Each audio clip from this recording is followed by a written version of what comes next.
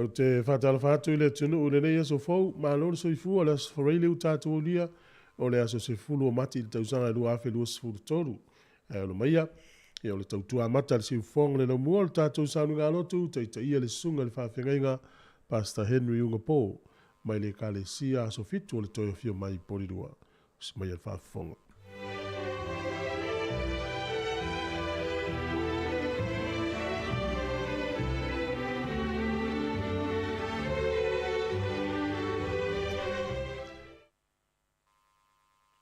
E toi whātaru whātu I so tātou tunu I le nei fo I tai au.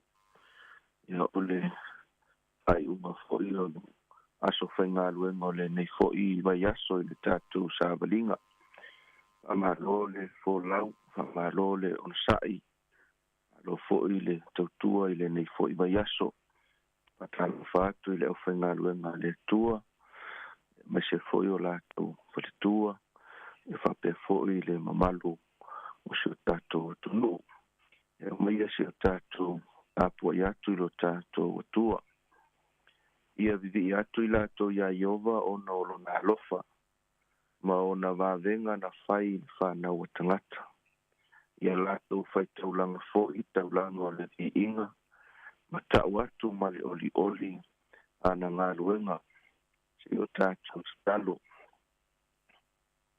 E vi ia lava oe le tua I le nei kai au fau.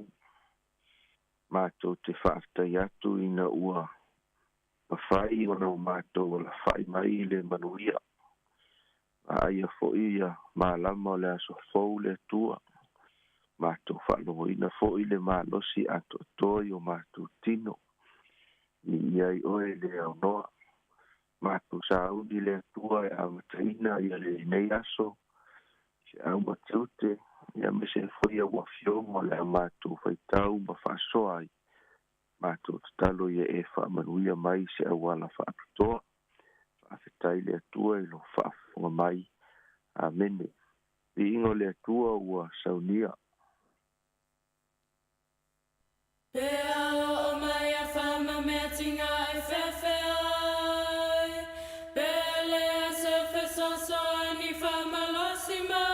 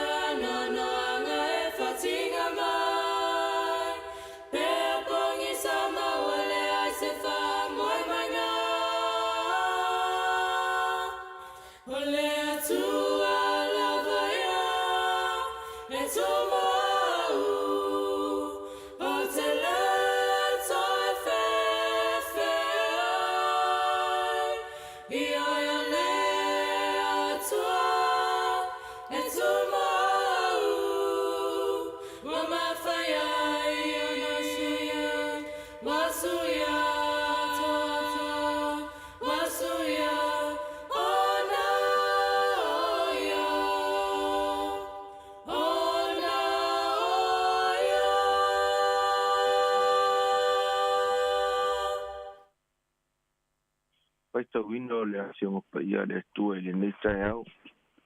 Susi sa tātou whaonga ina mai le nei mai aso. Susi ia kopoa alo na mata upu mua mua. Whai upu e lua se ia whaangata mai le whai upu e wani. Whaonga mai ia asiongo pa ia lo tātou ali. O usoe, ia o tau manatu. O le mea fia te le aipe a maua o tau I toftofonga ese ese. Ina ua o tau I loa, o le tofotofoina o lo outou fa'atuatua e tupu ai le ono sa'i a ia ato'atoa le galuega a le ono sa'i ina ia ato'atoa ai ma ia sao ona lelei ai outou ia leai se mea e tasi e mativa ai ae afai ua leai se poto i so outou ina ole atu ia i le atua o lē foa'itele mai i tagata uma ma le lē toe ta'utaʻua ona foa'ina mai ai lea iā te ia a ia o le atu ma le fa'atuatua aua lava ne'i masalosalo auā o lē masalosalo e tusa ia ma le peau o le sami ua sousou i le matagi ma felafolafo-ina aua lava ne'i manatu lea tagata na te maua se mea tasi mai le ali'i o le tagata fa'alotolotolua e fa'alē tumau ia i ona ala uma tauina ia fa'amanuia mai le atua i ana afioga paia i lenei taeau i lenei vaiaso sa tatou sa valia ai mo tatou su'esu'e ai ia fa'amatalaga o lo tusia le apostolo iakopo i le tusi o iakopo a o lona mataupu muamua ma sa tatou va'ava'ai ai i lona autū o le liliuina lea o puapuagā e avea lea ma malumālō e liliuina le fa'anoanoa e avea lea o taimi fiafia o loo soifua ma lo'u olaga sa tatou maitauina ai o puapuagā ma tofotofoga o faigatā ma fa'afitauli e le alo ese mai le soifua o le tagata i le aso ma le aso e lē na'o le taimi o iakopo sa tupu ai vaega ia ma le ʻaukelesiano ae mautinoa lava o lo'o tupu fo'i lo tatou taimi o le mea lea e tāua ai upu apuapua'i a le apostolo e fa'amalosia ai le ʻaukelesiano uma i so'o se auga tupulaga ma o te fiafia ai lenei tulataeau ina ia fa'aumaina ma fa'aiuina ia le tatou vaiaso ma le tatou fa'asoa i le vaega mulimuli e pei ona o tatou su'esu'eina mai le tusi o iakopo fa'atauaina ai ia le foi upu e lima se'ia o'o i le foi upu e valu pe mai ae a'afai ua leai se poto i so outou ina ole atu ia i le atua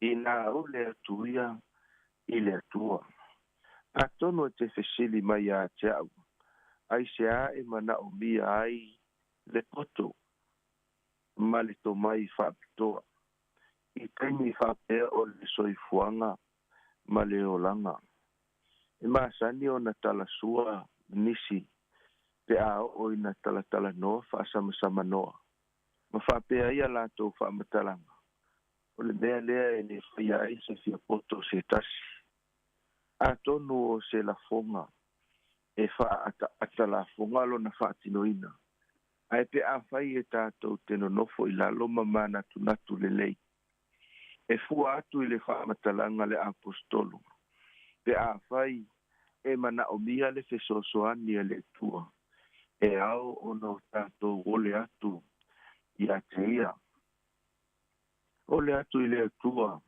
o ia lea na te aumaia o ia lea na te tali mai o ia lea na te tu'uina mai ia le poto ma le tomai ina ia fetu'utu'una'i ai masoalau pule ai vaega e au ona fa'atinoina mo le manuia o le tagata fa'atuatua manatua lava ia le tala ia solomona o lo'o maua i le muamua le tupu aolona mataupu e tolu aolona foi upu e fitu se'ia o'o i le foi upu e sefulu ma le lua manatu i le taeao nei o le a'u le faitauina ia foi upu o lo'o tusia ae o se tala e masani ona e fa'afofoga ma ou faitau ai i totonu o le tusipaia o le mana'oga tupito solomona na ole atu ai i le atua ina ia au mai le loto matala,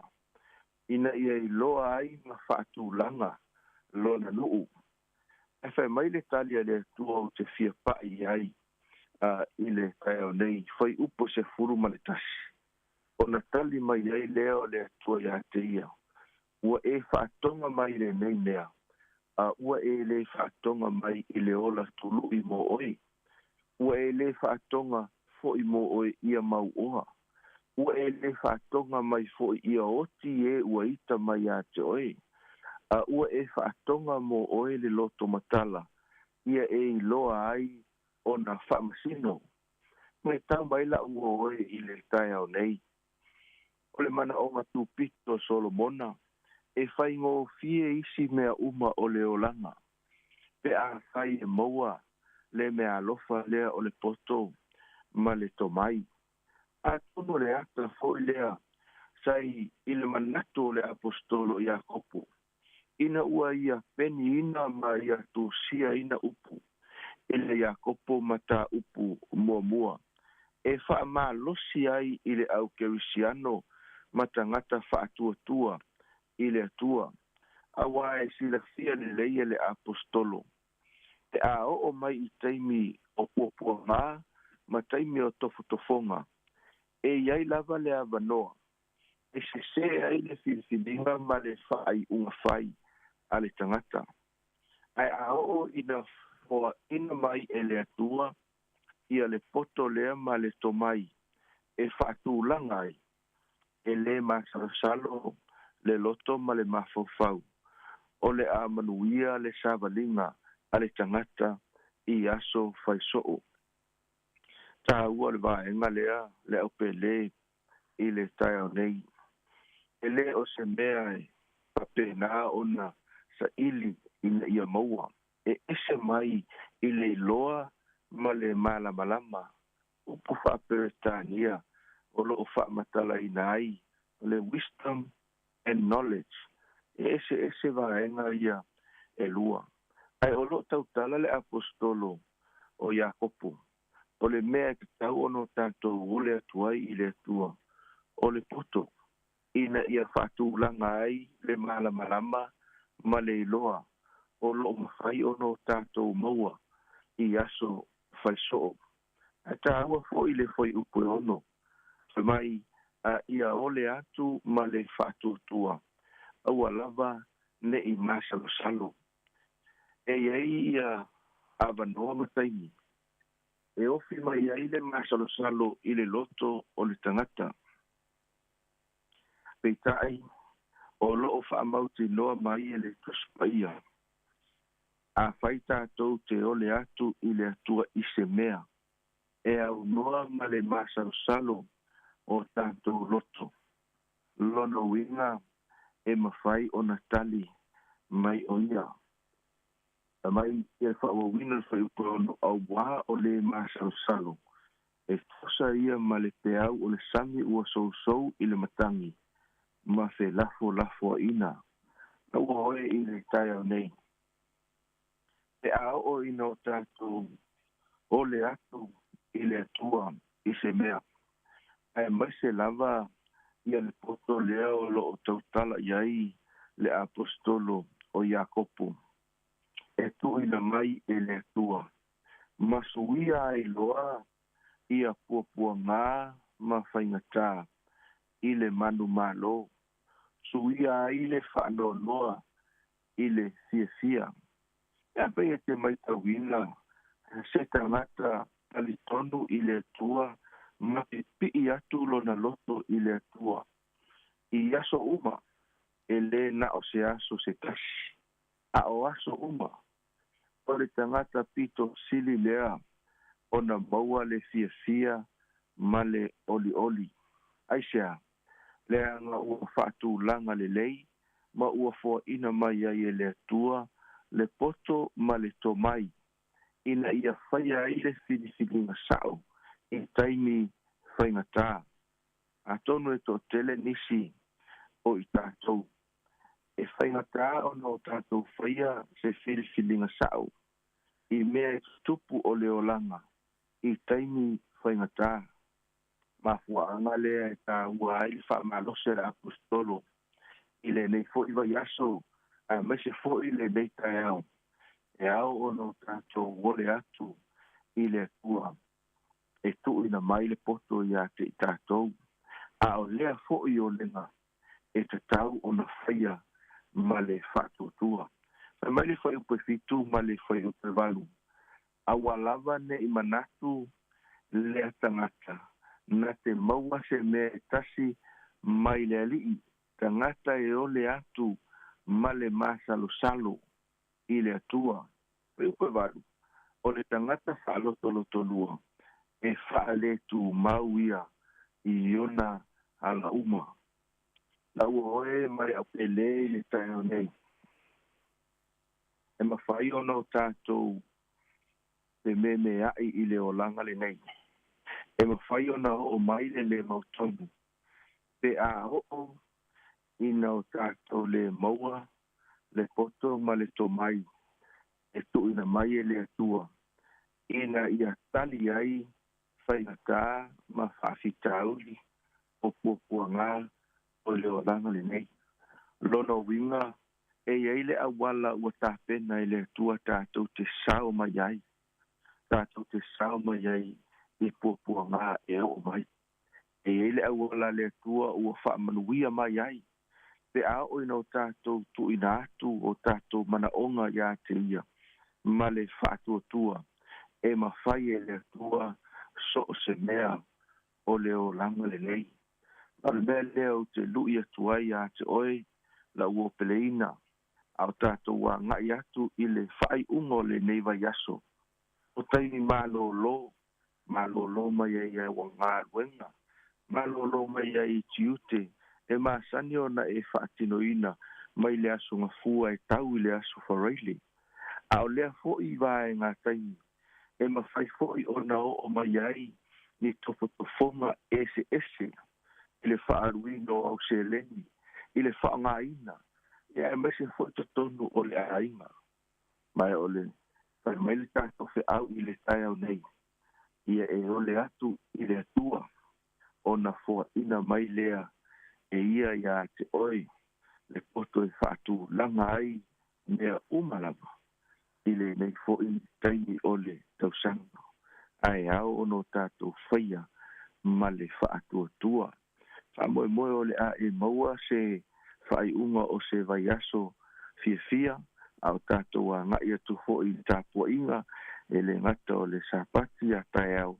ia e whapea fo'i tāpua inga i le aso sā o loo lumanai ia o le tatalo ia whaamanuia te le atu le atua se o tātou tatalo le atua lo mātou tamai o le langi mātou te vi ia ma whaafetria la ua fio i le nei mamao ua e momoli mai ai o lātou soifua ma so mātou nei ola. Whaafetai lau tausinga ma lau puipuinga. Mauti mua lava e tele awala e tele taimi e ono o mai ai ni whaafita uli mātou ia.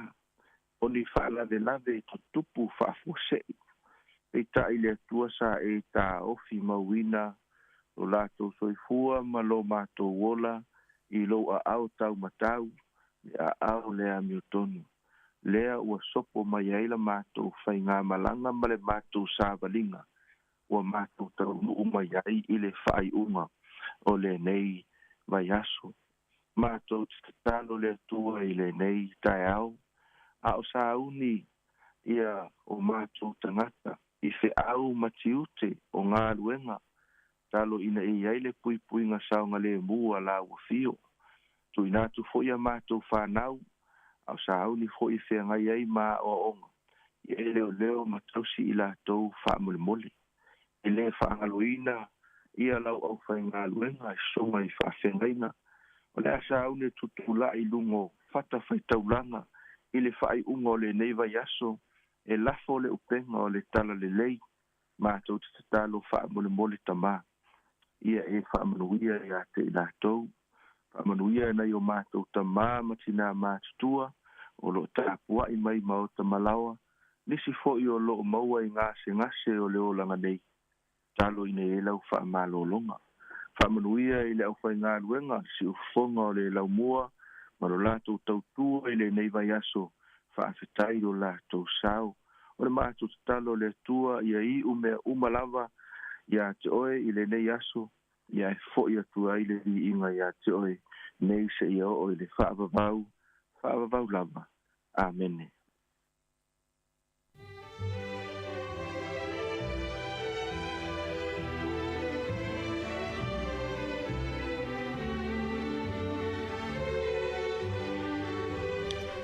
Ua whaafonga le tunu le tātou sauni ngā lotu le taio nei, le ngata o nei tai au le vai aso atoa le tāpena ina, e le sunga le whaawhengainga, Pastor Henry Ungopo, mai le kālesia aso fitu o le toi whio mai porirua. Ma lo tāpena whaaftai mo le upfolfola le tua, whaaftai tele la foi, ia mo te talo whaamanuianga, ia o le mātou foi te talo ia whaamanuia atu le tua e le sunga mo le tua, whaape no fualo, whaatai foi le kālesia mo le tāpo inga, manu te le ina le nei aso mo le fuafuanga, ia me se foi le sapati mo le naspa, ia o momo i tāpo inga o le alo tiai, whaaftai te le lava. To e fitu minute, ia o na amtalia non por kalame le ata o le tai au, vi inga o le tua ma le Sounds of Victory, ia le whangasolo toi foi le tātou por kalame, i le nei aso fau. Tālo whalava le si ufonga neo lau mua Wellington e. Wau whalomo i le nupa ia, ua tau mai e le tusi paia, lea se puapuanga, po se ponisa, ai o la e whaavavau, i tala tua le langi, o ia le nuesili, lea i se whapetinga, lea i foi se po, o ala auro, o le la e le toi, ngoto, e lea inga, ma le tamalofa, e le fia e whaavavau, o matangi e manu, pepese ai o manu, ai o la e whaavavau, i tala tua le langi, o ie le nuesili, lea i se whapetinga, lea i foi se po, o ala auro, o le la e le toi, ngoto, i tala tua le langi, o ia le nuesili, lea i se whapetinga, lea i foi se po, o ala auro, o le la e le toi, moto.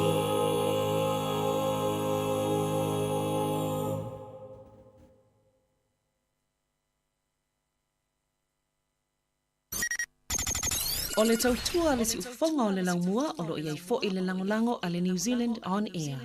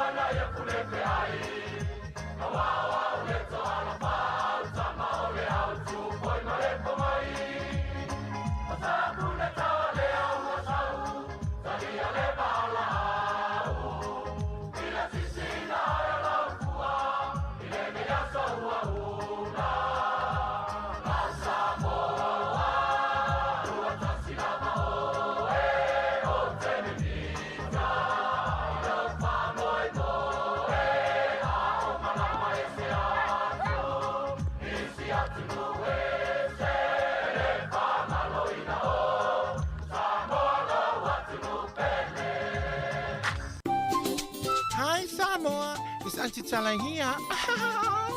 Esther Fifi Falo. Il est attends le tailleur. Laugh of the morning. Amatsamail apple feet to the Bavel. Su Fongalo Mua. Attends le tailleur.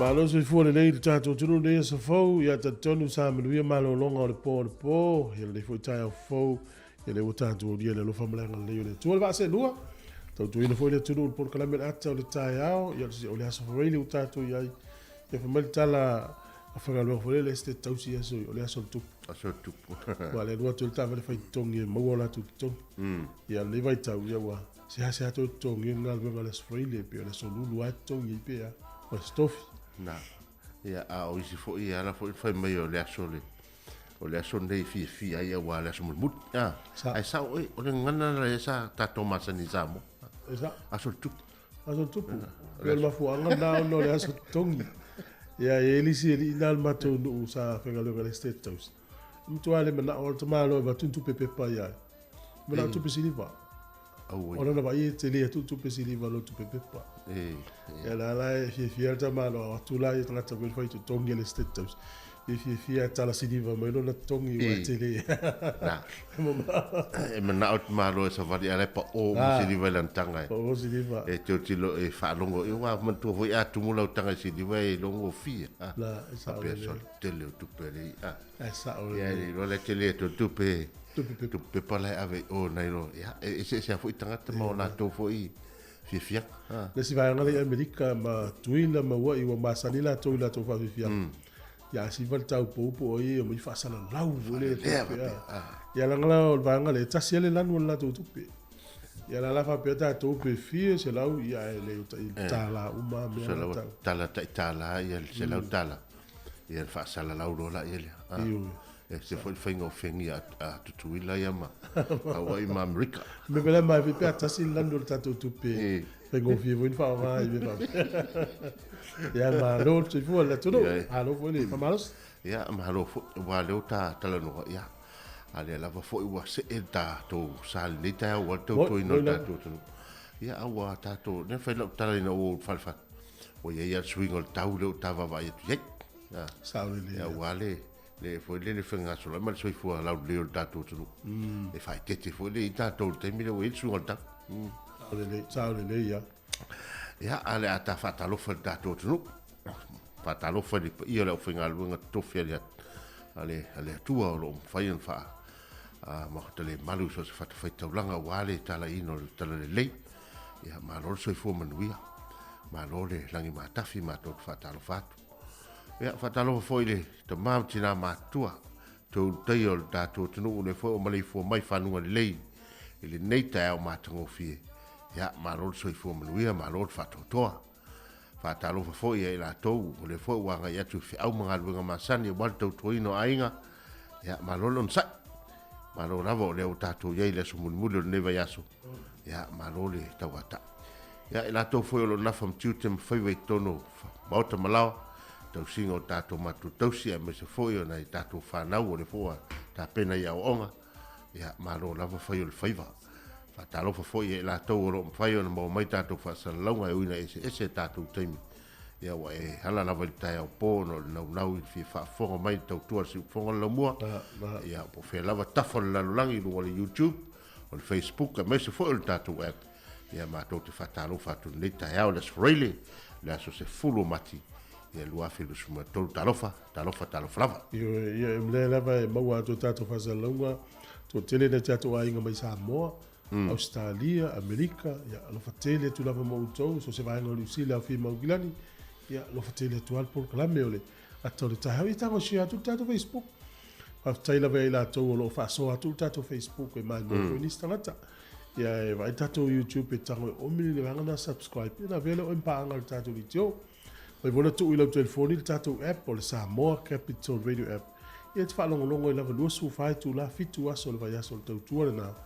Ia ai tatu ala leo lava yo le tasi ono tesi ma le tasi famo yo lo to tele la to lo falongo mai fulfinga luenga to lo ta vale e fa pe vuito no ainga ia tatu to na me le so fu to los foli ia le ia so ia le la tatu fai papa ave roa tu ase ta pa ile vale lima le fia ia ona mai a foi lo tatu to ai malo le so fu ni ta ia tonu le fa nga solo fo ia fai vom tu ai oni ngalo ya sina ipti vela na moto ina malu matua na le fatta tele la malu ta ya le o te mau ya so le i pufu i sa fa mango ino falta to te poko le tasi le pu fa penila po e no fo le ale to ina a fa pe va mai tua le au le se si o lai o fu le o lu tutti i potule io fa sa le fa ala tu mu le si alto ma allora o così cocoso wo fa manatu mai la wipti nei tai au no vai tu la wipti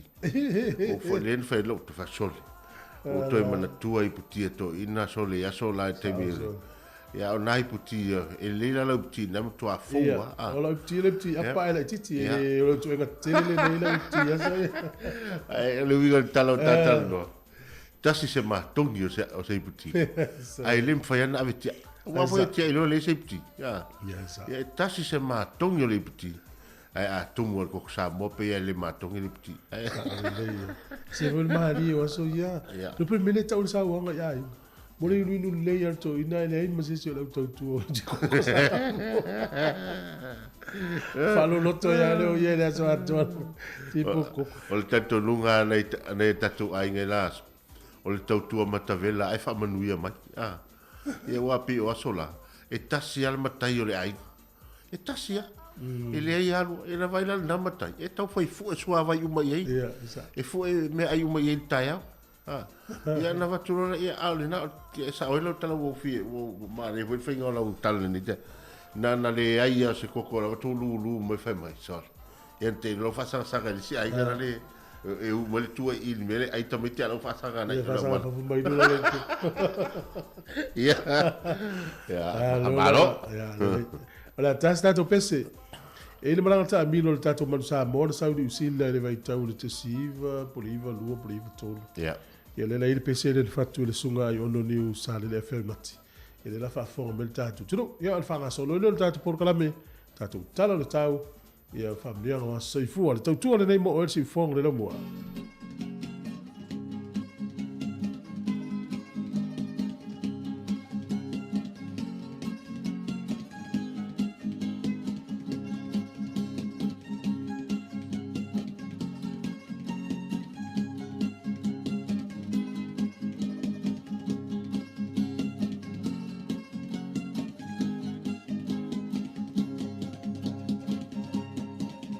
Ile sa mi atu ole mani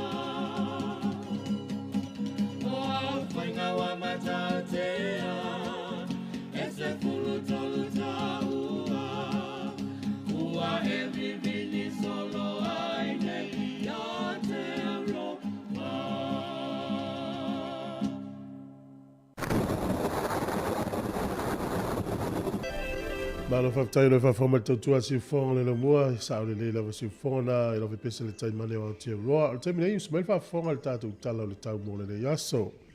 O mele official vai tau, ia i fui nai timu i nisi o taimi, ia ua le aso leila amata mea le pōl tātou sifururua. Le lan tātou vai ia na i timu ngā le pō whasolo mai nei le tai au. Vai ia le mata le lai nisi o taimi, o le tala fia mō le aso a tai au e langi le lei le tau. Whapea foi le aso sae langi le lei le tau. O le aso ngafua, e ina i timu ma lo savili nisi o taimi wa ia fole mata le lai nisi o taimi o le aso lua le vaso fowe langi le lei le tau e tutusa le wingo le tau i ka piti manua tu whanganui matau naki whapea foi wai rapa ma Marlborough ia e whelanu nanu wa le aso le wingo le whamatalanga ina i timu nisi o taimi wa ia le mata le lai nisi o taimi ia a o nuu ia taupo e mo William Papa Whaititili ia whapea foi Hawke's Bay va ia le mata le lai le so alo whawo pia ngā luenga so soni mo i la tau le vanga o le tunu au kilani le so tau lua ti munga le aso le nei whapea foi nu ulata la tāne iai e ia fitianga ia ma whapea foi Hamilton, Tauranga, Whakatane a solo mai ia lau nei te kuiti Rotorua, Tokoroa va ia nei ti munga le so o le motu i saute i le aso de nei peo na whaare na ofisa le vai tau. Ia langi le lei le tau le pito i lunga le motu i saute. Whapea foi Queenstown, Dunedin ma Invercargill e langi le lei le tau. Kala i stete, timu nisi o taimi, va ia le mato le lai nisi o taimi. O le maulalo le fua le malulu e valu whamawina i Queenstown. Ea mawhanwhana le maulunga whamawina lufu lima le nuu leo nele soni. A tato vaila le motu i matu nei nuu no lau momu atu. O le ea malulu o lo iai le vao le se furuanga i lunga le sifuma le wha. O le ea mawhanwhana wo atu le maulunga le lusu whama le lusu sifuma le lima. Ea o na tato wawaile ia pia malosi ati munga le tatu tunu ana nafi. Le fo ilapita ia le soi malosi ti munga ia pia. Lua su fitu le fo le vela lufu lima le mawhanwhana. O le angoto i fo le lai le so Wellington le toi fitu minuti le valu i le afiafia na nei. Ia ai o le sifuru tasi minute te ele fitu tai au le tai au e oso ha e ai le la. Fua le malulu i Wellington e manu tua oio lo ia le sifuru fafa solo i lunga le sifuru mana iwa. ia po lea mafanafana o le vevela le iai lufu le tasi faasolo i luga lufu le fā mafanafana le tau i lenei aso o le tala o le tai mo le aufagota Wellington e sua le tai tolu minute le valu i le tai au nei pe le tai le te o le lua i le auauli toe sua le tai 20 minute te ai le valu i le pona nei poni lua pe le tai le ono i le tai au nei sua le tai te o le 12 i le auauli ia le toe pe leo le tai le afo le ono i le fiafi tala leo le tau mo le talo le tai ia e mo le aula ftope ia malo le anga lei Swinga nei o le tātou tupe. A wā fwoi lo walofa tū lai si o tātou tunu. Ta sitala New Zealand maua le tupe Australia ivas fulsene. Ta sitala New Zealand maua le tupe Amerika e limas fulmale ivas sene. Ta sitala New Zealand maua le tupe fiti e ta la tolu se fulu male lua sene. Ta la tolu lua sene. Ia mal ta sitala New Zealand maua le tupe Samoa. Ta la lima valu sene ta la lima valu. Ia ma tātou tupetonga, tasi tala New Zealand mo tupetonga, tā la tolu sene, tā la tolu sene. Manuia, le la foina lo se leni ne tai au.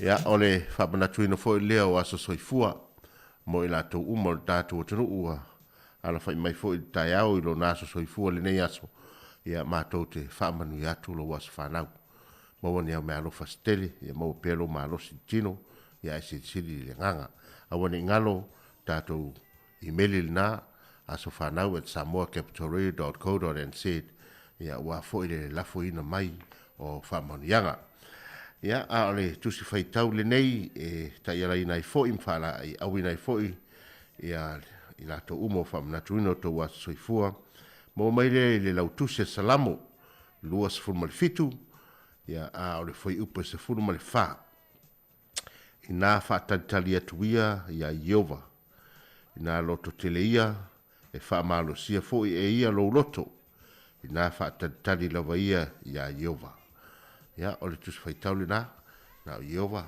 ya mo mai ele malosi o loto ya mo mai fo il tele o fa munianga pe fa mo ati al pesel nei e tai natu mo to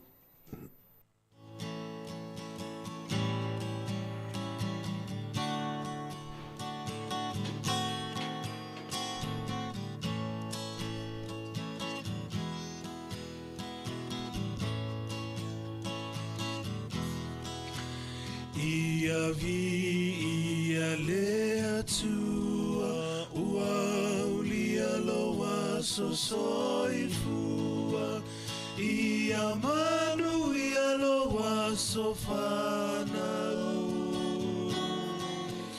whamanu ia lea tua ia vi ia lea tua ua loa so soifua ia manu ia loa so whanau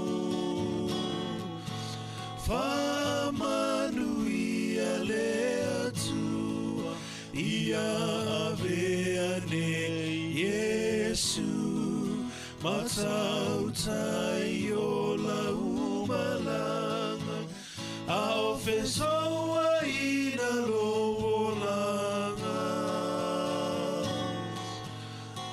Yesu le tai tai ala ia avea ne Yesu matau tai o la umalanga au fesoa ina lo langa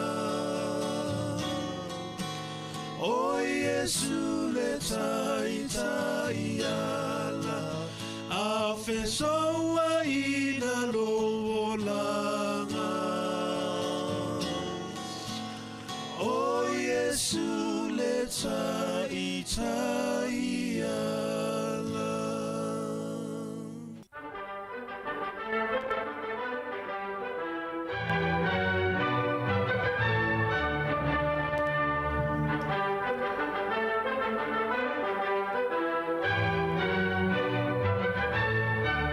whātu na tunu nei teimi manona wa saifua o tala mena tupu lau langi nei asa o tātua o ria le asa se furu o mati. O le aso nei tausanga e tasi valu ono iwa, na ngao si ai le pine whaailonga ina o le wha koluse po le New Zealand Cross Medal. O nei le ianga waa vaenga au New Zealand i tonu lava o le atunu u, mo le whaailonga lea e ta o le Victoria Cross e na o le luas furu tonu na tu whaina atu. Mo li ina tautua mo New Zealand le taimi o le taua, ma o ni pine taua loa wha militeli sa sea o na maua i lalulangi. O le New Zealand Cross na amataina e kovana Sir George Bowen o na ose wha atonunga. O le tausanga e tasi valu iwa tolu le aso nei na toi tolo po ai le Universite o le State o New Mexico na la tau wha unga mua lava o na ole tamaititi e to tasi lea na tuu e wha uu na maliu fasia i le po ai malama le tae au le wha unga. Na le wha tau nui nai na le wha unga mua le Universite le tausanga tasi valu iwa tolu a le State o New Mexico. O le aso le tausanga tasi iwa lua whaana wha tu mau malango ina i le wha amsino sili e United States se tula fono a le State o New York o le State le o New York e wha sa ina i tama ita i o na whai ngā luenga i le leva o le po. O le aso nei tausanga tasi iwa whaalima na oso wha ia i e wha le tau Amerika le P-29 ia le ai o Tokyo Japani na whasi o tia i tangata e pea ma le se lau afe. Mai taimi leo le taua ma lona lua o laulangi. O le aso nei na whai ai le urua i taalonga le aulaka piliki a le New Zealand Warriors po le aulea le Auckland Warriors na whai le au kilani tau vanga la kapiliki a sa taua o le New South Wales o le Winfield Cup. Tolus fulu afe tangata na tumuele malaya Mount Smart. Faita wafe maafe na mai moina ta alonga ilungo le televise sa faa salalawina e unoa masi tutongi. Na manu maalole awa Brisbane Broncos i aye luas fulu lima i lufu lua le Warriors o le ta alonga lona tolu o le Warriors fato a manu malo ai. Ae na toe to isea o na aye lua o na ole to tele o na tama faa leo na faa ta alo i le ta alonga. Ia o le aso la nei fato a whaia le rua i tālonga le Warriors i lunga tau vanga lea na pili ki Australia le sa ta ua nawa i taimi le iwas fulu o le Winfield Cup. I Samoa i le aso le nei na filifili ai le tausanga e tasi valu tasi mani e toa lau pepa e vea matupu o Samoa i lalo le wha malunga a malo e tolu o Peritania, Siamani ma Amerika. O le aso nei i le tausanga e tasi iwa tolu se fulu na toi fo i mai ai New Zealand le minista o le puipuinga o le saonga le mo New Zealand na taimi o John Cope ma ia whaalia i le parliament e New Zealand. Ia e le tatau na toi tu ina atu ni tangata tau po se military a tangata New Zealand e whao popo i le au tau i Samoa. E mo o mia leo tangata whai pisi nisi e iaisa la tova ai mamao ma se tova wha mamao. I le atina ina o Samoa. O le aso nei tausanga tasi iwa whavalu o le swinga o tula fono ia po le Samoa Amendment Act of 1947 na sui ai le taua o le Principal Executive Officer ia na sui el Administrator ia le lau sui el High Commissioner terminei ia le whaurununga po le whaurunu ia imta au po New Zealand Samoa sa taua o le Principal Executive Officer sui le Administrator le ua sui le High Commissioner. Ia ma ua leto iai fo ili taunga sa iai o le Administration of Western Samoa a ua taua o le Government of Western Samoa. Wha marusia lal teu teunga le tula fono na le aso ne tausanga e tasi iwa whavalu.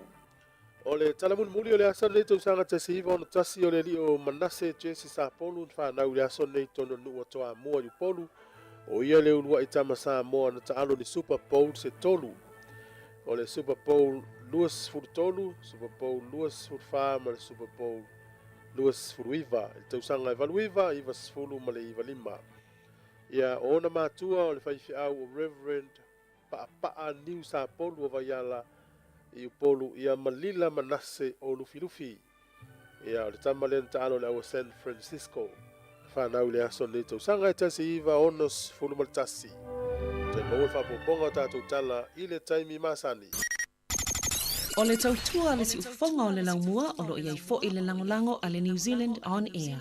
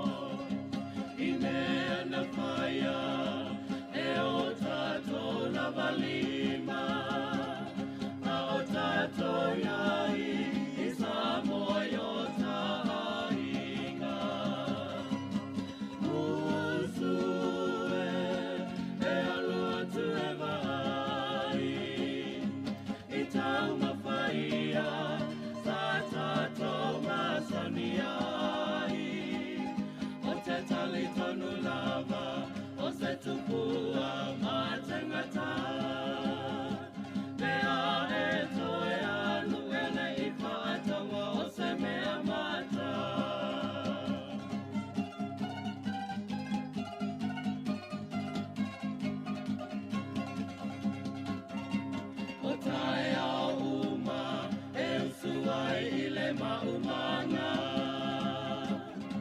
Elima se lauti a pula ale fai monotanga Mata amu e se la o asia singa ataulelea Ale atoa talo faua e sala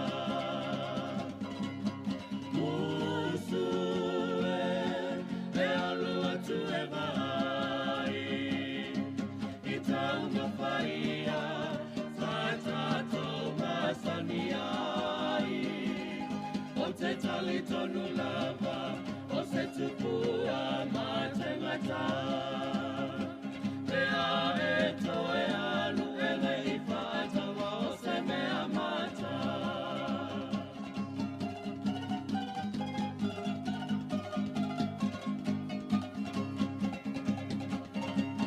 Se io o ia I taia o asosa I pale o loa ua tumu I tangata Samoa O le talo, o le kilo e fatala A o le fai ua tala fo I maleiva Musue e alua tu e vai I taunga faia sa tato masaniai O te tali tonu lava o se tupua matengata Pea e toe alu ele I whaatawa o se mea mata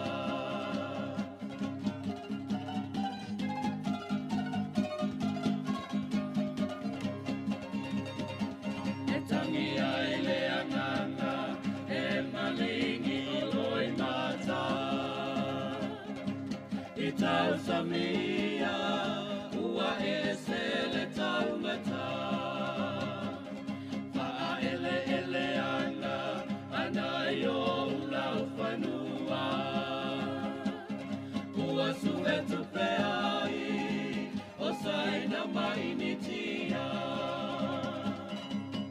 Musue e alua tu e vai I taunga faia sa tato masaniai O te tali tonu lava o se tupua matengata Pea e toe alu ele I whaatawa o se mea mata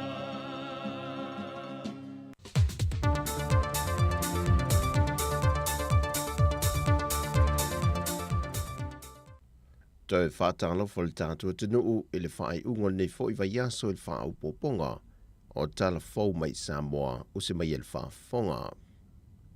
E le whontanga le palemene le aso lulu le vai aso nei. Na whaasilisile le fionga le whongwhitalai le mota le fionga papali li o ta eu ma se pao I sui whaipule uma. E na ia la e ina le lanu liule. E whailo ai le langolango le mota. E le whaatawai no le aso whaapitoa leo tinama tamaita I le larolangi. Ai o se aso e te te atua I fo I Samoa. E sa wanga I te tono le atunu. E loa a fia ai tinama tamaita I. Mai whapena fo I inisio tamam. Manatua fo le man whanau no te inga ina I tausoro mua te tai o le tunu. O na lato whaatawa ina le nei fo I whamai mo taua. O le tatu malo, pi o na taulamu me fo tatu mtanga buena. Ia ona o le tulanga lava le sawaina na itina ma tamatai ma nai whanau. Ia pta kuko tō mau me fo ile talo amata fo le aso nei sa talo whapito fo ile tua. Nei ia alofangia le tunu. Ia ele ngata fo I o tama. Ia e fo itina o sawaina fo inisi o tama. Ia o le tau o lea, pe o le nganga le whaptai fo I lo tumtanga benga ma le taula mo fo nei whamai moe. Ia malu a inga. Ia o malu a whale le tulanga o le whamai moe lea ma le. Ia e pe o le nganga na palemene. Ia le ano to sila le ua lango le palemene o le tunu. Ia o tai o le tunu. Ia sila mai fo i lātou o lo lātou whaia ia whainga mai a mionga. Le. Leo tau soro mua atu tai o le tunu. O na la e atu le lanu ruri le aso nei. Na si tau atu ia te lātou. Le matau tia ma le mana o mia o ia tu mawinga. I te tono ainga o sawa aina o tinam ta maitai. E mese nai whana witi.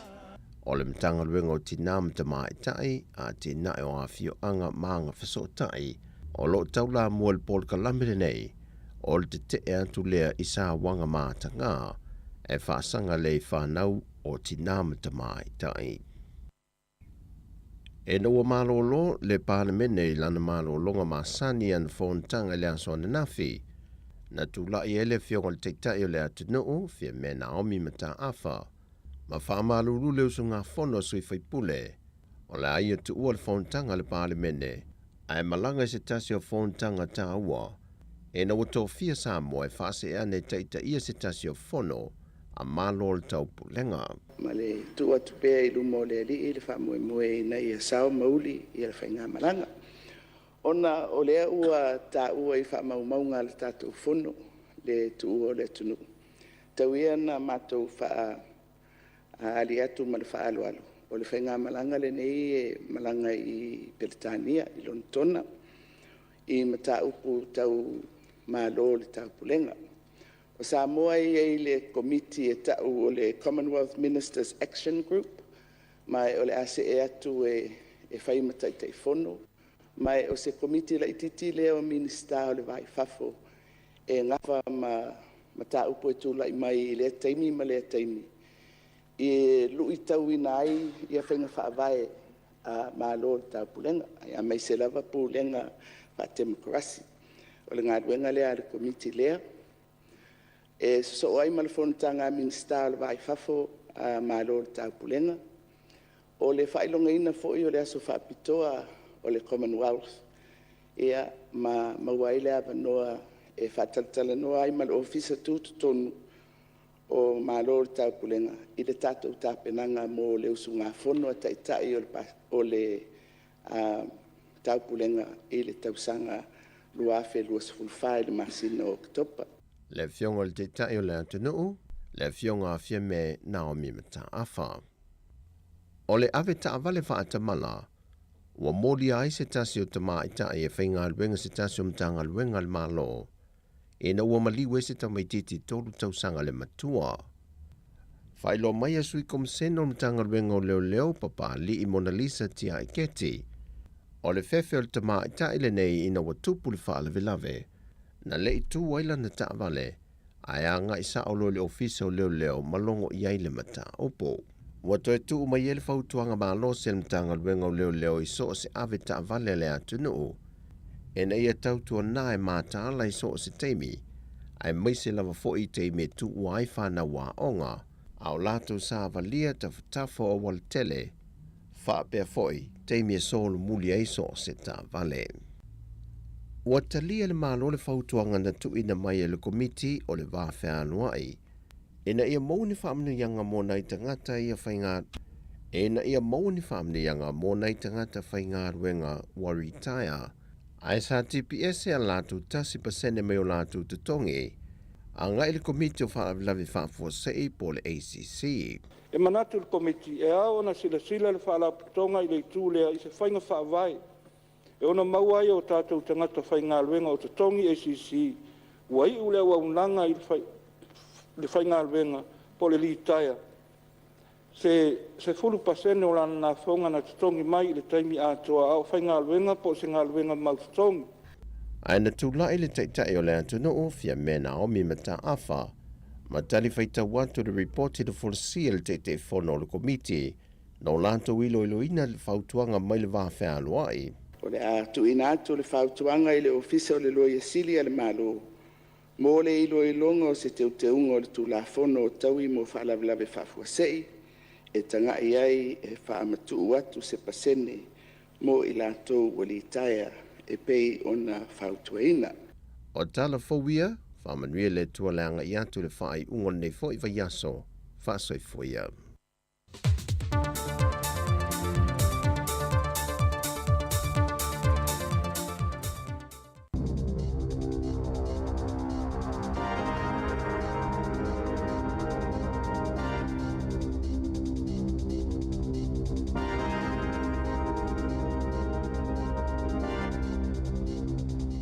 Talofa lava o talafou mai le siufofongo le lau mua mo le nei taeao o le aso se fulu o mati lua afe lua tolu.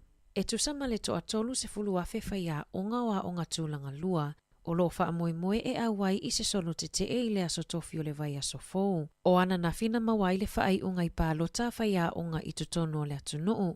Sa fina wina i peta lia le si itanga o tutongi na ofo mai le malo. Peitai, e toa tele whaia onga na te e naina. O lo wha moe moe fo i whaia onga o kolisi ma onga amata e awai i solo te te e. O lona winga e o atu i le 5 afe whaia onga o le a awai i solo te te e i tutono o le atunuu. Sa tautino e le te whatuora, le se o nisi o wha matalanga po o data, e whatatau i taimi whaatalitali i le vaenga o le ED i nisi o whale mai. Sa whaongai nai le itu lau atoa o le fua whaatatau o le whaatinongo ngā luenga le soifua malolo ina. Peo na whaalia i lunga o alato upenga ta whailangi. Na whaalia le pulesili maji apa, ua whaato ese le matanga luenga, i se whaale tono ma le sese o nisi o whaamaumaunga ma whaamatalanga, i lunga o lalato upenga ta whailangi, i le masina o Novemba ma te sema, o Northland na mawai nisi o whaamaumaunga le sao, le silia ma le iwa pasene o tangata na o atu i le ED, na mawhaiona wa aia fo mai i totonu o le ono i tū la, ona na o le whaitau se lau tangata na whaamawina, na o atu i le vaenga o le whale mai i totonu o le masina. Peita ai o le whainu mera whaamawina masani, e silia ma le 5 afe tangata.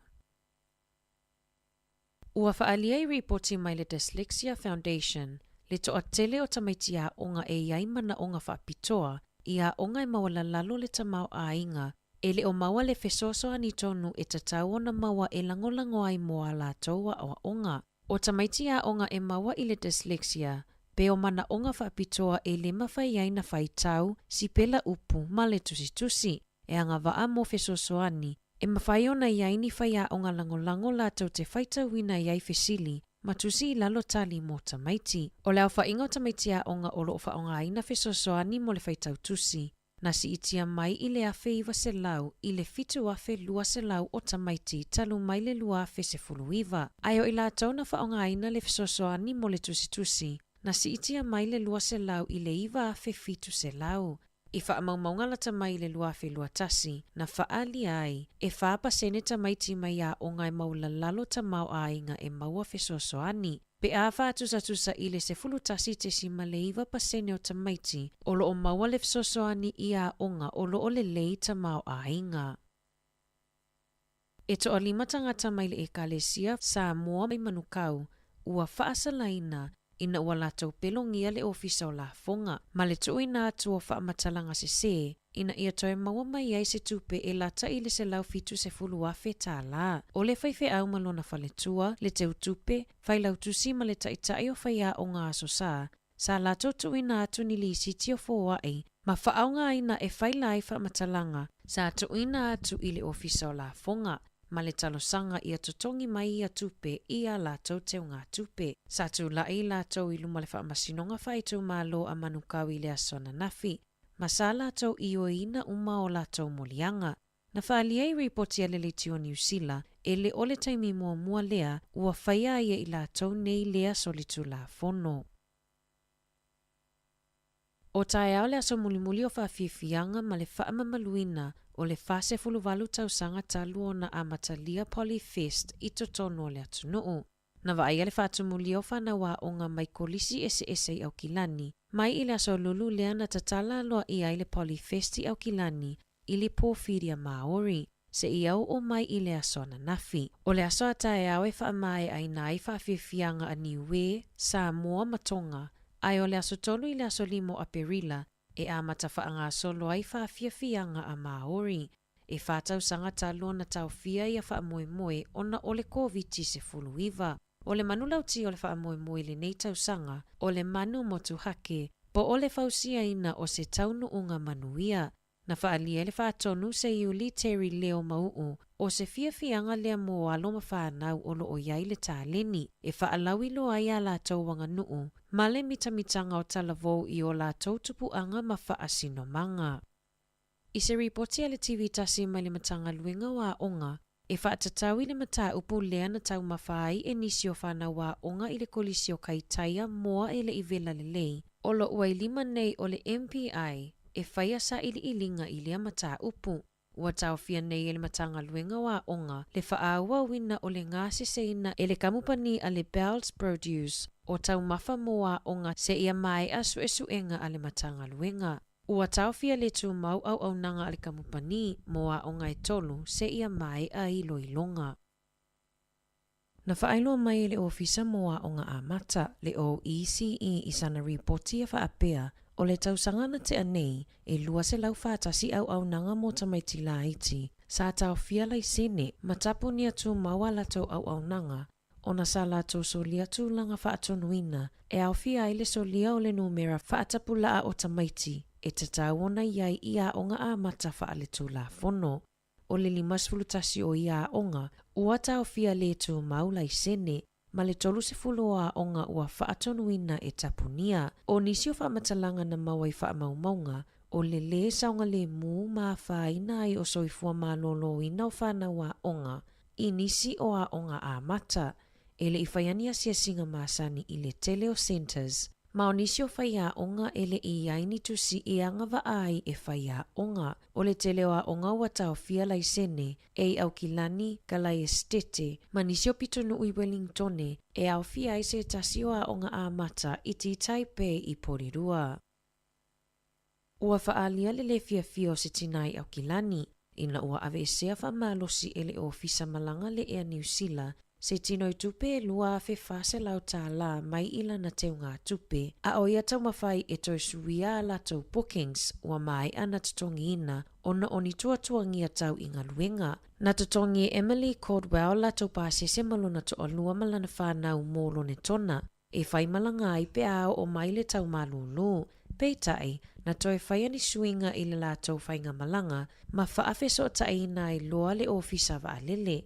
I le mai ai o le lata i le tolu i tu la o whaatali mo se isi e tali ifo i le wala au, na whaailoa i nai i le tina, e lua vaenga e mawhai o nei a filifili i ai.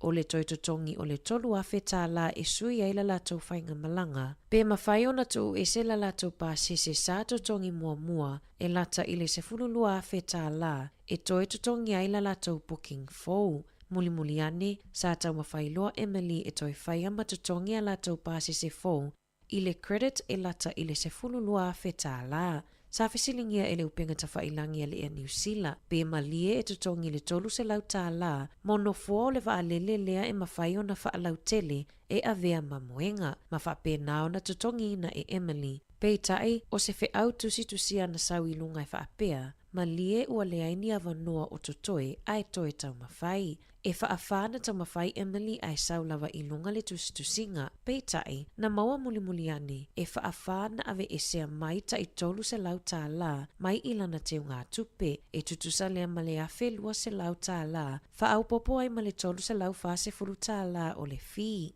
E se fulu aso whainga luenga o loo whaatalia i le ainga, mo le toitu i nātu o la lato tupe, ai o le whaanonoanga o na ua te lele overdraft fees mo lana teo ngā tupe. I taalonga, o le a whaauawa na taalo le ali i kapeteni a le Crusaders, Scott Barrett, mo le awa New Zealand se ia mai a le lua whelua 5, ua toi sainia pe whaafowina ai malana koni karate, i taalo ai mo le Crusaders whapea le awa Taranaki, ai maise le supalaka pi Pasifika. Talafowia malisi fufongo le laumua mo le neivaenga o le tae ao.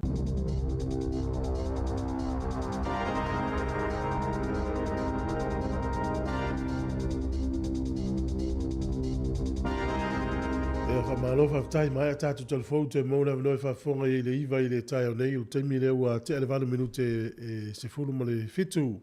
Tau tuale le si ufonga le laumua. Ia, malo level tau a tai whia unga runga maasani o le tae ao. tonu la foi o lo so lo le lei foi mo titi o lo fianga ia i tātou tunu. O le ua tātou wanga i le vai teimi e te ratu e mai lau li siti mai i le whawhiangainga ia ua foi il whamrianga leo te maua le tolu sifu pasene o lau tupe mai le IRD po le vanga la fonga ni fsila. Ia e tā ua lau foi. Le ua tātou whalongonongo le tala le na saune ia le ua whasalaina se tasi o whawhiangainga sa moa malone whalitua o le teitai o le aonga sa o le teu tupe le kalesia ma le whaileu tusi le kalesia to lima i lato o le ua maua i whainga whaalatua ia u whasasea ina whai e la lato maua lel tine tupe na e lata se lau fitu sua whea ni usila ia e whamanatu atu e le whapio te mua mua le utupu e vai ngale tupu voi tausanga ma vai tato e kalesia sa moa ia e watu fuele le whamanatu mpa whautuanga le la o iai ava peo au tangata lotu a lau sunga le whaileu tusi a ua watu ia oe a mai lau li siti o te vatu e sfuli mawhi lau li siti le wa mai o lau tupe le fua il lotu o lea la vau te ilo ese e tauna o lau tu vatu e te le lai o lau fua il tausanga le tatu kalisi ele ato storu wafi te le lopo ofesa o le sfuli mawhi o li siti sa o le e oe so le whainga na whai au ina ia wa whai la wa manatu le stangata o le whai se whainga whai soltu la fono ia tango le stangata se fe le stangata o te iloa le to inga le wa sa utonu le awala le te iloa le o mafua i le whawhitau le o le whaala popo o li siti ia no whapea i o le e kalisi atoa a inga taitasi le whai le claim li siti ia pe foringa mai na to lima la to le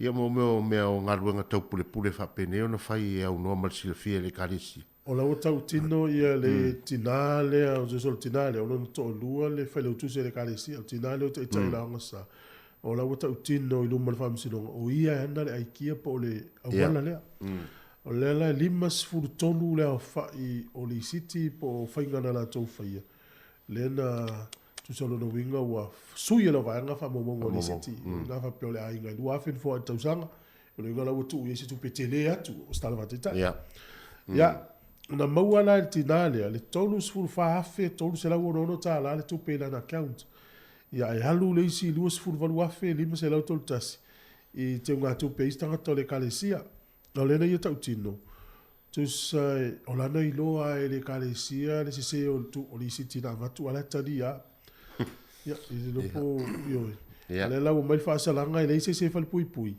a tele o la to ia fa ngalu fua mo community fa sala ia tai do se la di mas frui tu la nisi tu tongi tu pe ia o tu lima tu sanga tongi se la uta la vai so di se la di mas futa la vai so mo tolu tu sanga a to tongi uma tu pe ne a la fa ya to ana tu pe o va tu male se la fit fu af ia fo fa salanga to nga matu ala we la to ia sa to nga matu fo ile wa tasina vai nga le pulenga ia le fainga fo ile o pulenga ni usila ma ia no le tulanga fo ile pe ona ile tom faina ia fa ma fa salanga fo ile matua ila to ia ele to fainga fiona avel fal pui to ile fo ile to singa la to ia ai o se tulanga e fa manatu pe manatu pele mamalo tato tunu ia e mana e foi le a fale tonu vai to lei se fale tonu e tau foi ona tu ala lo tato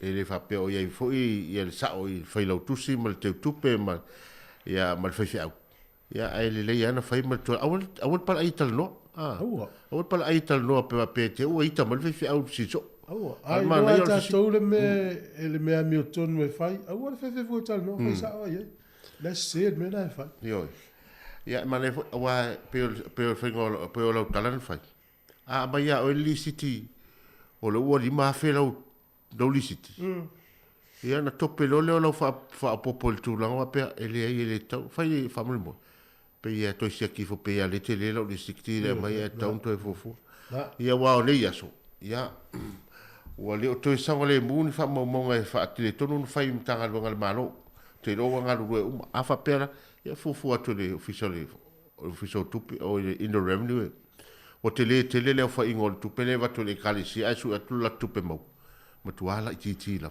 Na, ele se tau fiti ele mo. O le se tu foi le ata ita ia o tangata lotu. E le la tato foi nei me pio pio le. Ala ai mas ele ai mas me li lo si le fa le tu le tato ti mo.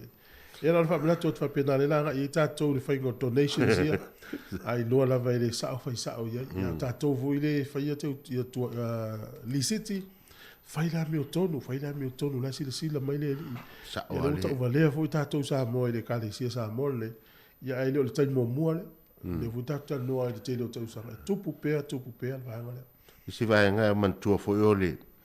Lo vai a tulo e kalesia samo. En sa ili lole mantua. Sa ole sua famale ngole kalesia wala ngai te to ngai kalesia to. Tai foringa fa pea la to. Ia ngoi ele stala. Ya. I ave foi tala fa pea sole vai la leo. Ai. A usa o tala fe tupe.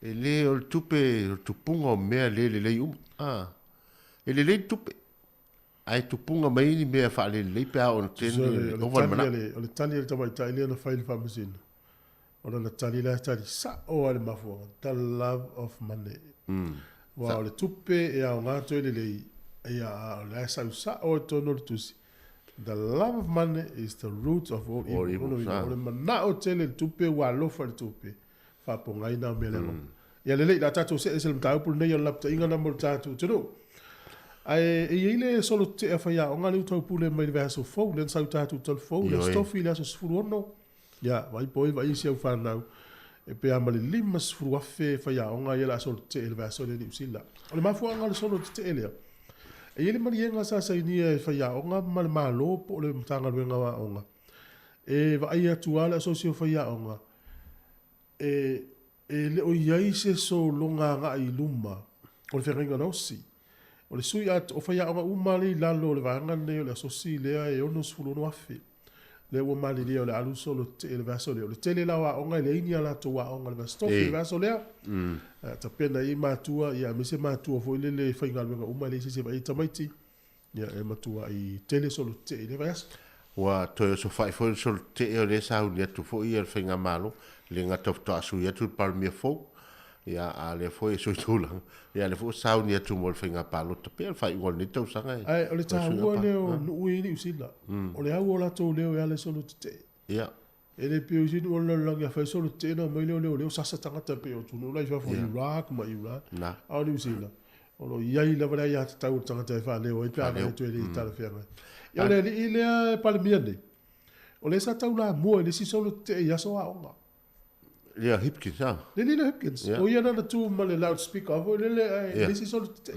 la na ilo ia na ia ta tau la na lua fa tino ia la no masani ja le masani le la le tu mo no o ai lo tu ia sol ia la di musu wa fe la tu la sol te ja tarsia ia sol te e filemu ai oni to mo sol te le no mo to sangte ne faleanga umai a me to tino le malo ma lumol palmeni ia uno pe valu miliona tato tu pe na lo o valu miliona lena fale le yo tato taxpayers en to ia fale lingol o lo to ia a te le lo po le upanga tia ni sola to sa tu solte il capilelo le nangi nei ia la mana o ni sa le la mana o le malo ni vai nga tu pe so so ni tu ia la lo pe o le sa tu le tele o ma fale anga mtau ai mai ya ma sual palpal e sulu ma miliona le fo ia le malo e fe so so ni ve se le tele o la pisi na fale anga i nu ia na fa le fa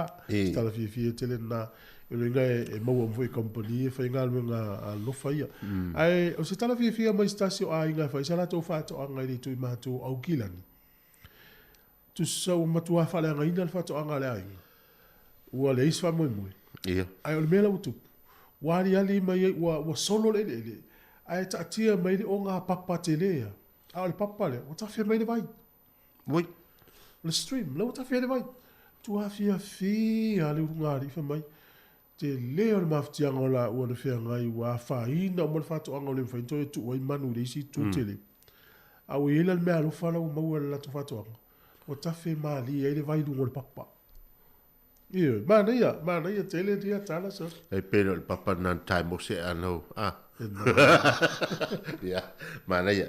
Ia lau loa lai, i o le vaina na, fai o le tafe mai le papa. Tafe mai le papa. Matua mama o le vaina. El mama, mana i o le maruru. No ingol me tau whenua ngāri, a matana wawa ai mamau. Fai los company vai. Springwater. Springwater. Ya, tele ta no ngor fa ngor le vai aso le na no foi le tunu mai monga. Ya. Tono le la vai foi stato musica. Maria. Sai mi le ulus fu fitu minute u te valu tau tu al si fonga le mua. Maru te le fu fonga le tai, a le tama bueno.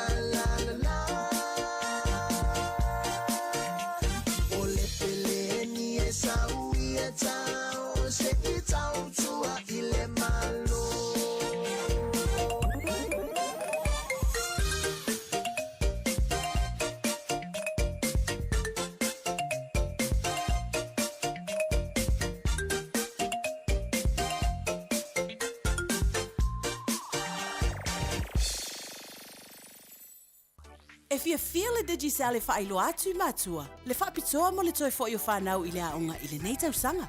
Whai mai e tolu sfulu awhi tā la le tau au whaelonga. O le a whai e se I asfarai le taitasi. E te ono man malo ai I skolasipi ta I awhi tā la. Laptops. Whapea voucher whaatau ai mea aonga tamaiti. Na o le lafo lava o sau top up luas fulta la pe sili atu ale Digicel. Be fa o ngale ClickX, ma isi pa anga I lafo aise tu pei telefoni Digicel. Moso o vanoa I le se I asfarai le taitasi. E ia inga o le nei whapitoa. Seki a Digicel. O le whaasisilanga tā ua, e whaamana tuatu I le mamalo le tātou au whaafonga, e iaila wa ia te tau I lalo le tulafono o le Broadcasting Act tasi iwa valuiva, e whai e sau whaasea po o se whai tionga I mata upo, tau I whaasalalau ngai lunga le Samoa Capital Radio. O lo o au ili lalo le upenga o sota inga le pūlenga o whaasalaulaunga, po le Broadcasting Standards Authority, bsa.gov.nz. A ia inga mo le whai o sau whaasea I se polkala me whaamanu alia I lau whaafonga anga. O lo o au fia I vaenga nei, o le ale teime mawhaiona whai se whaasea, o ai tu ai ngā polkala me mawhaiona o whaasea ai, o ai e whao o iai la o whaasea mō le teime mua, whaftai. Malo whaftai, leo te ana ele valo minute, tolu sufuru tolu, toi lua sufitu minute o le tā leo le iwa, mawe po le tai au so I mai le tau Wellingtone, a wale po leo tai au langi le I tau, ia walta alonga le laangi ele matangi fulfau I Wellingtone atalia le taunu me le aulan mona mai au kilani ia ele talia ini vai ele tatu au le taunu me au kilani ia epi la sau fa va ai tu le I foi le stoino Panimarama mai fiti ia o le tala le wa mai fiti ia Panimarama ua whaasala ele pale mene Panimarama mo le tolu ia tausanga. E mafu mai ia o ana la fonga sa whaia.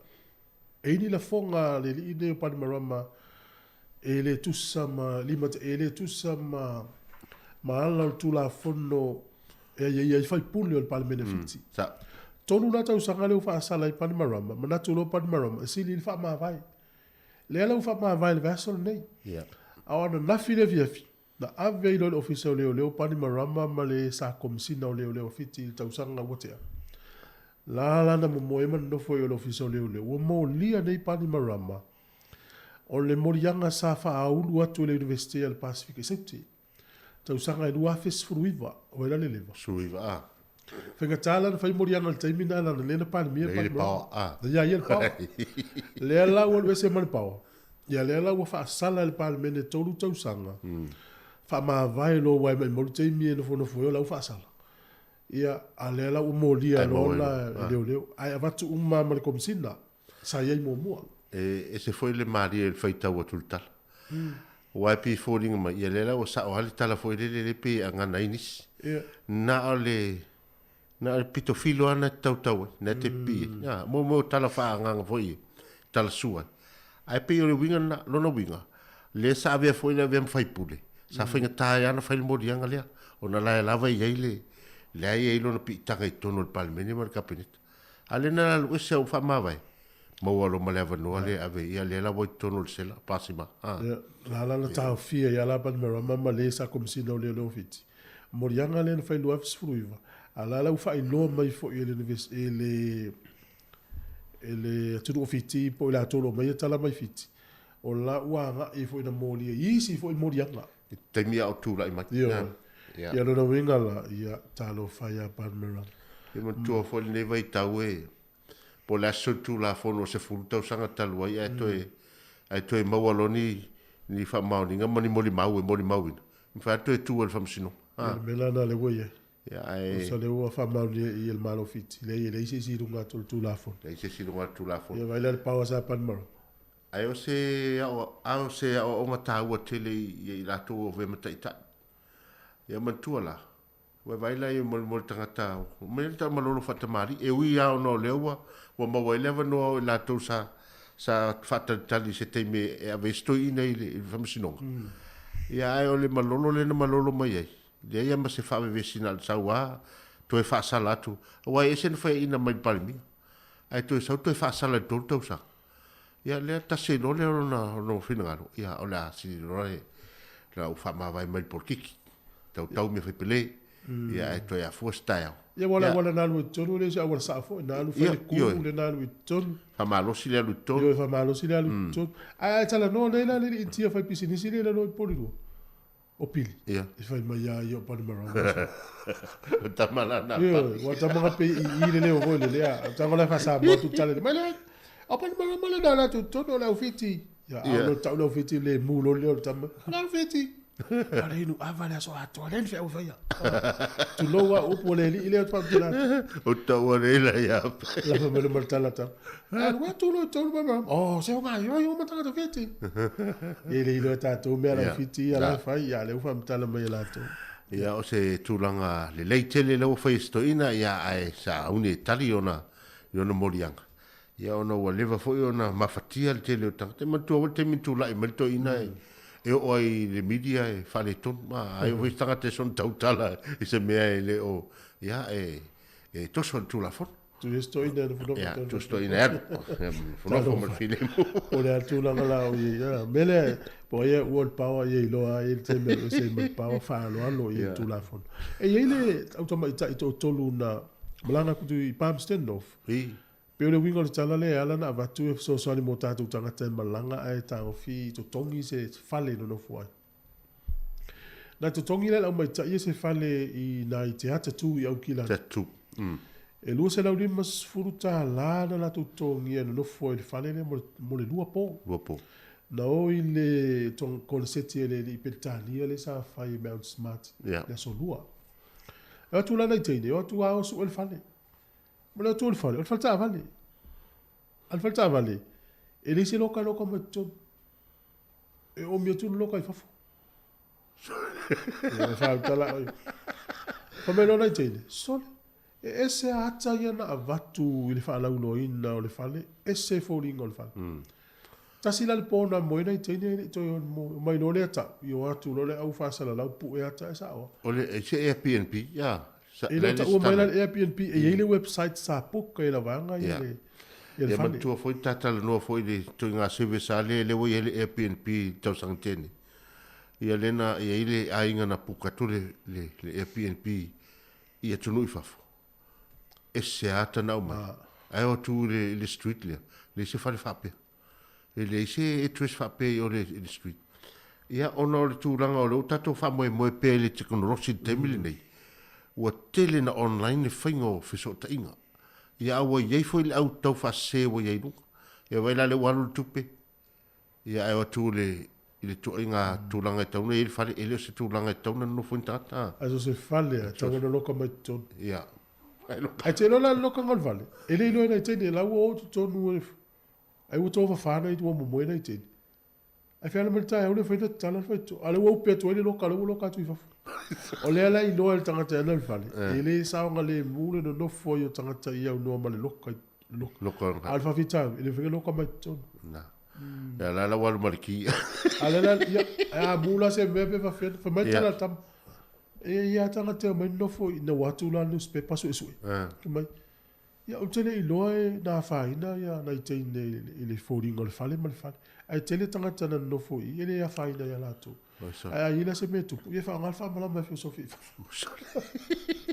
Matala le. Mele le tatou sa mo I stai mi piao iau kilani. La I tatou tau a inga nofo ai pe a le mo se o tau. Wa whaeringwa.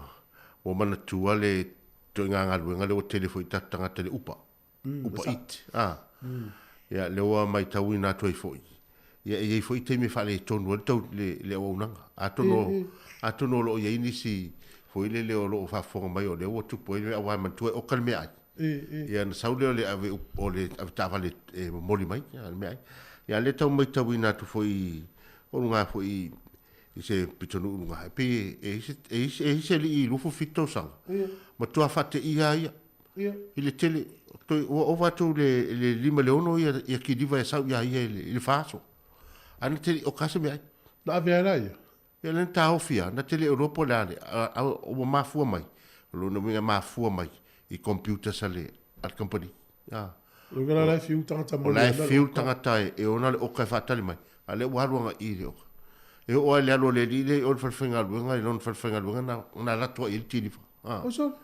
pe o se mem tau tia le nai le mesele o tupu le upa ia ona tūlanga o le seseo o whamomonono inga e le teimi se ia whamomono i tono computer ia le la ino whala auro le li le whafso ta il tūlanga e tauna ia ina ia whasao ele o iana o kame ele o iana o kame aine ia wale to i lole fat ia atonu fo le o complain fo i la tau le fo o ave fo i se ngau le maria la tau e tauna o atu oka o le o ia feo whafitu o tele ia o se tūlanga fo i le leo tele ia ale la no winga ia o lisi o kala tu le lua le vavea ala o moi ki kilivat eu si o ka tu tai au le breakfast tai au to yo mio na elu yo le tal e tau foi la to e fanga lunga na mata i tu le ia fai la vale la to te tili vai lungo o fam talanga le sa lungo la telefone lo winga ele fai na la to alo fai su ngale tu la company yo lo ye wal per company le lo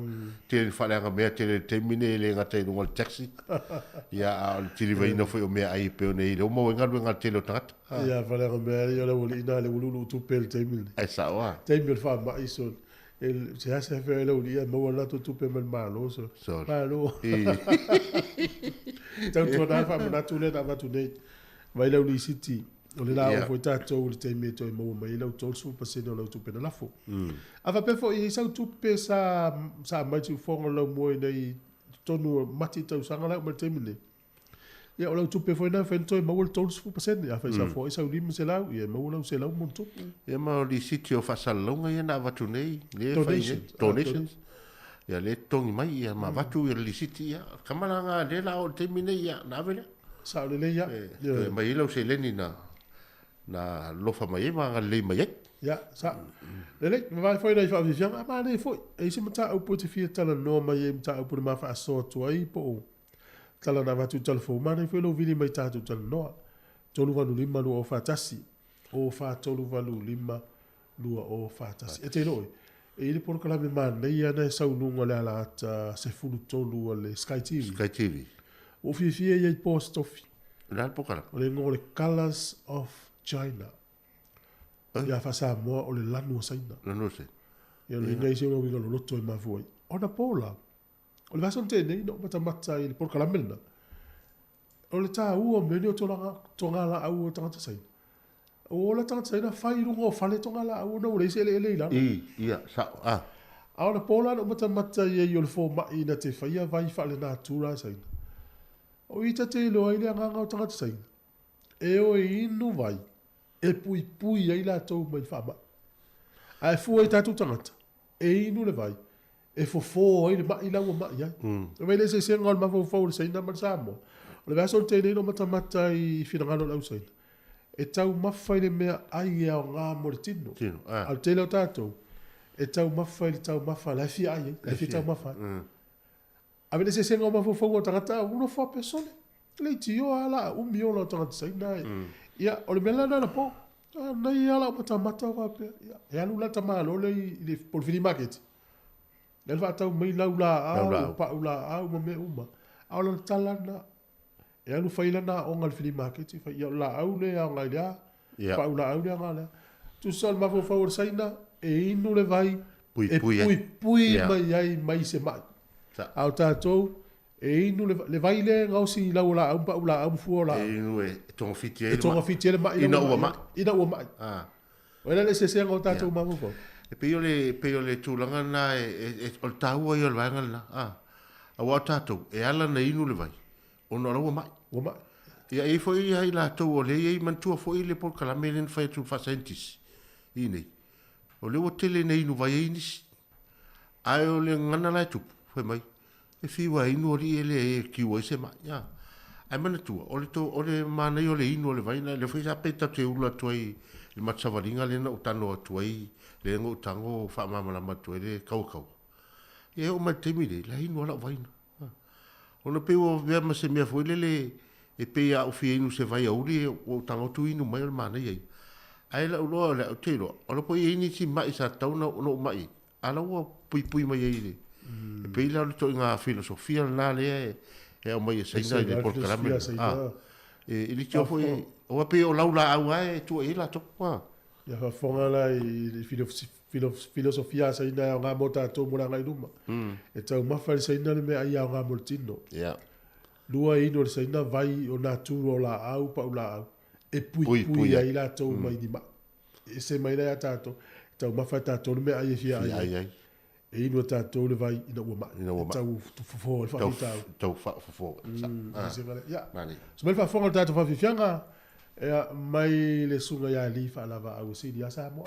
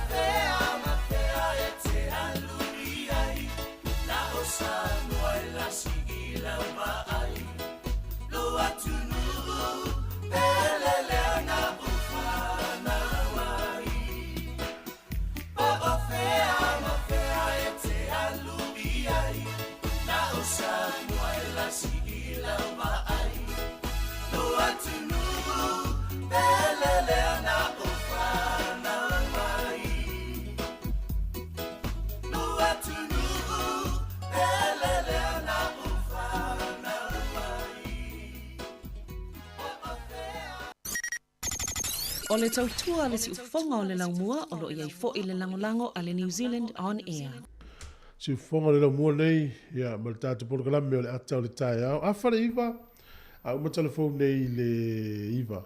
A whare iwa o le porkalame o tala launungo le vai aso, whatau tai le whio le di pule, a whamsanga te alo moresi, ia Masavelina Kasiano. A whare sifuru o le porkalame le se singa, whatau tai e le sunga le tausi mtanga aluenga Reverend Talafou Seyuli. Ia me le kalesia me tisi tai lo hat. Tatu porkalame na o le tai au nei. Mo le tunu whaftai ma le whamalo, o nei, ma tai au le ai whaau ai le Polyfest au Gilani. Whaalinga le a tū maanga nuu i au Gilani. A onga. A onga, Whaas furu walu tausanga taruna whai. O le vatele na whai so. Ia, le ua whatoa mai atu fo ia le matatinia maori le sa whai. Tu fwai maanga nuu peo nei i le nato.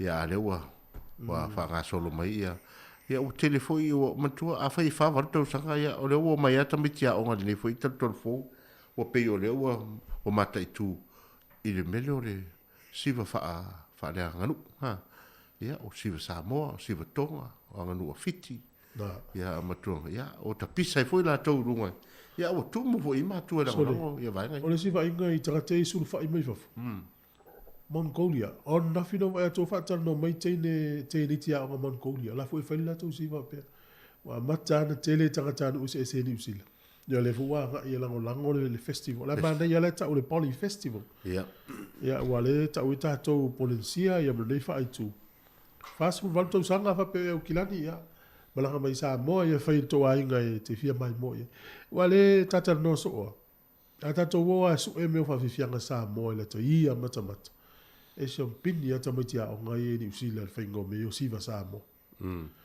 ila uia le mata na ila le tu ile fainga o le maulu o le ola yo le siva tam ai vai au la ule fa msi donga mo siva sa mo al tam mo le tele o siva e mi no le pito i lunga le tino a tu le ya le pito i la lo tino apa body malo ai vai nei la siva ya tam mai nga ai so le mi no i uma apa body malo body te mi uma ia o te loe e ala fo ona fa pena le au siva o le o le faia o ngala na te au ino siva Wai te tau foi ona fua le le faia o ngal to nga pese ma le fatio le pese mo mori mai ele fe au le nganu mal fasamo pe a faia le nganu mal fasamo ina ia mana ia fo le sifa ia oi fia sifa se pese mai wa pe telefone na o fa fifia ni te vai nei ina ia o ngai ta to Wellington ia o le to tele se au siva ai mai le pese siva ia e tasi ale le ona u so le pese wa pe tasi na vai ngai tauna na mana wa pe fo oi pe a vai le o siva i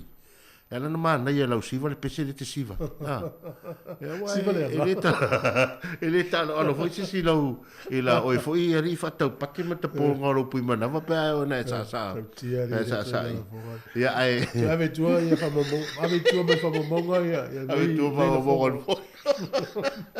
ia ai pio io ta fa il polifesta fa o kilani no devo ie fa il Wellington ia pi ma e tele fatti non è faso nei lam ta ya waso muli ava la vela tu tau ti mo kilan ta lo fa ona pe o kilan ni la tele e o tato ele ngata i tato sa mo te tele atu ola ia va fea over miliona le foi le feita o fa o kilan ya pe fa tu se tato ni Wellington ele a 2 milion no winga la ya ora voi nga uma tangata pawalon fa le tonu ia ua polut le ea le tele o tele compagnie ma o tele tangata ya al mane fu no tu na ukilan a sa to malulu ma fa fanda wala to tele la to ai sa wa ya wa ta to le ni wa to le tangata ni ya da to yo to te malili wa to le tangata ni ya pe le va vena papa e tangata la lo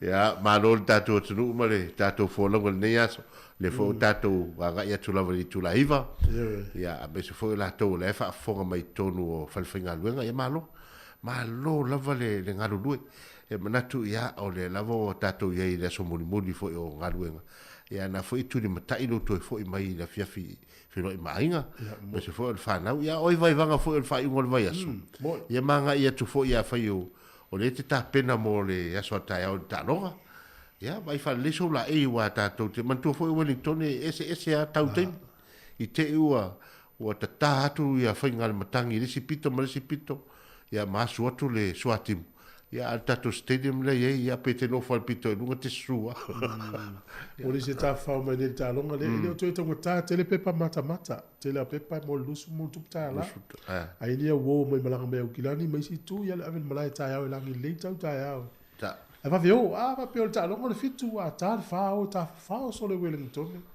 ya u ta ya no ane lo le malai o kasma le yo lungo le wafu ya mo tu fa ya pepa sa nuisi o le vai fruits le veveo i lungo le wafu mai vai ya o le te mila o le malai e wele talia e te le isi me tono le malai ya no lo le malai ta fao wa mana ya te lele to nga o le fai alo jacket la po a vo ilea tanga o le ofu tu ye ton san wisi ya se i mai malau fangu vai ya se i mai malau apu po le pea ya vale mana E le sta longa na walo a vele si o teina mai o gila.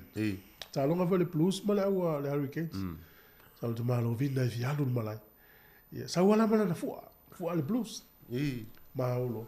Se vele mta utia mo le tasi o le tangata ese I le whamatamataga le. I le matamatanga le, te waila le tū mo le mea matoia.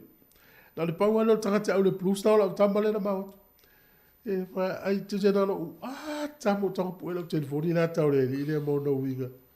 Tūrunga pe ai se mese se le plus. E na wha ina le plus ta longa na. Te wha ile le fia au mato tapo inga la. Na le mato utali e la utambale sa ua mao manunga. Ya, tausia ma na ia talonga taau ko peo le tele na tatu talonga ia o fiu foi li mata talonga li fai ngol vai asori la mata mal vai ason te nei o malo telefone iva lau tu no te mi talonga fu ia il te mi mai mo ngol fa ngol vai aso ya le te pena mai tatu telefone na tale iva to 2 minuti o tale le iva Mr. T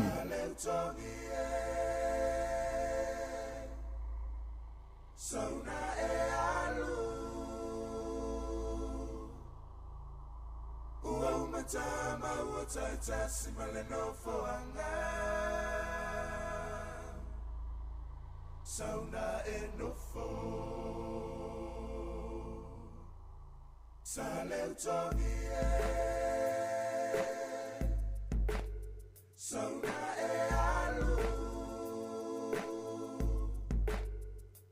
Ua umatama wataita simale no foanga Sauna enofo Uti imaya utino Utu ifamalilo Le kova na male fale tua Laukele salilo Samoa eo maya tato Fia uataunu leli Poto sa fatali tali Se pea, le nufo au mau, ile lau mua ai aua masima la nei fati. Tau ina ia malolo, ina lau fia mapa a pesi au silima a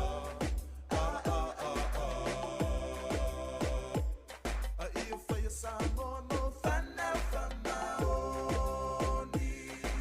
Ele umale whasaru, ele umale mo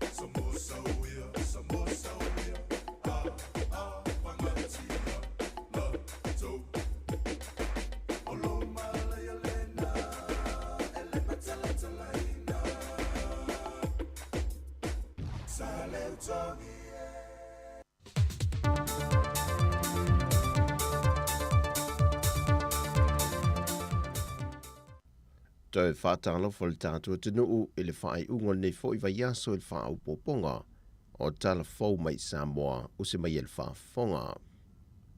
E le whontanga le palemene le aso lulu le vai aso nei. Na whaasile sile le fionga le whongwhitalai le mota le fionga papali i li o te eo ma se pao i sui whaipule uma. E na ia la e ina le lanu liule.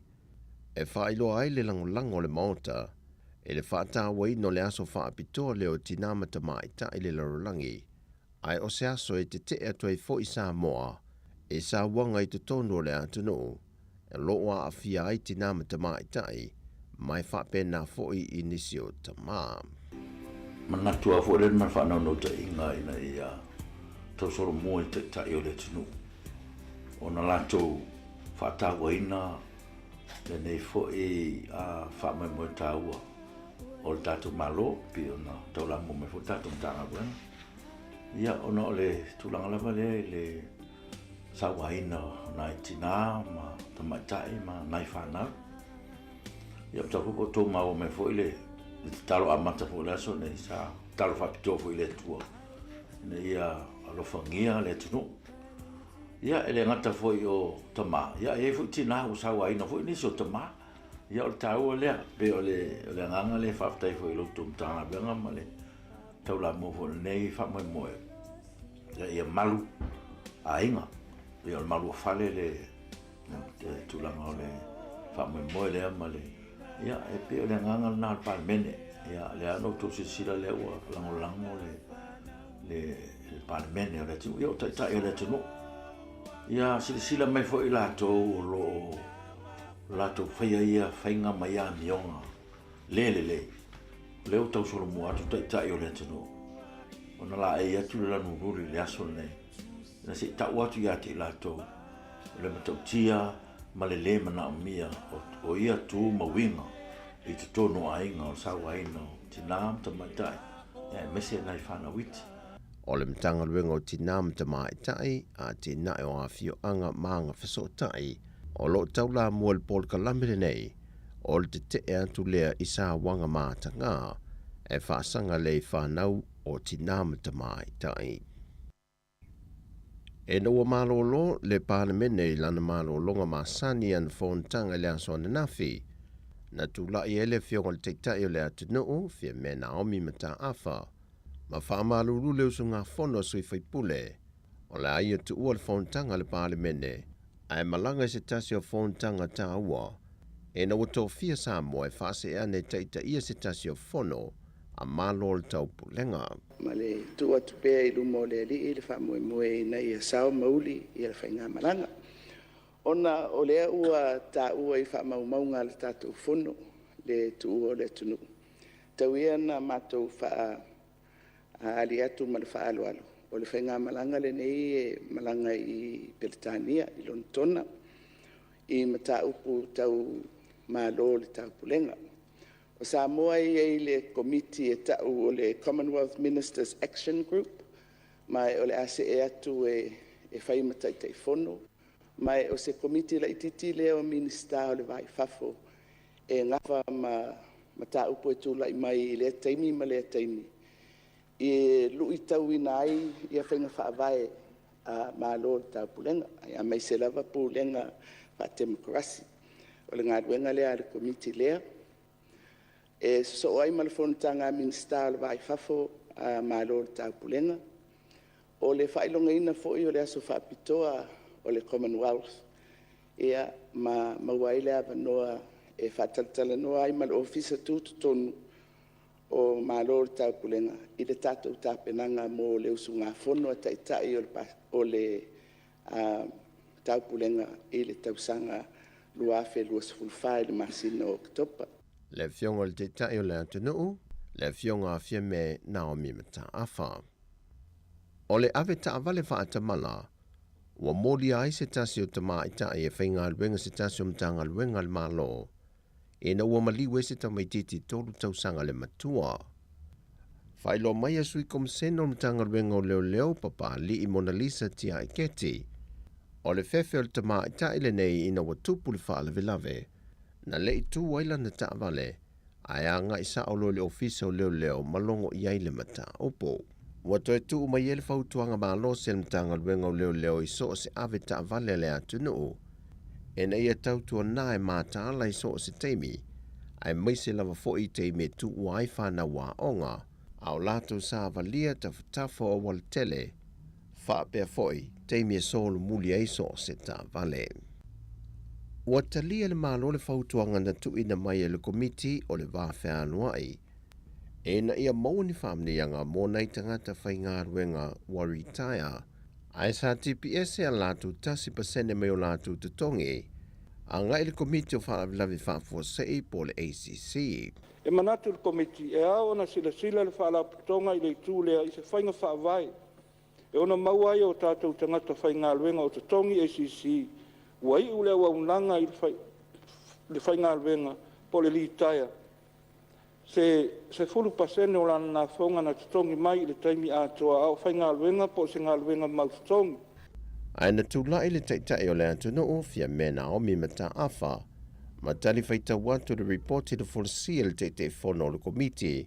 No lanto ilo ina le whautuanga mai le wawhea aluai. O le atu ina atu le whautuanga i le ofisa o le loia sili a le malo. Mō le ilo ilonga o se teunga o le tūla whono o taui mo whaalawilawe whafuasei. E tanga i ai e whaamatu atu se pasene mo i lato wali taia e pei ona whautuaina. O tala fowia, whamanuia le tualeanga i atu le whai ungone fo i vaiaso, whasoi foia.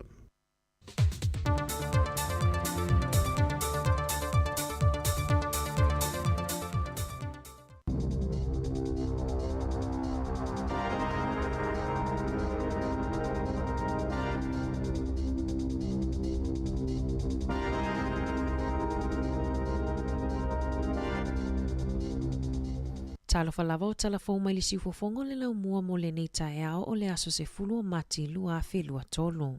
E tusama le toa tolu se fulu afe whaia onga o a onga tūlanga lua, o lo wha moe moe e awai i se solo te i le aso tofi o le vai aso fou. O ana na fina mawai le whaai unga i pālota whaia onga i tutono o le atunuu. Sa fina wina i peta lia le si itanga o tutongi na ofo mai le malo. Peitai, e toa tele whaia onga na te e naina. O lo wha moe moe fo i whaia onga o kolisi ma onga amata e awai i solo te o lona winga e o atu i le 5 afe whaia onga o le a awai i solo te i totono o le atunuu.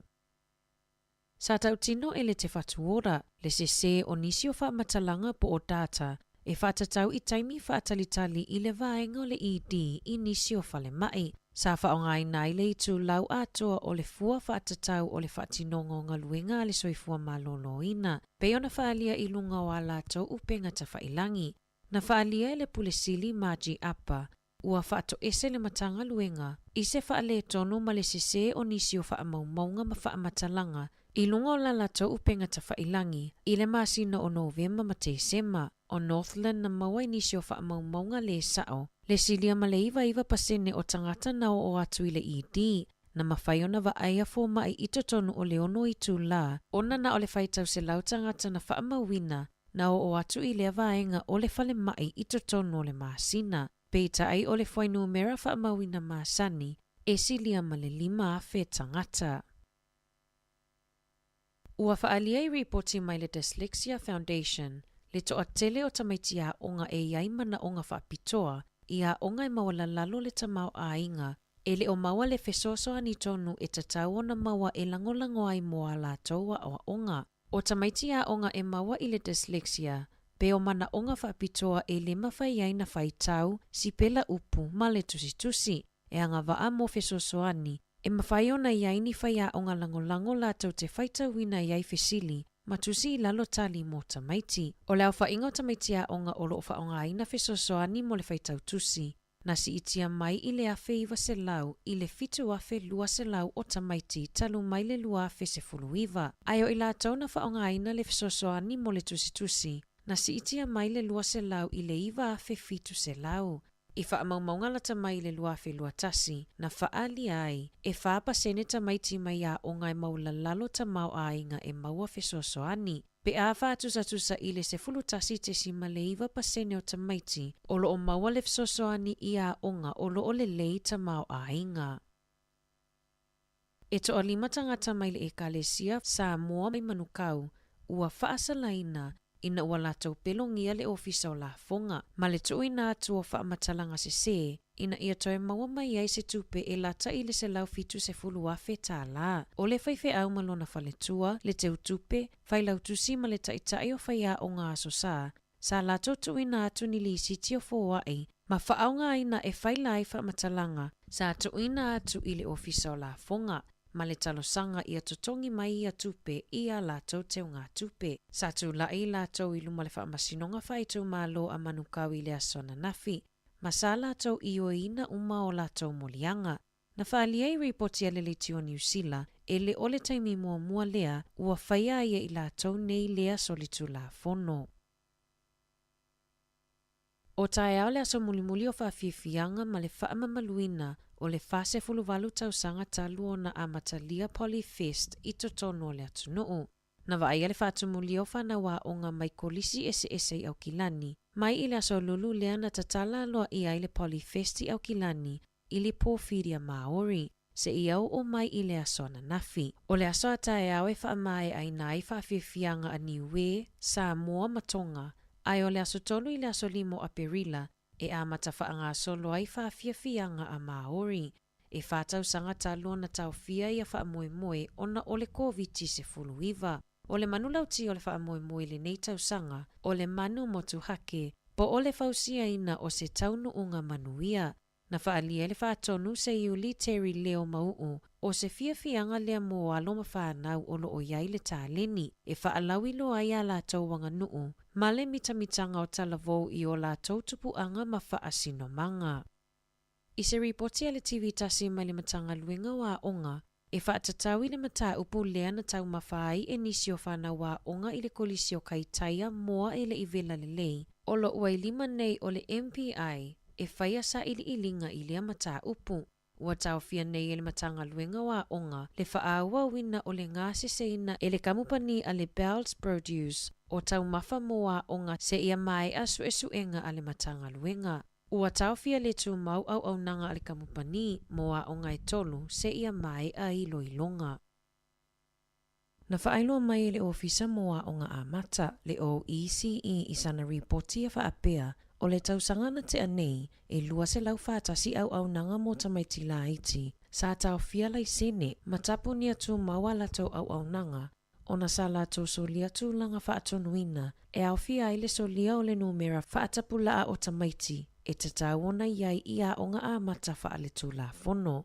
O le limasfulutasi o ia onga ua tau fia le tu mau lai sene ma le tolu se fuloa onga ua whaatonuina e tapunia. O nisi o whaamatalanga na mawai whaamaumaunga, o le saunga le mu maa whaina ai o soifua malolo ina o whanau a onga, i nisi o a onga a mata, e le i whaiania sia singa maasani i le Teleo Centers. Ma o nisi o whaia onga e le i aini tusi e anga wa ai e whaia onga. O le teleo a onga ua tau fia lai sene e au kilani kalai estete. Ma nisi o pitonu i Wellingtone e au fia i se tasio a onga a mata i ti Taipei i Porirua.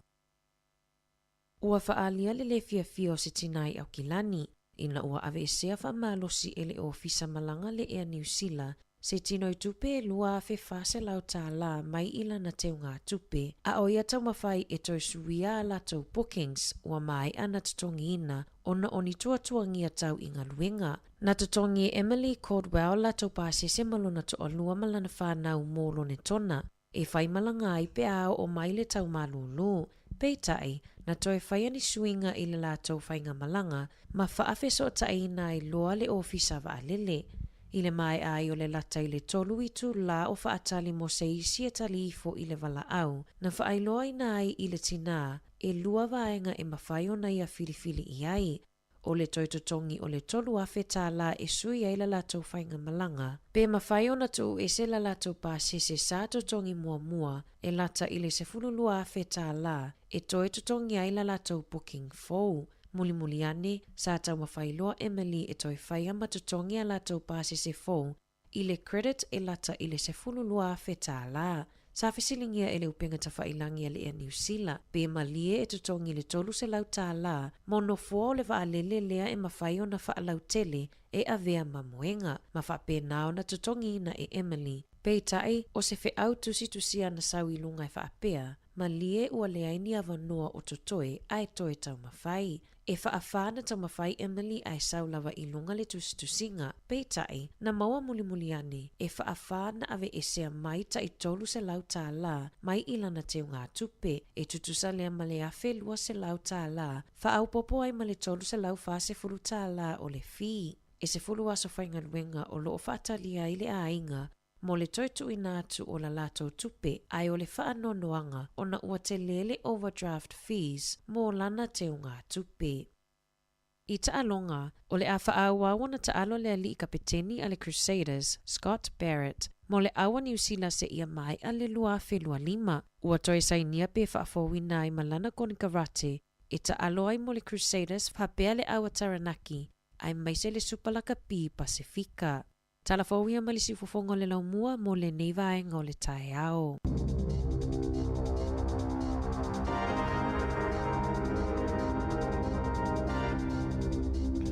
Alo faftai, sfululua i le awauli, ia ma le afo le tolu, il te kuata le whaana, le fiafi taimi o tātou le fauto e whaasala la wai mono tau silfia, mo le atu le wha malo, ma le faftai la wai mai tātou whaasala launga. Afa le iwa le porkalami o tala la ulunga o le neiva i aso, atau tei le fionga le ripule, ia afa msanga te alu mores ia msavelina kasiano.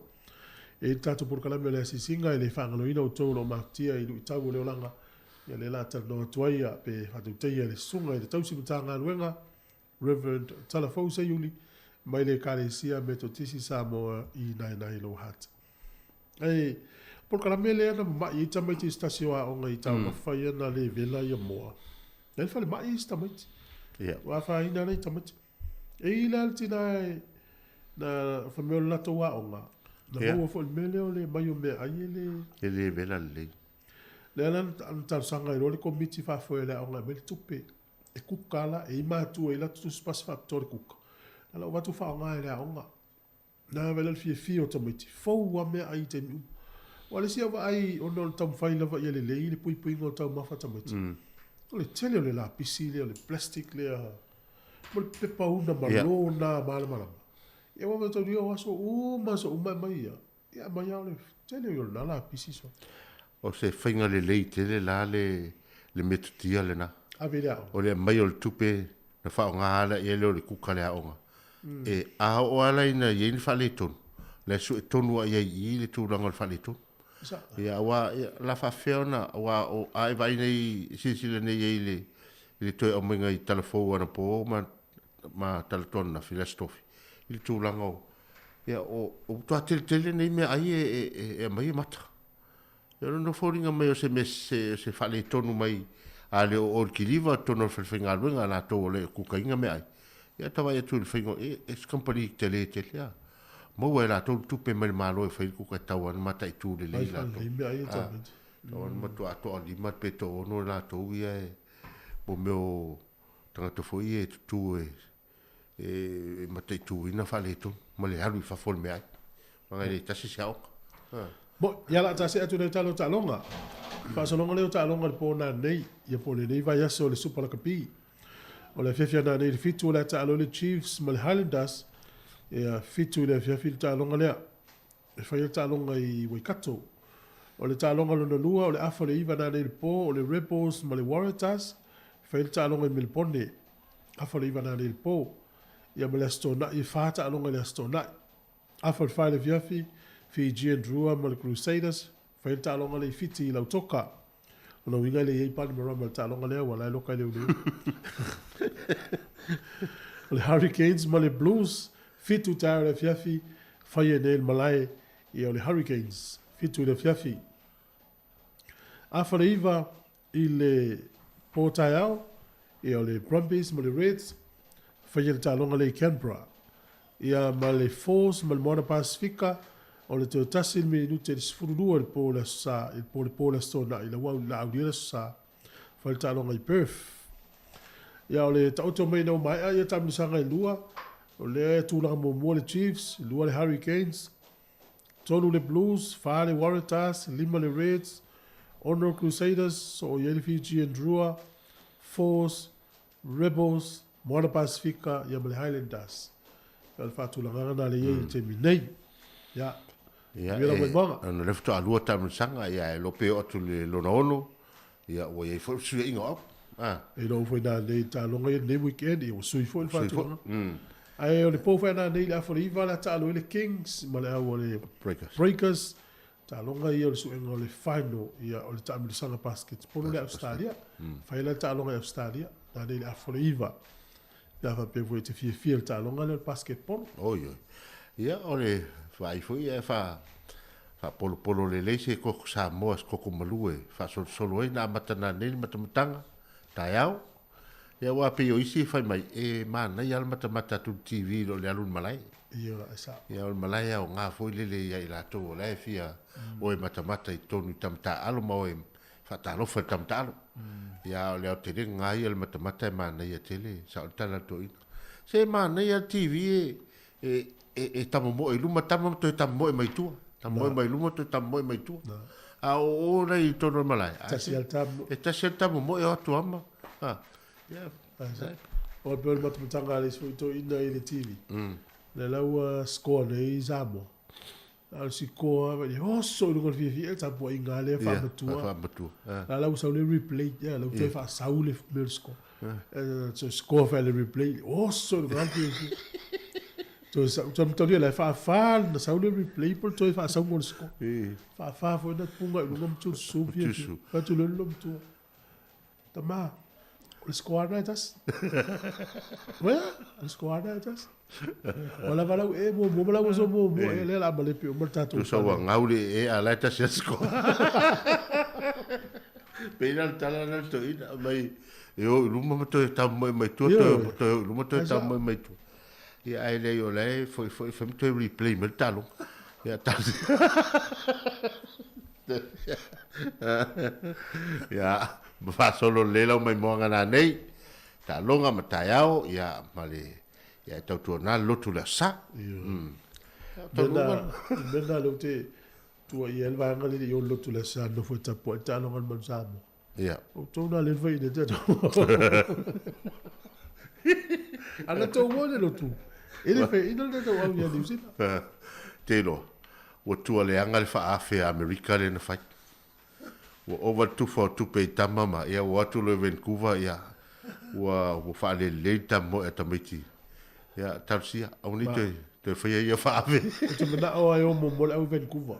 Ya. O mai le fa I mo America. America. Ah. No lo le sa mo la fi fi ne tamo fa tai fa malo fo ne tato ai na America malo. Na ia to fa ave malo fo le ngale le ni tato mai. O mai fa ma popo sa mo I. Ma popo. Pe a fu ni wo le tato fa I Wellington ne me lo tali malo le te to fitu. E man tu tato ai ni mo mo fa ia fa ave fa pe ni. Io. Ia le pe na so hata usanga pe lima pe au fa afe pe a ia le afionga de komisina fa pe ai foi ma maftanga fa au sa va lua talinga ia e le ni tama I me alofa na ave la ia wale mai ma la vai nga nati sa le ia na uma tunole e pe ia sui lo I Hamilton la ua le la sui lo wate mo tel ma lo I le la mo fa il fa afe maftanga vai fia ia ma komisina ma lo office. Ia na olo nga ia ele to fai wai lo ngai le olas community sa mo wai kato. Wai kato. Na le ia mo se ben to fai. Ia la piki me America. Ia mo le tu fa malo ma to New Zealand ia to tai lo to wang le ta tomati. Fa wa pena finga le lei. Ia to na to ato fai.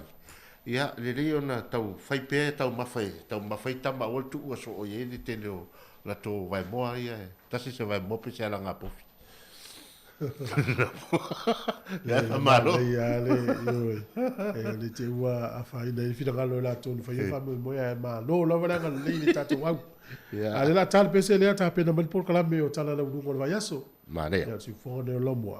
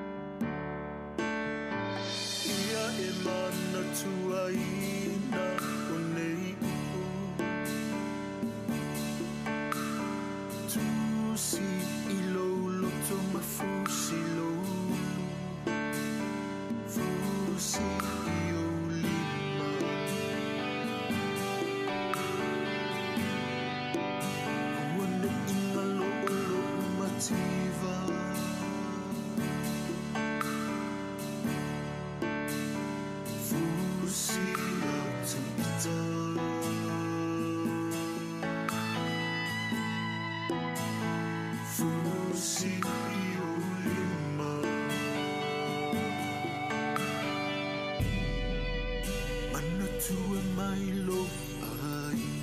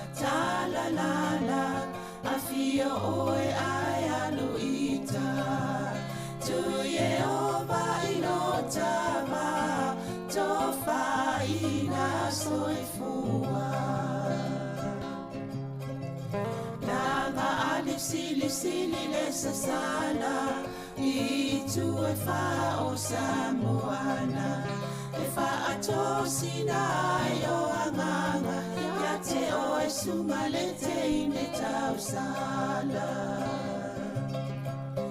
la ula whalawa avea talua i o e sunga le mana mea pe a whai ua e le kea tu ua i pea sia mea e ta manongi ta utino mai no ta ofi mausalino fa amaoni tu mau pea se io o ile oti ta la la afio oe ai aluita tu ye ova ino tama tofa ina soifua Langa alif sili le sasala I tu e fa o Samoana e fa ato sina I o anganga ia te o e sunga le te ine tau sala Ia toi whatalo whātu I le nei tae au, I le au whaafonga o lo mwhaiona māua mai, po kala masani nei a le si ufonga lau mua tala lau alunga al vaiaso I tae au as wharai le te itasi. Mātou te whaatalo whātu mālo lava le soifua manuia, tātou ainga whasilwhai nei tae au I lunga o bea o le ea, ona o le whaawaunga le nei pol kalame, I o le whaatasi mai le fionga I le ali pule af masanga te alu moresi, talatana no whaalaua I tele, ia be whaalau tele a tili, ia mata upupei ona lawalunga I le nei vaiaso. Mālo lava le soifua lau fionga af masanga. Alo whatalo whatfo ia Sabrina in ni tae au. Talo whatfo le au whaafonga, alisi ufonga la mua, malo lava soifua mauma lange ma.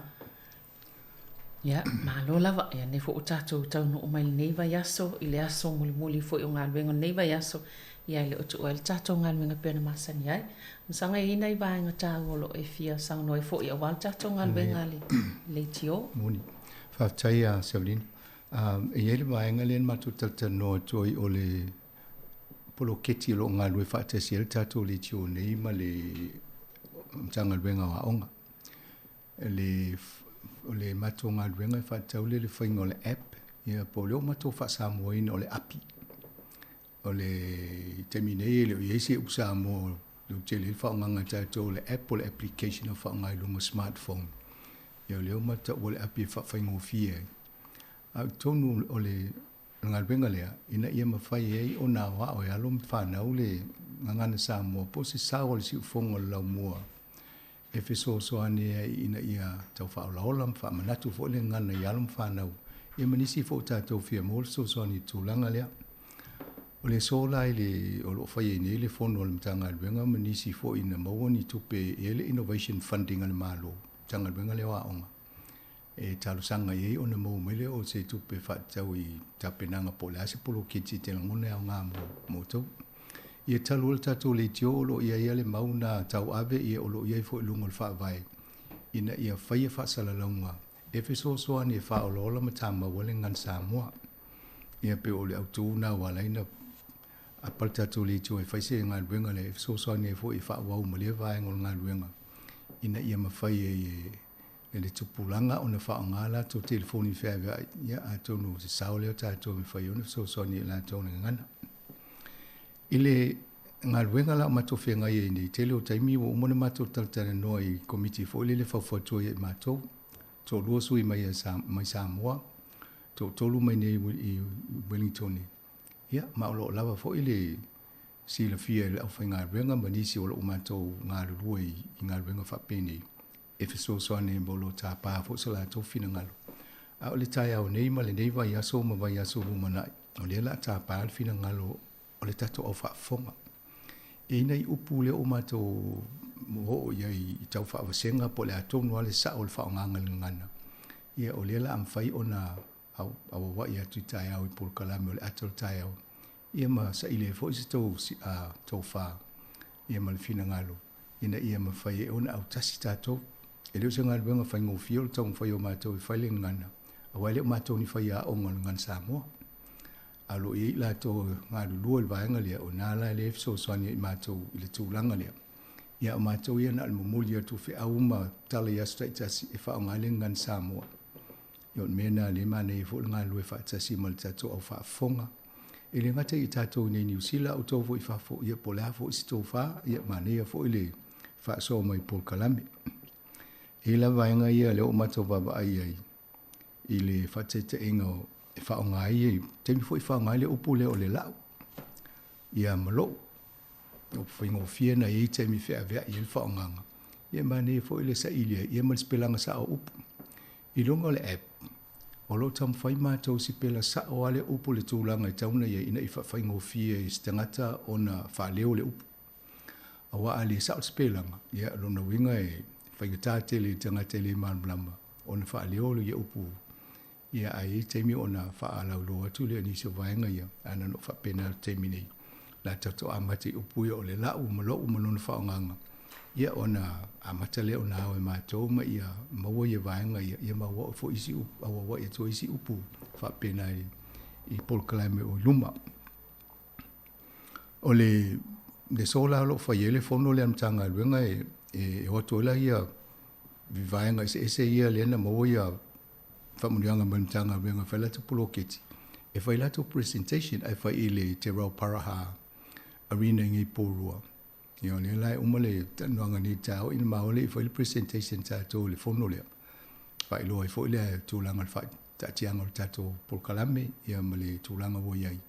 Ia le wha mui moia o le asurusuru iwa o le masina o me e te tala lo ia lo le tātou app o le api leo le ofa tūlanga i lunga o le telefoni whia vea i el company le matanga lue o lato ngā whaianga le wenga whapene.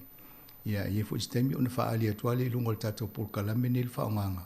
Ai le o le aso le tatala ina ia sila fia fo i le tūlanga le iai. O lo ova vai fo i mātou ni tangata ta o testers.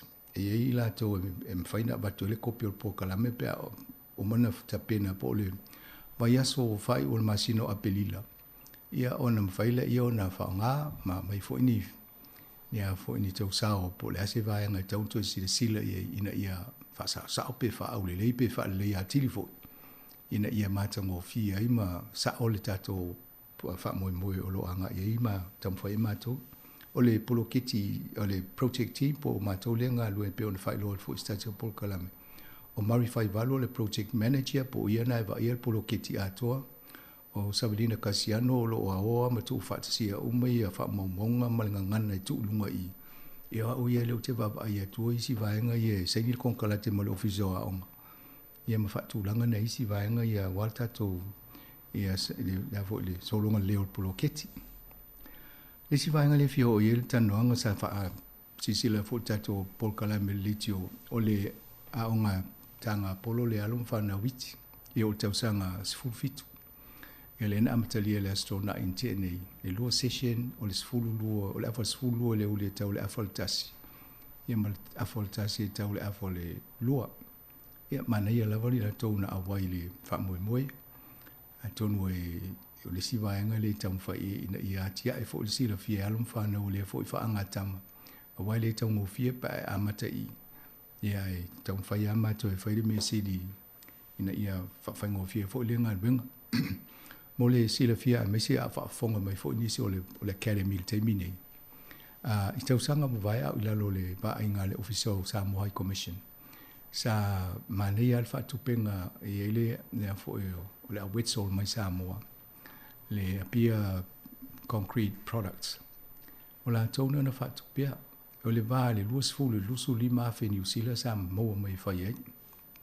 O le toi moa mai la le tupena. Ia le tau sa ili tupe e whai ele vaenga lea. Ia pe e isi o mātua lai wha pe ala tō le tele ale tupe ia e whai e mea. Wa sa so ni wha tawa i mo meo mea ta alo o mea wha pe na e misi ila tō le o ia handicap po le leile ta. Ia on sa i mai o tō se i tau wawa i se i tau mosa tō tupe ia na whai vole na whai loa tō on whai so ni atu le academy. Ta si level meo lo tau loa ene ina ia mata kole nginga ia. Ma maua le ama noe avelo walo. E de tau wha tau ni mea ta alo lo walo. I teimi amata. O la e supply uma e pe e mo mai o le kalapu. Ai tutongi e tātou le ne tangata le professional le wa e whaile kolengi. Ia on mena le amatai tātou ai te tonu e o tuan masino uni u fio lolo se si vaenga o tupe mo. Ia na whai loa tua le o tūlanga whapena isi me whai e tātou le anga i luma.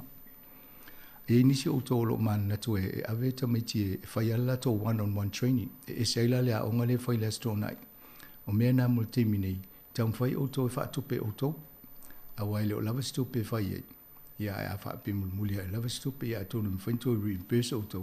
E le tūlanga o tātou fōwhanga te minei. Ia, Savalina a tōnu vaenga na mua tu e sila fia fo tātou whaafonga. No, ia, tau sia ia, tau no manuia tātou fōwhanga i pio nei fōsia nei tāo masang. Ai, o vaenga i le wātu i le te whātu ora i le tūlanga o lo tūla i mai fo i le whi ise i o fo i numero pe o lo tua i e fo i mtanga luenga me se fo i o le minister. O nei pe e le o sao ia la tō whaamtalanga po whaamamonga. I e whaatatale tangata i le i te mo whalamai pe mua e toiti pe se polo e whalamai. Ioi.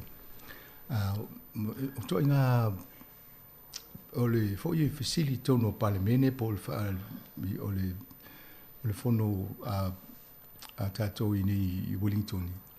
E tele na langa ai si o mta opu e sa ili po le alto no le sa.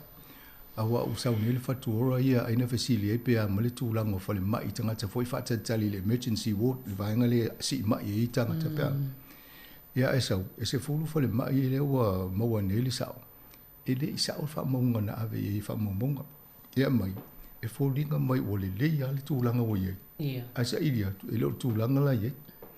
Ia ina oni si o atu o lai sao fai solo lai tangata ele i o i si ngā se si whapia. Whapia wha mai o lai le a le ia le la o toi whaato ese ne le minista o le soifua maloloina ia e fo o Vero i o le sa o le whaamongongo le wa e lunga i o toi ngam ta upu nei ta te lofa i la tau le pu lea le whai ngā luenga i matau le fo pu lea i machi api le a apale nei a. Ia o mea umale po aia e ama o tu umai lua tu ai umai lungo le CEO. Ia au tangata whainga ruenga ia le mai le whaamongonga ia. Ia ase se ale le mai le utelton wina le CEO, utelton wina le minister. Ia le mawane ia lai wha mai le whaamtalanga. E moni whaamauni e se se whaamongonga na watu. Ai sau he malesi whaapunga. O lai sao mātou whaamongonga lai mawe mātou i. Ai se le whaamamonga le na watu i lungo le media. Whalau i loa. Ia whalau i loa.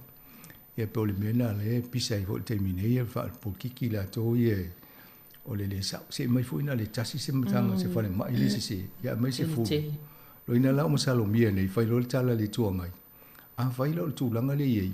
O ila tel tunu ina isi mau whaamonga na e mai. Ia o tūlanga na iei. Langa se furu e le tasi. Ia. Ia lona winga iei. Te le lopo i le pule le na te loe e umatulu vaso ne o le toisenga luanga le pule. Awa e le whaingo fia to inga me le tusa le o tai se se ina i le pule sili, tai se se mo le mista, ta ua lea to ma le malo. Ia o mea ne, o le mea o mnofo mawhau. O le vaenga tonu a le fo i whai te o ina le tuangai. O le to tele consultants. Po tangata i whainga ruenga i le communication. I le vaenga la le whai whaasala lau ngom ta uku a. Le wa pe lua se lau, le whai tangata la ia. O wha pe la ia. O te wha, le loko la tonga ruenga le whai. Sa te tau na matua i wha ili. Ili le leifa maunga ina ia sao. Ai a wha pe o le ia i mala vaenga le tau wha peritani o spin doctors. Tama voi leo mai e pe tau wha lanu atu me wha amana ia. Ai le sao a. E se le tauna intangata na i tauna un whaalaputonga whapene, o lai tau whau tau ati ai. Nā tangata e whaamaoni, ma sao le tautala i tauna iei. Ia wā leo tau wale ai fōla tau. Ai sa o le tūlanga na iei o lewe vesi el teimine ia. Tau tia ia. Toi whaasao wabe le vaenga lea. Wā le pe whape o nei le whaalauloa i le whaamau sao. E pa wale whawhisili pele o a whaina ai ia le. So i fua malolo ina o tangata i whi upo inga i e whai o na o le whaale tono i whai no mea. Well, te loa la nā whaina e o mali teimine, mali teimine ali o mali teimine, ma toi wha mongo wala lai le lava fō mai. O leu tato o fo i muli mawina i lungo o isi tanuanga momo.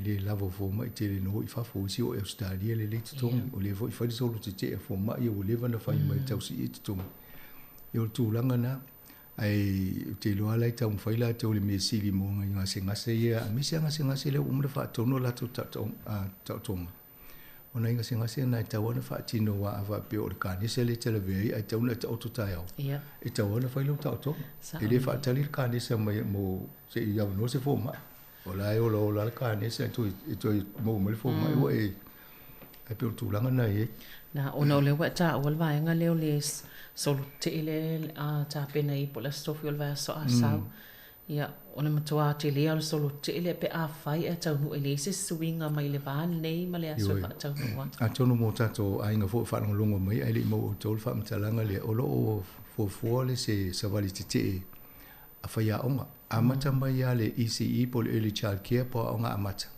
e o te tulanga lua lono winga ava pe o New Zealand atole la solo te fai a onga le stofi le fa mo le stofi la sau e loina no fo mo ia tama mate ni fa na ai e loina e fo se si o matu no fo fa le fa tasi matamiti e le final o final winga e pe a o la va le pattern pol tulanga le New Zealand pe o taimi ane o tausanga e whaile pālota. Ai tele lona whai solo te Fa pia ia a tole amana ia mato solo te matele pālota ia auto.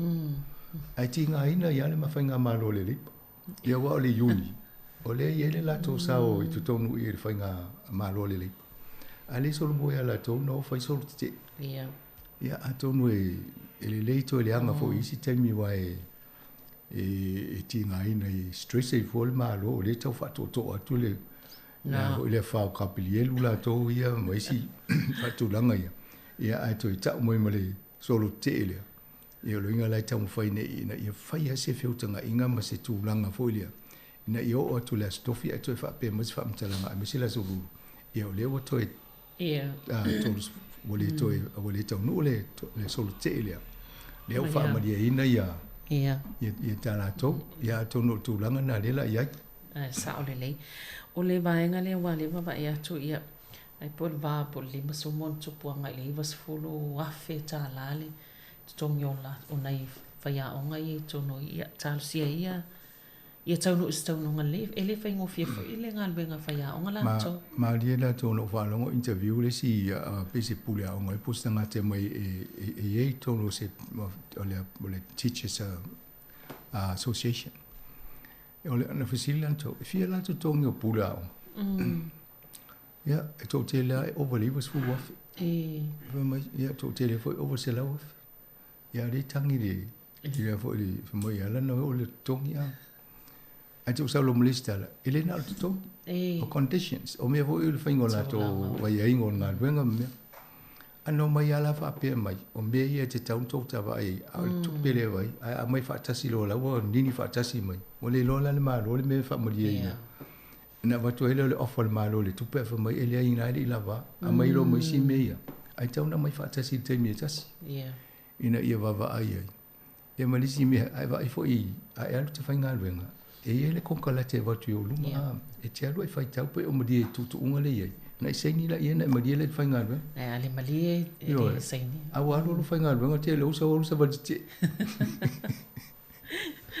ia sei tatu tu mata sa oi o no fai tau tau sang fai nga balota ia tatu te lo ile tali po le atu na ngale ai o no le sa tau no fu ta o vai ngo ye fa ma vai mai to fi o no le fo I ia sa ia fo ia reporti e fa tau te fono le ICC ia fa ta selfa mek ona la le se sengo na fa wa na to a la nga luenga ai ele o fa malolo mai upo fo ai fa o va so le tata no ia o campo fo ia campo le na tata no va so le fa malolo mai on to finga o le fatura le le sa ia ona ia tu singa fa te tau I polisi le national politu ngai ia na lana fa te mai lon to finga ona ele talafia ngai tu sai matula fono ele ta o le code of conduct I tu unga tu la fono e tanga te whainga ruenga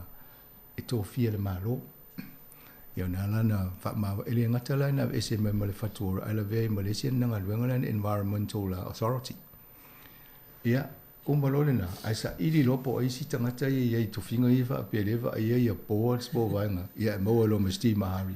E fo de yen tu singa e wha se ai i polisi le policy. Ma tau la o Steve Mahari, sa minister le whainga malo le lipa, i lalo te inga Helen Clark. Ale mod fo sa pule fo ya fo Chris I stemi au tala vof to a ton ya au pe le tam tu ya Steve Mahari na. Ya sa ulol fai unga al malo le ile tu die ile o fai de telelan sol tu la fon ala o mun fa to ese mai le to fai. Ele pe rock campo. E fai tu ile mele ai no fo to na sa e fa mai le sa o le sia ya al malo mele pule o lo tala fai ya.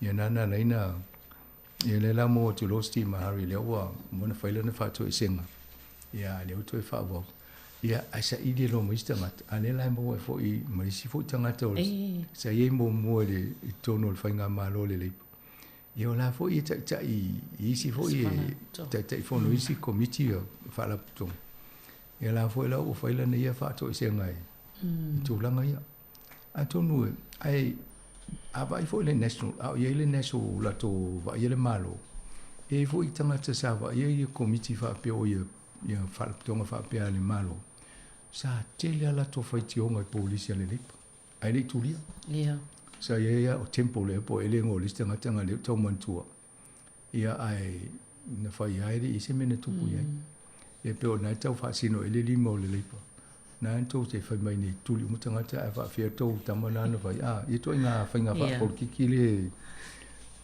tawana fa ma otia va nga ia yo fa le lave ai to fia lo stu langa le na ngu lo la te le me na va le fa tau ta ia mo ele ia anga I ma ele va nga le masanga pe o le ele polisi le pe fa pe o le polisi o le tau fai mo fa pe fa popoi ia tulang fa utstongion na tangata ia na fie yo materia o una pasi ai o le folsanga ia le fainga malo le leipana o pale mai le lua fesu fitu tau sanga o mama si itia le tutongi ma wala lo tangata matua le minimum wage ia le lai o mai le umana la to fa ia fo ile o si ila to tongi pe fitu paseni elen si e tau fa tu se le tau so I fuanga le si tia nei le na o le fitu mon tu paseni a o le lai fa ile fa linga na malo ma o mana pasia e a fu mai le so mo a peli le masina fo na mo e lo le so stanga tfanga lu nga to mo la na pe ru su tasi ngalo te numero sa ona I te se numero va se va system ai na o mana ta o mai le minimum wage no na winga la tanga tfanga lu nga mai le malo ava pe o lu su tasi te usanga ngai lunga o lo tongi maulalo o le tongi leo umana fatula funuina. Le lai mai lo le act fa mai. E te tau na aua nei whaonga le polisi na I lau fai whatoanga I Hawke's Bay. O lai tuai mawhatia le wha, le aini tupe mau e teimine o la umato I le anga uma whatoanga, a watu fo I bele wha mawha e wati le ana whainta. Ia, o te le loa po le ale sa o le mawha o le act la tau. La tu la le si tanga tu tongi tanga tale whainga ruenga o isi si fi whainga ruenga pa le la mau lalo tongi na alai mau lunga tongi tanga te isi whainga New Zealand lo inga fi o sui tanga te o whainga ruenga to e wha mamaya lau whanua ma whatoanga ia isi le lo te whainga ruenga se si whainga New Zealand lai te le ia pe o la tona te tulunga I palasi le o le isi iti ia whainta o le tona o me taunu whainga malo I tulanga lea ma tau dia fo ele wage subsidy le na fai ele fo to fai ia a tau no tau nei se to nga fa tu penga fa pena ave wa tu pele so ni ai si pele tongi o tanga fenga lo tu langa ai ale tu pele so ni o to le tau fa ale le to fa to anga le ai a wa ta to ai nei New Zealand tu langa fo ia pe a fa ina tele mo la fu man pe o fa o meu la fu povi la fu ma mo I te mi fa le tongo fo ina fa to anga io na ave lo le mano tu per so ni la to e ia la se me se nga mole me a ta una so ni foi fa pena ma nei sa ia o le vainga le vatu le maftanga po o le fala tonga ma tu e tono Wellington le pe I se la to mo fainga ina ia tu fa tasi Sa ili na wala fo ile ia whaingo while venga malamolinga o whanau wa o ngai a onga. Ioi. E maria la tō i elfa o punga na tau fo ile fa punga o le catastrophe catastrophe pe o le upuna pa te lia sfa le tono se te neo. E tele ta punga la tō le pasa ele ngole fa punga. Fa te tau le o mutua i fiu na i matua i le leo ni pasi. Ma tau le o fia nei o wane le tō tau sanga o tau sa ilini ave pasi ele ngate Wellington a mai au kilani i a New Zealand atua. Mena o le tite pasi e fiwai ono le lava pasi. O lo la tu langa pasi o anga. Ma tau dia la e mo meo konkalate vo le fe ngai fai e a onga ma company a pasi o company pasi. E fiuna te mai te tu alo na la tu tasi le pasi wai le lava afta ave pasi. E na ole o ista mai te ana ista mai tu sa vat. O ia tu la e mato i karuri a la sa vali mai. Fa mai faso 5 minutos sa vali mai te mai tina e alu le aonga pe alu o Wellington o fa pia. Sa te sa vali atua ta i te aso la alu kolisita te le fai te ope 5 minutos. E sa vali le te vai. E le ai ma se option vai le se pase se a. Ia le vo mai nei. Ale avele a inga la mo le pasi o fa le e le tupe. E te tongi e le pase se. Ai le se pasi. Ia. Le la o vai lo ma tu si le fai le la to wa ia wa le hotel na fai mo o Facebook page a pitonu a le la to wa community page ia la o fai la to fa so la to ta vale fai le ka pu ia na la wa le o ta mai tia o mo le fa ta na mo se me la te le si pasi fio ai ia no la ia io mena la o fai si community tanga te ia e ina i so ni tamati ya la o matua o la o amatan sa vadi le si atone le le mo so fo malo loino tamati e al fa la e le o ngal tau malo lo ngo o tu la o su ya lo tu lo a fe lo ile si me wele alu le ao ta to sa mo ya sola atimu na alu ia ta mo se la ko amu se ani wele o ta fa e pu lo fa pe po se la fa ya na sa vadi ale va e mo ile ia ai o ngai o le fo fanga le ona o le whaafitau li fo ile o le tele o tamaiti le o le aonga a pe fo na i bi po tem tangal veng. Ia tono la so son tele fo ile wow le lo po isi ma fuanga i ona le whainta e le ona le o tamaiti ma pa ua il numero tamaiti o le ao. Sia me na afa pete no fo nei o le se pasi to no fo tele se pasi fa tunga tayo o ilunga le sto. E o mo lo fa pe la to lo to le o mo lo vai fa mo lo vai o le si vai so mi si pasi ia to no na ti dia le fa le tu e te tau lana fa sala le malo le company pas a wale fa sala ma to pa true and see tamiti pa le tamiti la onga o le fio tamiti la onga e le se wale o le on tau lana fa le tu la fo no tal fe ngai ya malo ya msang sa fa sina malo long pupu yo na choi fo mai le fa wa le po kala me fa tai mana ya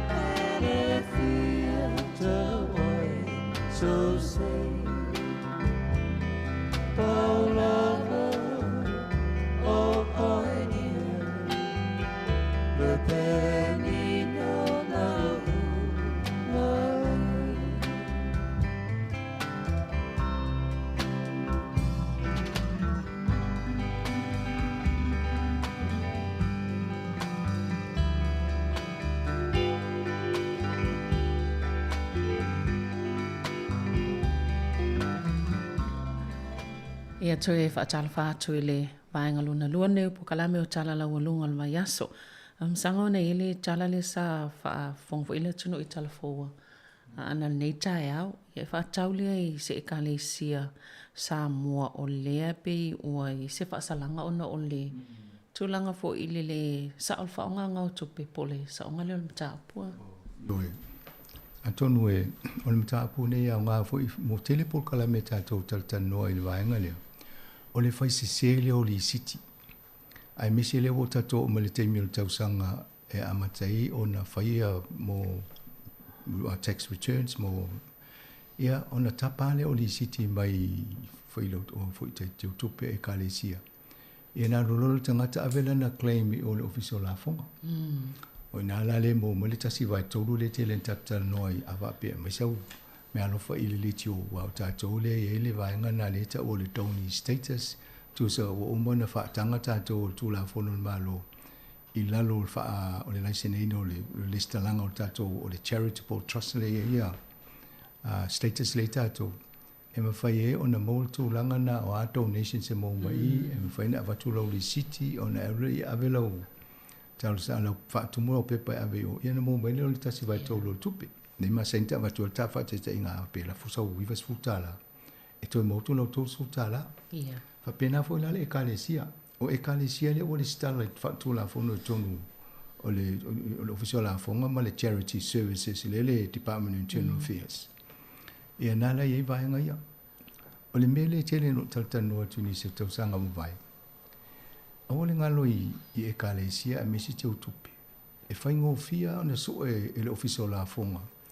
tupe le alu tono tu stupe le e kalesia ai fuafua le au whai o le city e vatu awa ano fo neso ona tusi li city e vatu vapea se vai ape fise tupe le e kalesia na ia so atu le tupe le tono tu stupe le te tala fea mai e whaingo fia na salomia mai lo le so ale tu la fono le mafai tele le vai le malo le so e tato o sia e kalesia le nate e kalesia fala putonga o tapuni o ave esele le stala le na ia ono le fa maoni le whaingo la tunga luenga ale tulanga tonu ale atato wa tu la fono o lai maninoa o momi o donations i tonu ala o e kalesia o free will offering tu sa la o manino le vaenga na wa tupele la fo le lotu i whainga luenga le lotu o tonu la tato e kalesia e ma whala putonga ese la fo la ave la fo la to tupe fa la to mea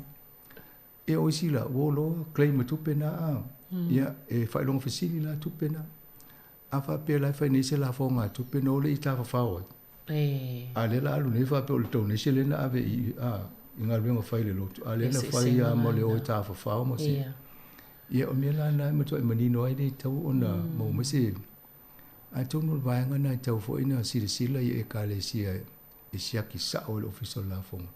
Fa manino mai a matopo a ia atona fisiri mono. A umala tupe o to e au. Ia on fa manino mai rola ia pe ia o tupe le mfaina fa ia vaenga na tupe le mfaina ia. Ia o sia kalesia. Pe ia sa o tupe o le i tono tupe le kalesia. Anto e mai le ia fa ia me mana o ila to. E le va le a ti le umi fo ia e matala le mele tu. O e vai tinana sa o e tonu. Tu so le money laundering la me na a. Nei atonu le wa ia tu ia la na mai ai se la fits full wa fele na vo le tupele na tu sa wa ave fa ngo ia le kalesia le ono le o se o le faingo o le siti na fai ia il fo tau sanga le sa ia vo le me fa pena na tu pusta si vo e kalesia nei la me e vo sa tala no il telefon Ia o mea le tasi, o le fai se o li siti. O isi li siti na fai ele un tangata le lotu ai. O isi ngō na ave li siti, e le iaivo i tonu i fa pena fo ila le mele tula i mai.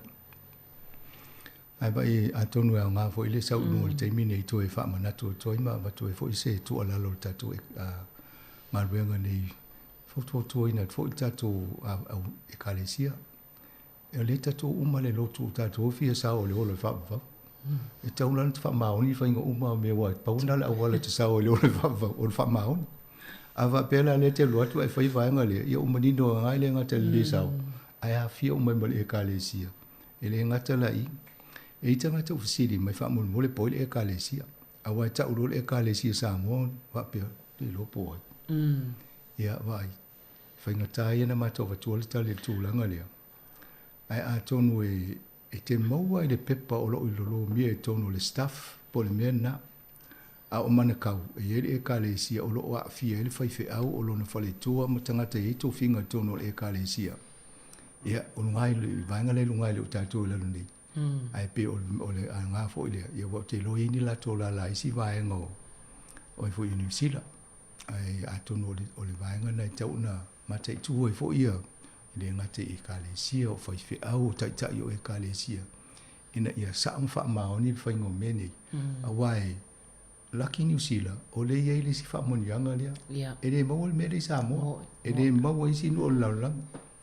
E a le fo mai le avano. Ai o fo i whai e whai isi te ia ua cancel ai fo i. Tahapuni e manava no. Io e. Ia a tonu o na wa watu ai. E le ma nei o mere o tau leanga ina wha apio le whai au. O se e kalesia, ia mataitai o le e kalesia. O no ne ia mo tupe ia oi. Ia usia kia ko le talwhenga ia. I pawana al pōlenga ina nei avia mamawhanga pēna e tā ua le tapuni atua i o le whaitutu a mo isi a le tau mwhai lava ina ia muli ta i tō la whono mai a ina o ia fwoi vaenga. Ia e ao ngā wale o tui titi o le taimi. E mo e fwoi sia whamanianga 12% e voi lea ia le whai ungo mati a masanga masani ona. O tato le tio e whai titi a me whapene i male ale e mo ia tano atu mātou. Ai whainga tātele na mātou wa tō ingo wala e sa wai ngō tōno newspaper. Ia awa pete o e mtua i fia i loa alwa enga lea. Ia, o lo walu te sisi la ina i loa i lola ia o lo wha mamau mo ina. Malo.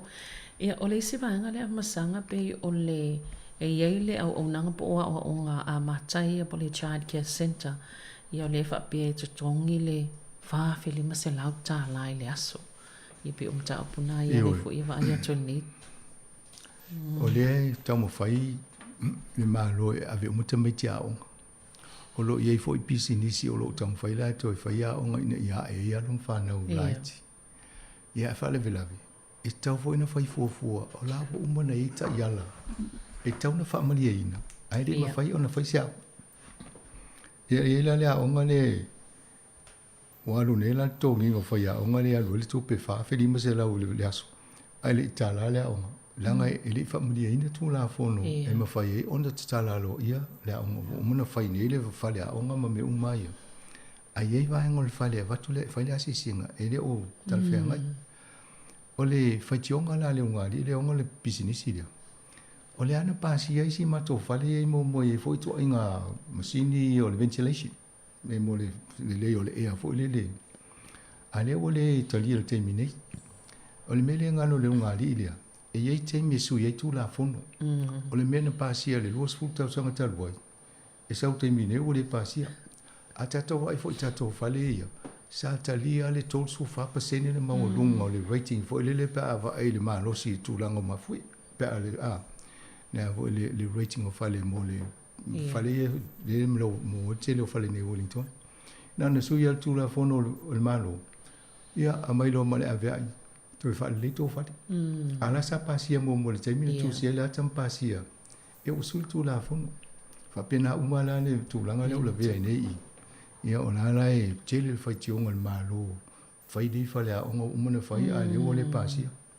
Ia la sa tauna o mon tau iei wa ai tu la fono ko sui. Tu sui fo ngol fa ia na fa ngofiela. O le isi vai ngo tal noi fo ia o nga mata. O le va ia tu le tele la fa io. O nga nei po o Child Care Centers nei o le wa fo i Pe o le ua cancel pe fa leo ngai na la to. Ia no pe o to la fono ia te ta ua ni taimi ne. Lua se lau fasu tasi lea fa ia o ngana u faisa isu e ngam tanga luenga. Te le o fa le tonu la ia tau toi fa le ina ia fa mali ina tu la fono. Ai so ia lima su tasi o isi o umana toi fa fo ila iseni.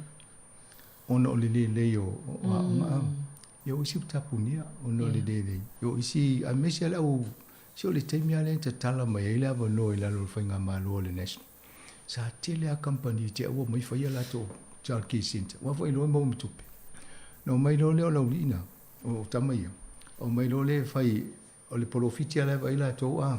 Yeah. Ai le pole tele la whainga luenga pe tau na square na whaia le i minimum. Jo whaina i lava tawa ina wha maria ina numero whaia o ngatamiti. Ai le vai asisi me o la mana tu na to se fetu pe wal polofiti mo la to ona business.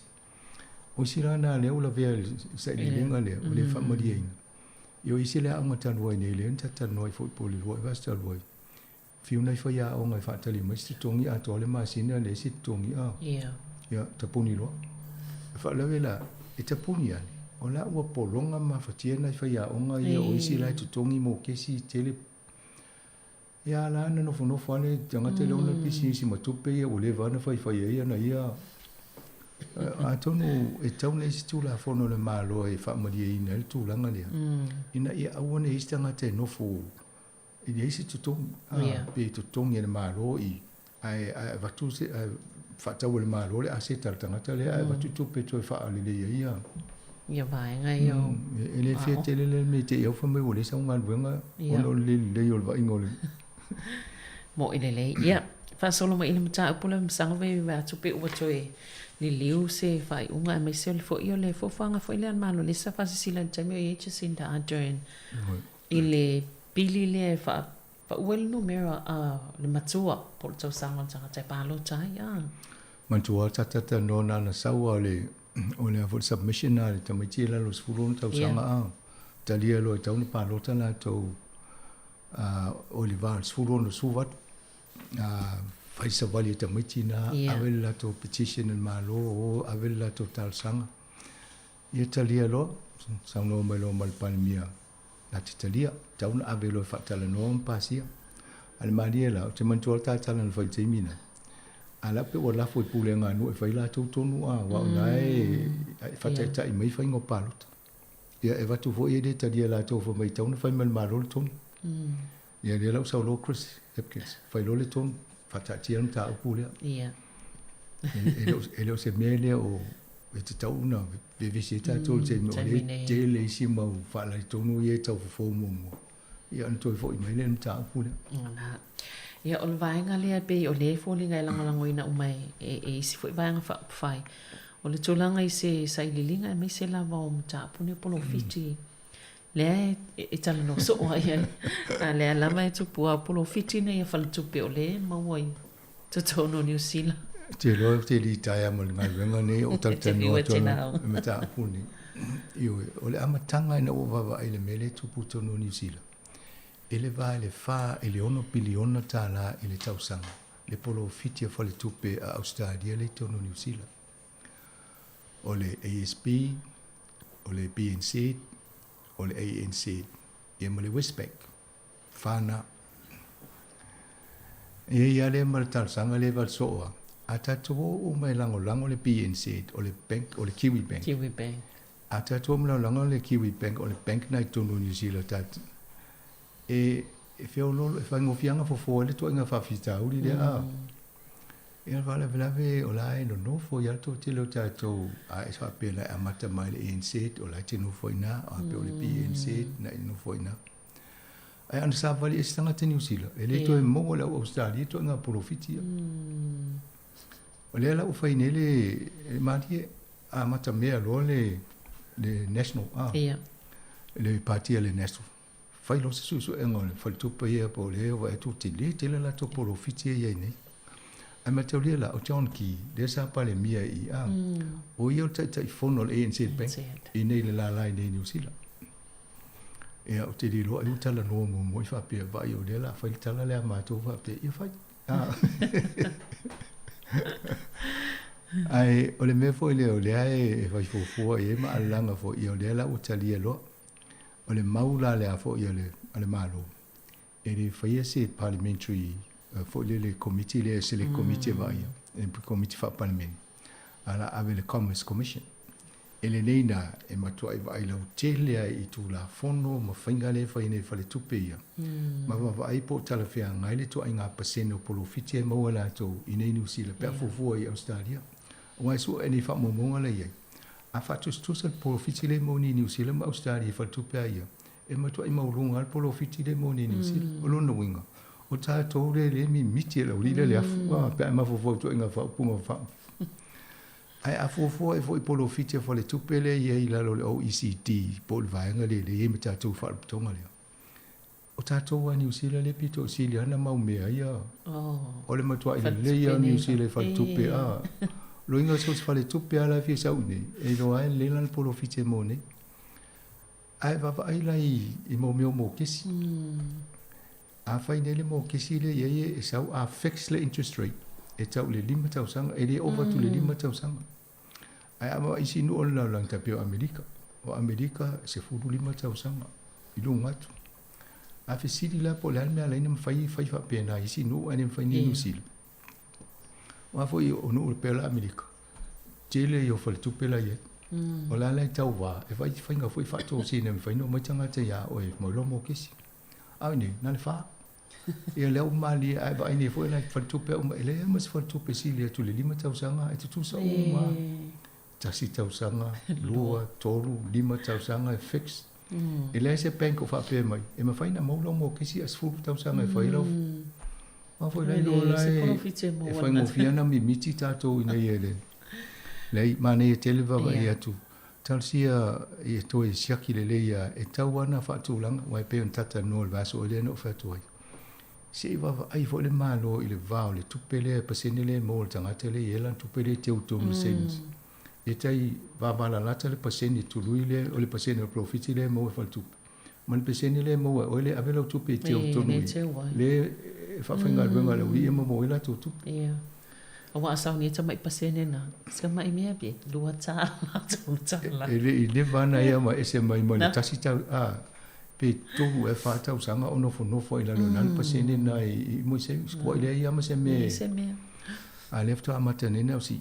Ai va ve no ulunga le lima e ono te loe do o le ono pasene la we ni to inga a pe e tala pe fo le tupe la le mo o le tu tupe a e la ke mo no tu pasene le termine ia ai pe tu langa na la va ye mo tau ana fa se tu la fono le le malo ina ia pu le ai tanga tele ia ma fa si fainga au te tonu a ia ata to fai mo tanga te e fa ngolongo mai o le so o umolo e se uma ma to pe se fa tupe every kiwi bank ave fa tupe New Zealand na la tije lo la ia wa ni New Zealand o le kiwi bank na la na fa vai mo tato ina ia tau ia fa fito ai e fa nga fa le tupe na fa sa wa ya tato ia o le cooperative bank le sa PSIS po le Public Service Investment Society la o cooperative bank day ia ma Taranaki Savings Bank pi o vainga ia lo te mantua ia o te mine ma sani anta tala noa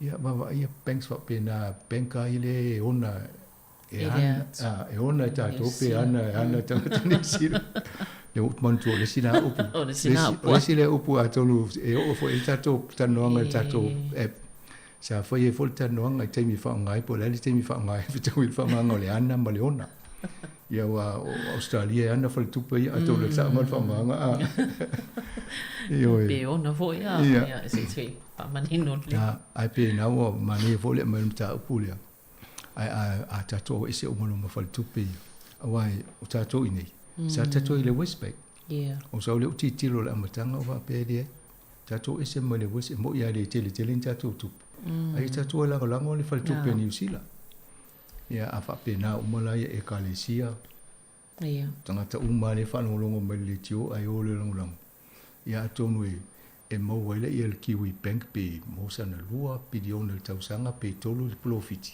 a tu pe umana e mai so ni malo to fa sa fu ma tato e benefiti o nanga ia fa social service ia o education me fa pena ia mele ia na le tato ave tato tupe o ave la to ia tato vai tu loi fa ngol tau sang Halo foi. Ia lo pon mena le a tona ia nga foi mo nei tanga tani usila ia wasi in no foi Australia ah. Si tau fa so. Le malo si o tato ia nei ne te wei tupe I fa tupe. Ana fa la velo benefiti o Australia o la so ona sa wa Australia le o ni benefiti mo la to. Ale la to o la benefiti foi a tini ele fetau. Wei nei ma fo anga taure tawe na te wai tupe fa tupe a New Zealand. Na tonu a. O te loe o malta por kola mene o tata no ani ta puni. Fa malo si awa yen vai ngai. E ia o EV cars ia e po ta vale ia tu ngai e. O le ile so ngai le sa fai mana foi pem pena ta no e musanga le vai. Yo e. Mani tele o le tau fa malo si au male malo e o fu la lang. E matana anga ita to fa ngai ya ta vale ya lu le wila.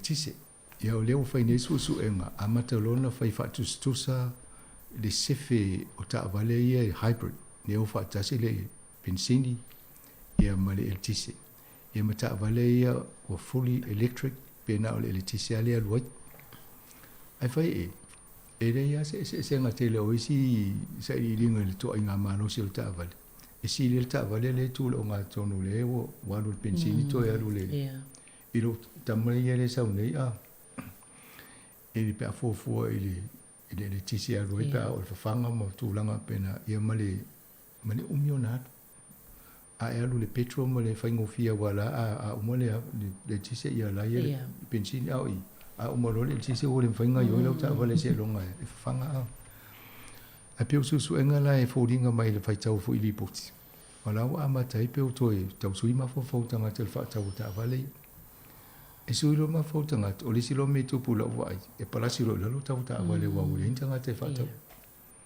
ia a te tonu a o le ata mo fai fo I fa le ia tili le technology te pe ia o me fo mai e mai ale te me tau fai ai wana le ia o te mua e pe o mai Tesla market e shakin market pe fa pe I mai ia vatua saule ia na natua ale fa pena al vat foi ai pe de ia foi ia mus foi tangata ia to sui foi lo sisi fainga ia fa pe o ina fa tau lau ta vale elitisia ai na te luai mane foi sia so na fa so mai le tato por kala me pe ta noe o pe le ngana tato ta no ngai tai au e fa so mai e inisio o experiences por o foi sia me na si le fiel fa ngango ni so o loa me fa pene e so ni foi isi o le au fa no longo tato ina fai folo la to fu fanga pa o pe o ma fo fa to sta vale mane che o le wa ia se manatu po se fa ninga fo ia le ampasa po le official le ampasa sai nei tono Wellington mo to inga fa sanga I le e po le malo fo isanga tfainga wenga le official le malo New Zealand po ia ni va nga fo io tau fa pe te wa ven fa mtalanga mani fa mo le malo te fa pe fa le anga isa ia tanga te sa fainga venga I le malo o le wa fa malo lo le malo le mai langa venga o lo to ia fa pe o te le nalu a watu fa mtalanga o me tupu to New Zealand malo saina io me ia te lo la mai te tu ma tai tu ina la venisio le o le GSP le vanga le va ia le cam security le sangoli mutato le official na ia me se fo ianga venga malo e mata tu ina tangata po fa maoni fa ngola tanga venga po atu tu fatu ia fa momonga me le tauna ave tu malo sai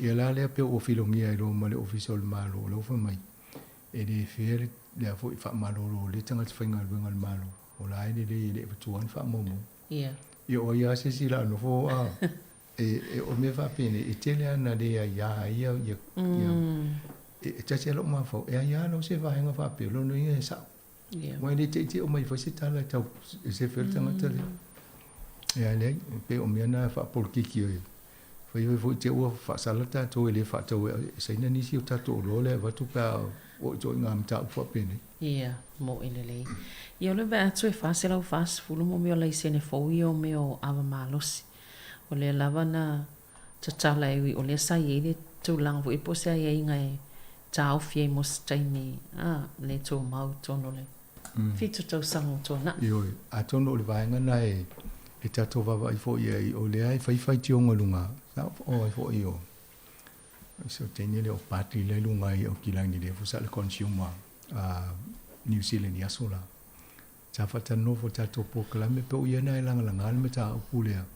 Na le whai o tūla fono ai le o whatinoa Te le o vaenga na i whatongo ava malosi ma mea na e ia e malosi tele le lopi po le lango la ui e whatau le ava malosi e fi wala me e pasi e tūla fono ai le whamanu e wala e tele le pawa lai no formula tō e ai pe o vaenga na e o polua mani e tele le una i e polua mene e kwa i malosi ale tua a community o polua ta fie i vaenga ia ia tonu o mena o le tau wawa ai fo ina ia whaititia a misia i vaenga na o New Zealand le tele mo me o sa wanga ma wale vela me tupu ai ma fu mai a mene o le nuama ia ia me se foi pe me va pe la talata i faitio isi na la tia o ma tulanga va pe na me tonu ana le tu ia ang sanga ona i fo le fa mo tato kala me fo sanga tangan venga o nga le fai tai nei ia tono le a fa mo tai fo i po kala me nei tai a wale le fa tai tele a o le fu tai a tai tele na malau fionga msanga i whaftai fo le malo lau whafonga tata pukalamina o tala lau alunga nei vai aso tai mau fo le whapoponga i le asfarali o le vai aso fo ia tai minei asai fo ia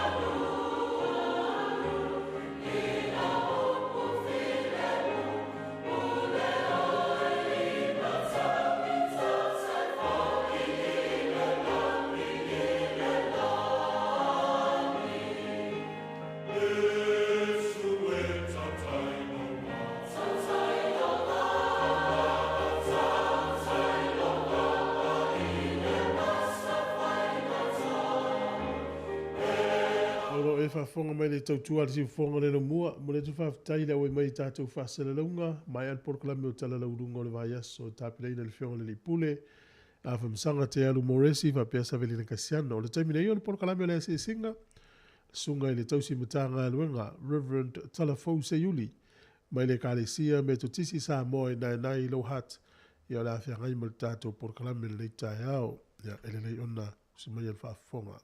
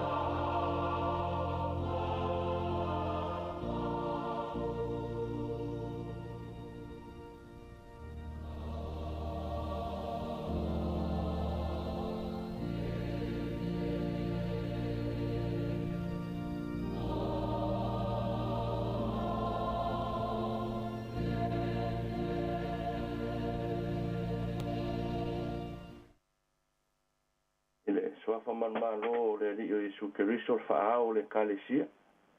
O te whaatalo whātua i lau whaafonga anga. E o po ia whaale antunu, po ia whaale malo, po ia whaale kalesia. Tai ngane le tāpua inga mau o ta māma tina mātutua. O whaiva tāpua i le pō le whala maula le mga lafa. A wala wafi ala ala a o iai le atunu i whi au ma whaiva o le nei aso. Whaatalofa, whaapitoa, whaatasiai ma mo o ngā lofa. I so se maota ngase ngase, whaapea le tā o i o le whala. Le apulsia o tō whanga i a inga malawa. Ma lo le taliti ngā. Ma lo le whaatotua. A o iai ti ngā ma whainga tā o le ola nei. Whaatalo whaatu por kalame le asi singa le nei aso.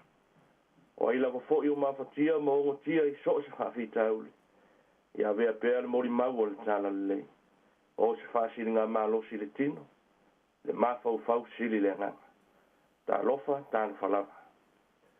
Wawo mauti noa e le mawhai e le oti. Po le ola.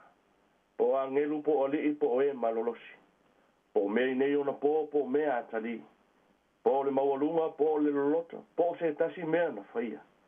E le mawhaia ia mea ona whaatese ina mai tātou i le lofa o le atua. O lo ian ke riso Iesu lo tātou ori. Tātou te talo. Mātou te leo loa. Awa e ngā lulu e fua e mata ala fua i mātou pe au noa moe. A fio mai o e nganga po ia. Wha po ia le nei tālo sanga. Ia o la mātou mori mau i loto o mawhatia. I la tō soso i mai ti ngā ma o ngotia i so se ti ngā. O wha alawalawa fo i e maroloa i mātou. Ono Iesu Keriso le li i marwhaola. Amen. O la tātou i vi i le vi inga e ono sful malevalu. Ono sful malevalu le vi inga o le atua.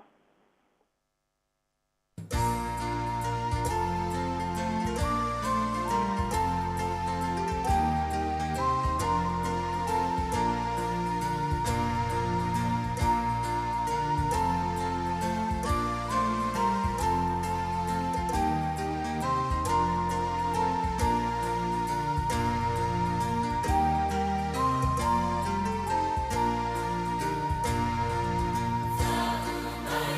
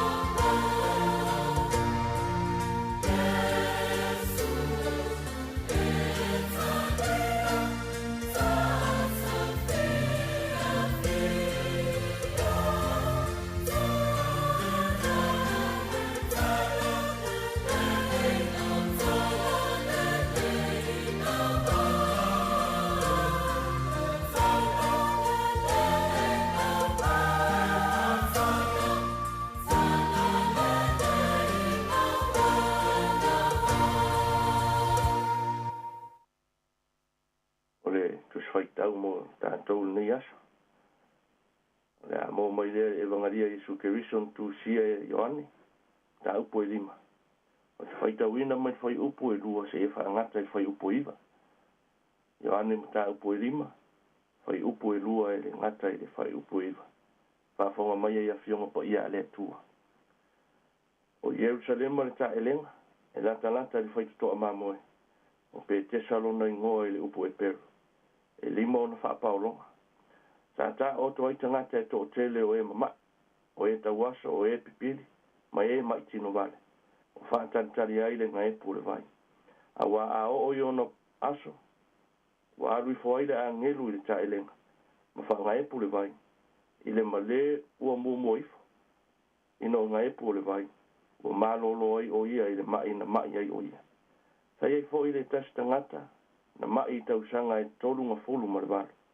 O silsilantu Iesu i ante ia o ta oto. Sila fia foi wa loa i ante ia o le mai. Petala i atu i ante ia. E te fia malolo ea. Tali mai i ante ia le na mai. Lea li i. E lea i lava si tangata natu ina i whaa i le ta elenga. Pe anga e pule vai. A alui fo au e mua ifo le tasi i ante a. Petala i atu Iesu i ante ia. I natu ia i lunga. Ave ia lo moenga ma ia e savali. Ona malolo leo le tangata. Wa ave lon moenga, ma ua savali. O le sa pati fo i le aso. Pa maan malama ma whamanino mai le tua le whaitawino ana fionga po ia. Ma ia tu mau i ante ia lona lava vi inga. Nei o le whaavavau. O le autu o le whamalosi whaale nganga o le nei aso. E sila fia e le li o tatou tinga. E sila fia e le li o tatou tinga. Fai mai e sul tangata mai. E te fia malolo ea. O le mori maua Ioane.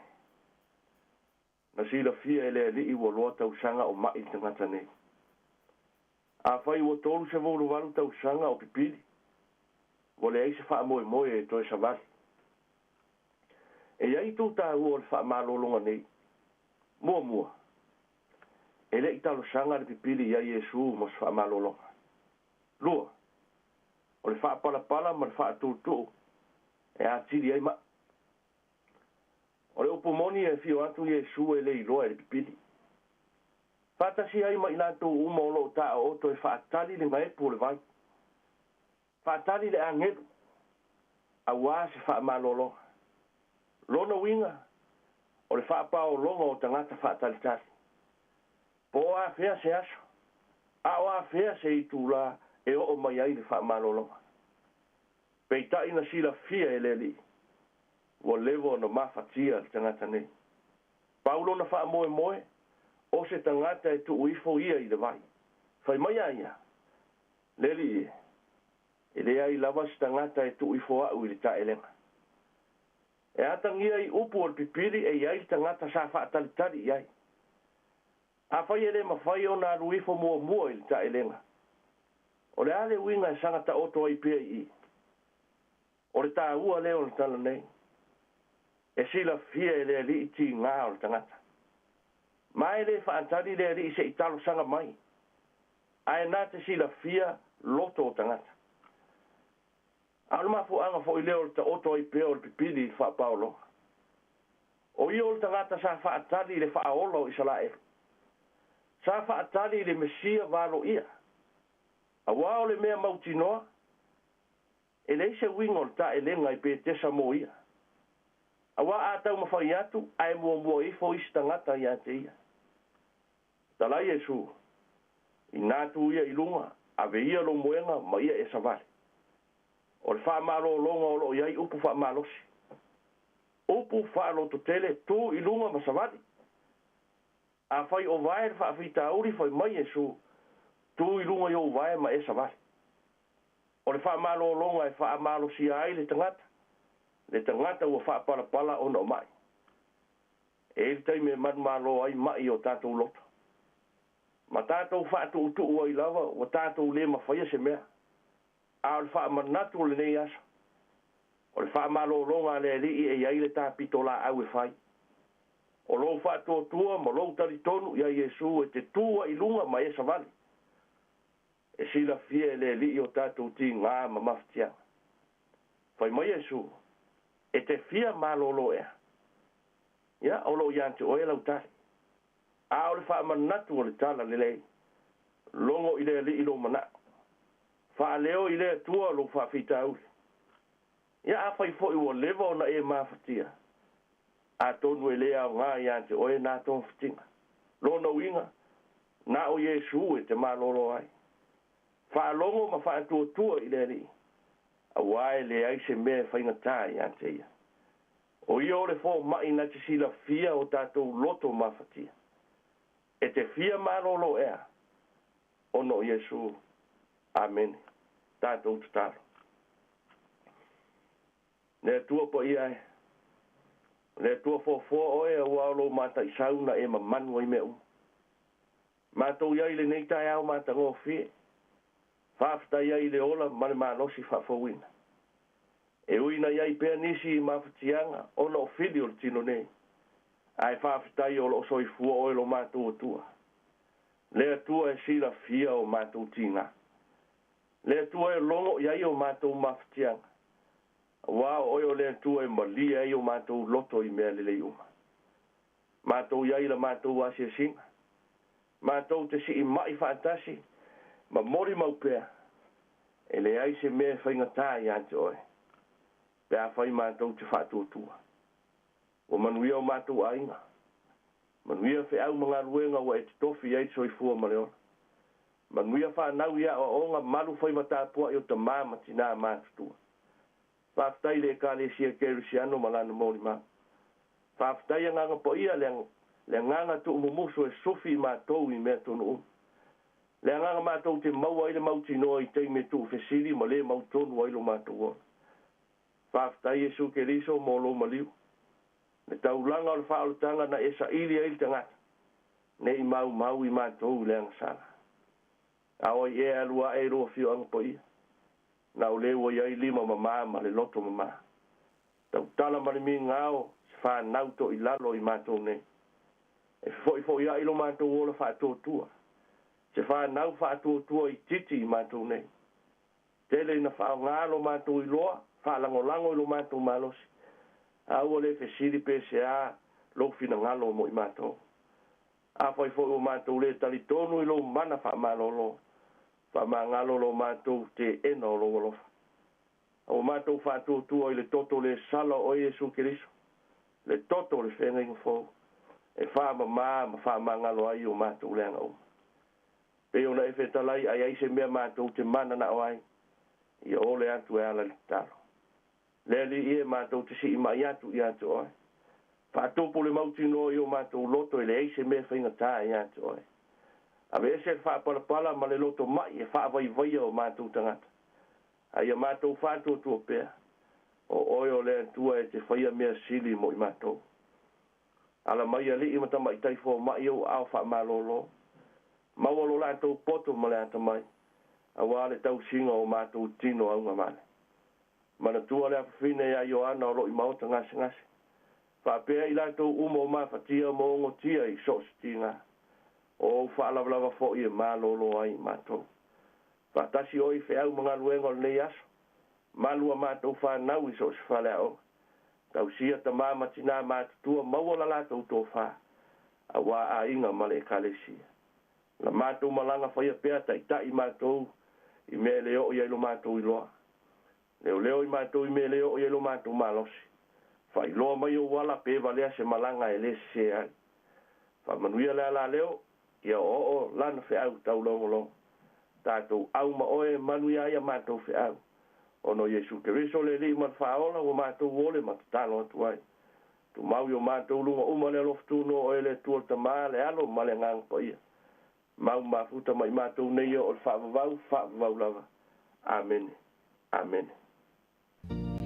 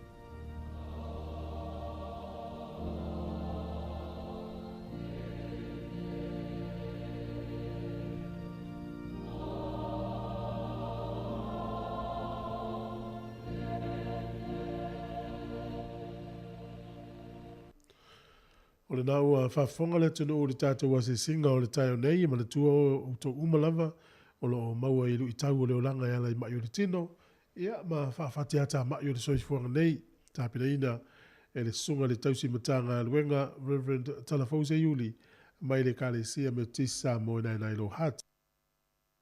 After ye tuai le sunga le tausi matanga luenga, wha malo tā pena, after mo le upu wha malo si au foi me le fiong pa ia le tua, mai si le talo wha manuianga, ia le talo foi wha manuia le tua maanga le yatu, o pena mau tele le sunga, ati foi le wha after foi tapo inga le kale sia, mal no fualo, ma le whare tua mal no fualo, a pe foi le kale sia.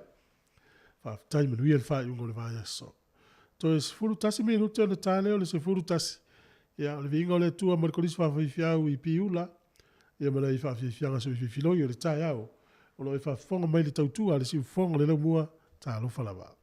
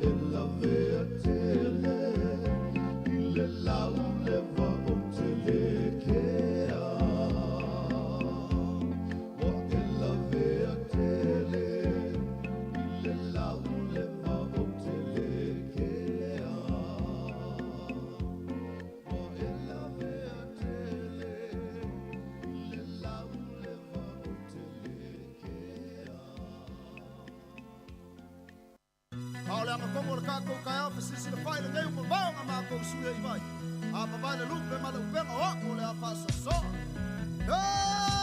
wa usi la wa fa so so kulai se Samoa e la uala nga upu e mama e le taba e yona fulu e avantu ai se pautu anga tau fi maulau anga nuu a tau nuu ni malo le au manga wa tau fai mio ali itai au ole nuu e topu le matai ma le aba e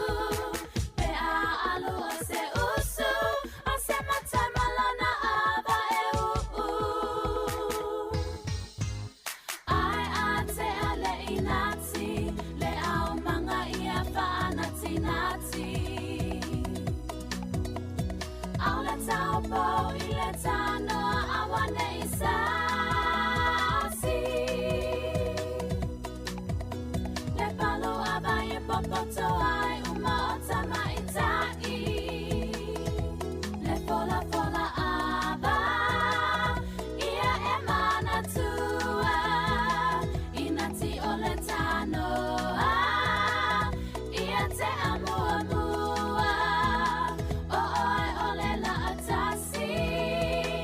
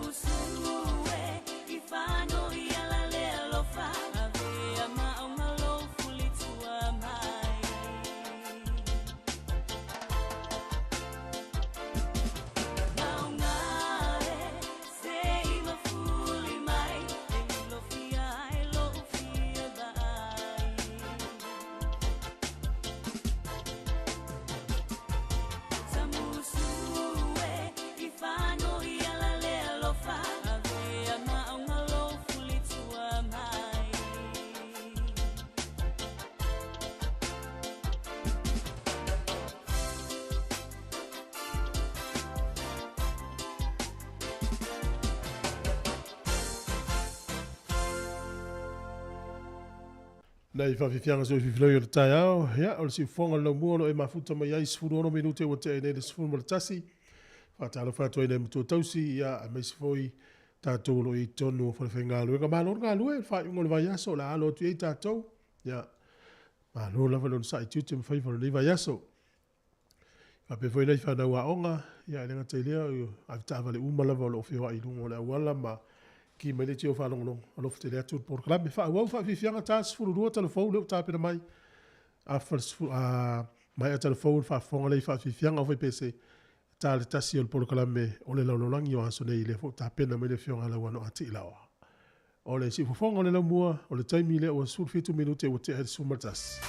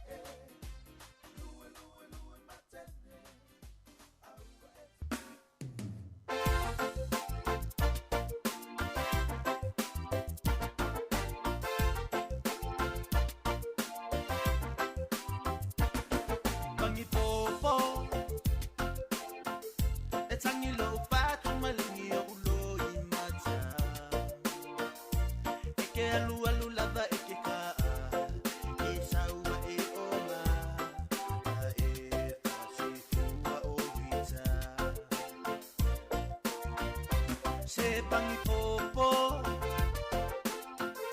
o oi o le ulu o le ainga o le taiala o mea uma e le pule male sawa ata sina le tau tua mai o lita pangi popo ai la le wa uli o le matau rita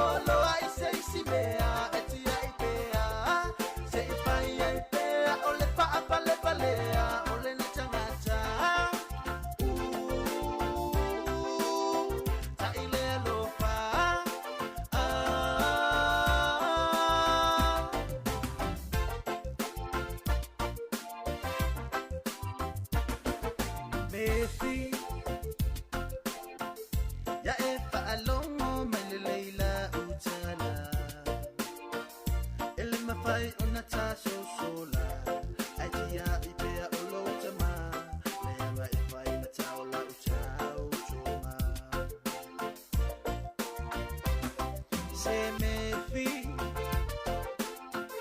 ya e fa manga lo pe ya te ia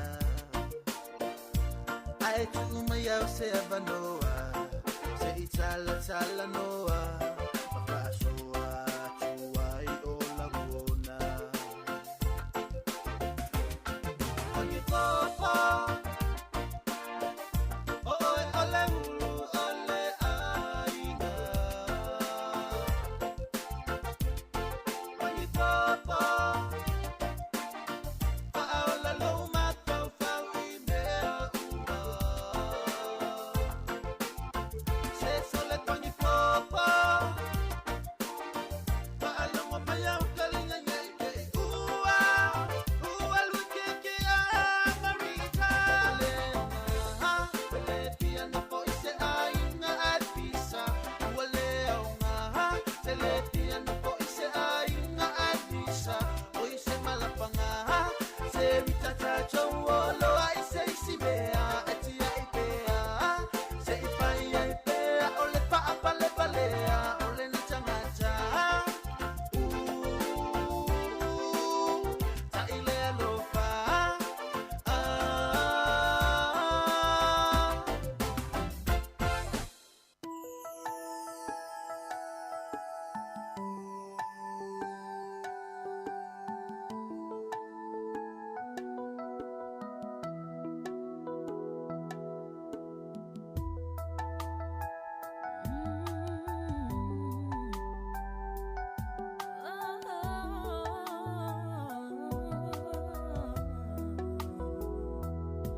In the corner of the bar that stands a jukebox with the best of country music holding you. You can hear your 5 selections for a quarter and somebody else's songs when yours are through. I got good Kentucky whiskey on the counter, and my friends around to help me ease the pain. Till some button pushing cowboy plays that love song, and here I am just missing you again. Yeah. Please, Mr. Please, yeah, don't play B-17. It was our song, it was his song, but it's over. Please, Mr. Please, yeah, if you know what I mean, I don't ever wanna hear that song again. I know I need to be time you Beva inaila e afete saili imaunga. Oh, te tauto atula upele olo uola.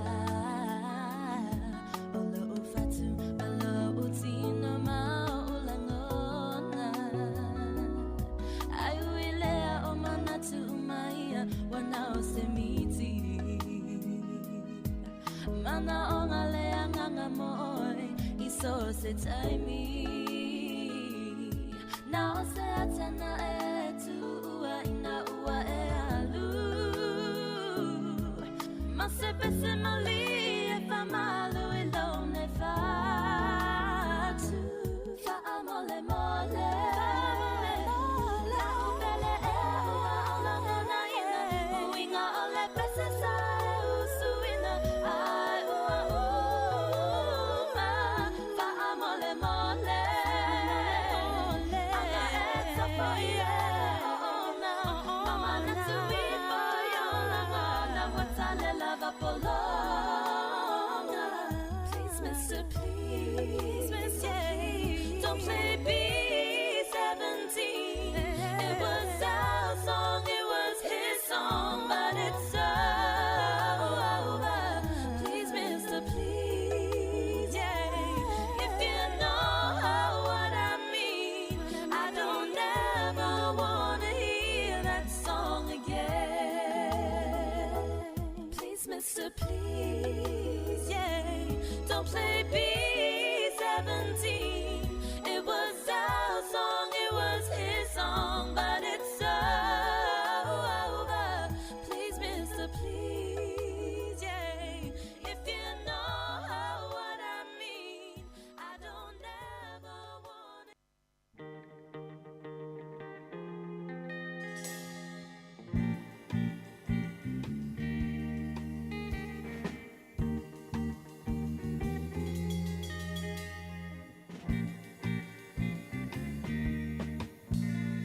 Walu ole po atoa e maua sa umoe ilo manatu atu ya oe ua e tua ai ua sili atu se tau silo manatu Afaiolea, ua lavalea, Afaiua e musu, sau se pai mai se upu, ne te wapei ole tasi upu. Moa moa lulu, niu niu pulu, asili ona faa pupu. Nei e tongi le moa, ai ukulona apa ne pei ole tasi muangangana e pasia ole ngata ai pupula nai ona mata e pasia ole ngata ai pupula nai ona mata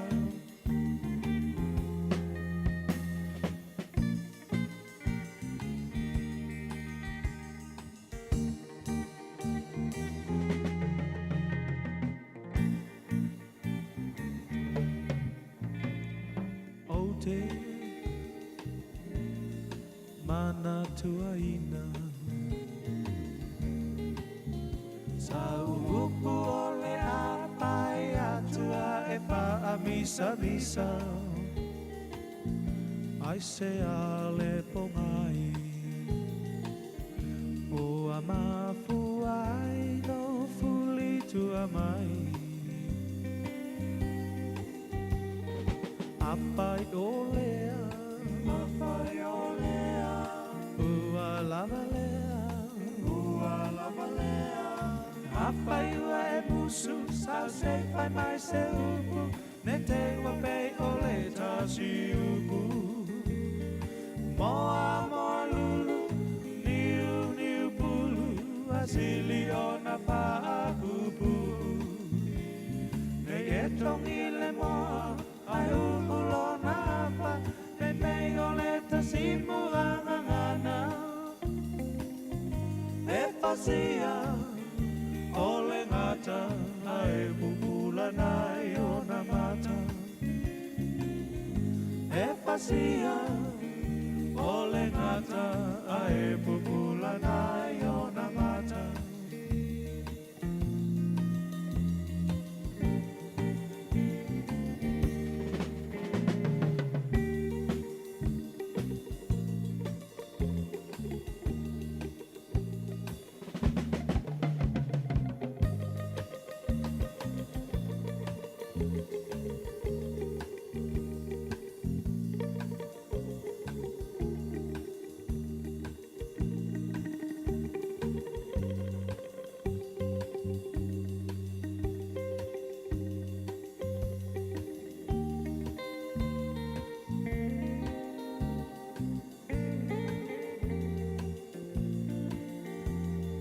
Apai ua e musu Sau se pai mai se upu Ne te wapei ole tasi upu Moa moa lulu Niu niu pulu Asili ona paa pupu Nei e tongi le moa Ai ukulona apa Ne pei ole tasi muangangana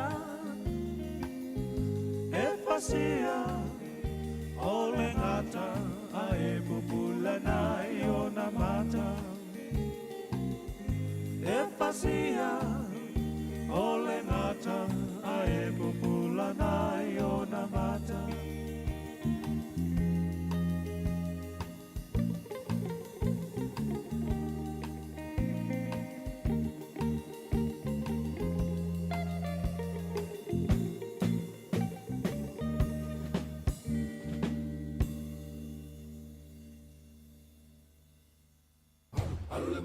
Le manu samo, alu male ato iai. Alu le manu samo, tama tama toa e toa tama. Alu le manu samo, alu male ato iai. Alu le manu samo, tama tama toa e toa tama. Wa e fali, ile lalo langi, le loto tele, molo watu nuku, e mafuai.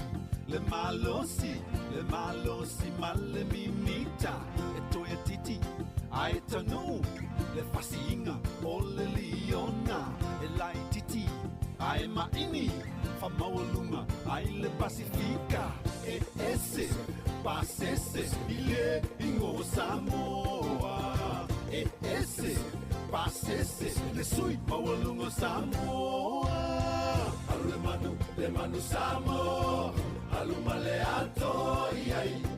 Alu le manu samo, tama tama toa e toa tama. Alu le manu samo, alu male ato iai. Alu le manu samo, tama tama toa e toa tama. O vai iai, le lalo langi, lo loto tele, molo atu nuku, e mafuai.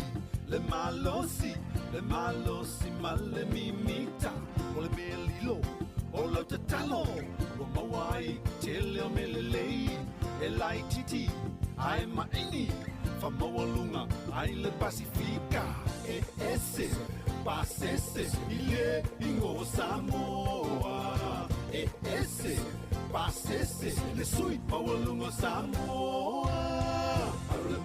Le manu samo, alu male ato iai. Alu le manu samo, tama tama toa e toa tama. Alu le manu samo, alu male ato iai. Alu le manu samo, tama tama toa e toa tama.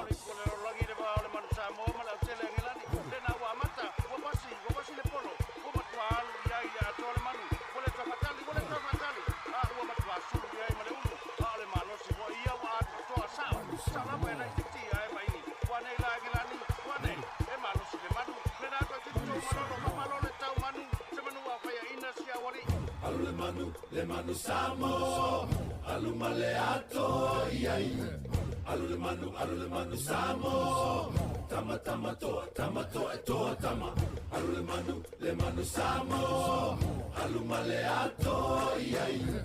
Alu le manu samo, tama tama toa e toa tama. Alu le manu samo, alu male ato iai. Alu le manu samo, tama tama toa e toa tama. Alu le manu samo, alu male ato iai. Alu le manu samo, tama tama toa e toa tama.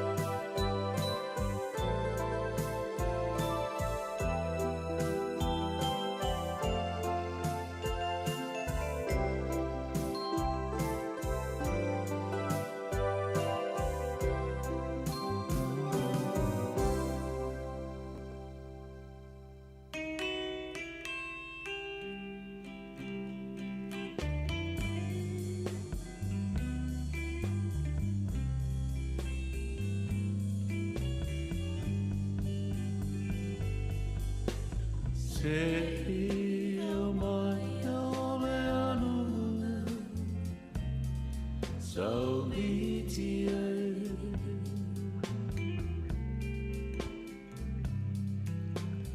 la u pele le fo I o te manao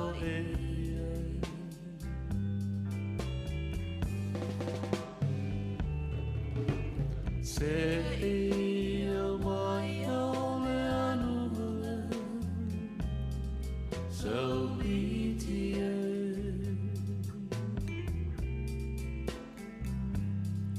la pele o oile wa o miti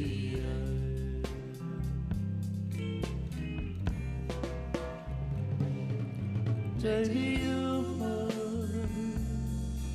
o te moe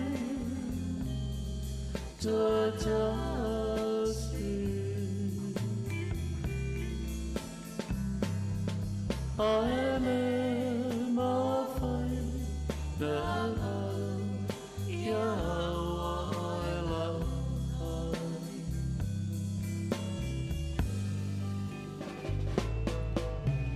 se I o mai o le anu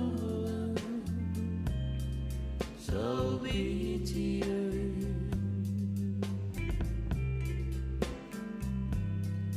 lau pele o oile wa o miti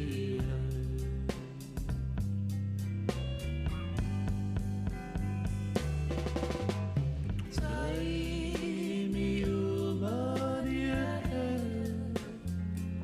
be a o mo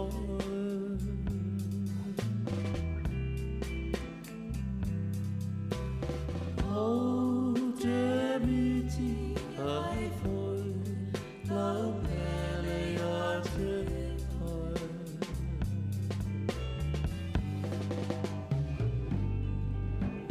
se o mai o le anu so miti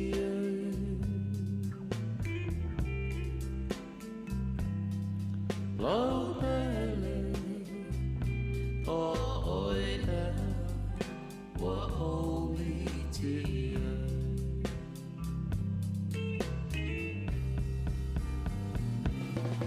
te miuma o te moe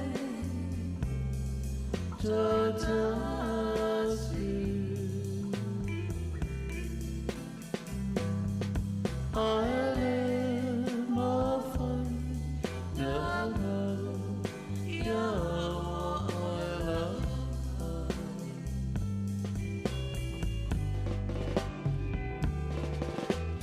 se I o mai o le anu so miti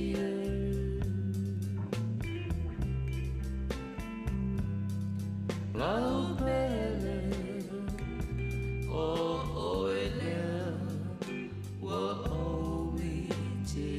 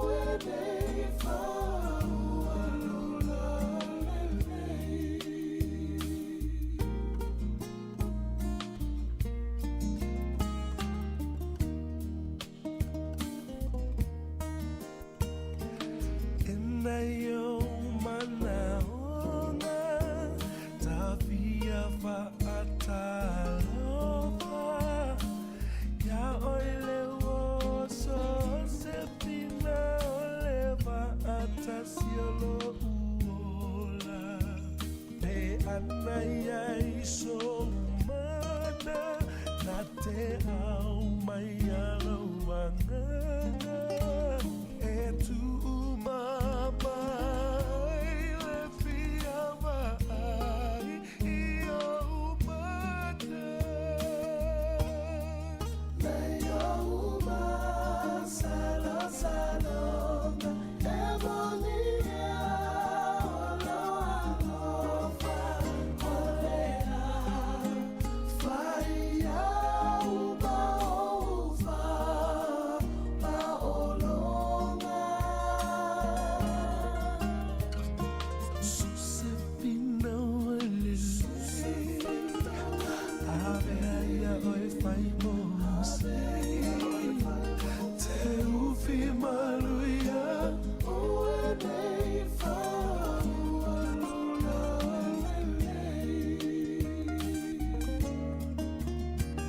te ufi maluia ue nei fa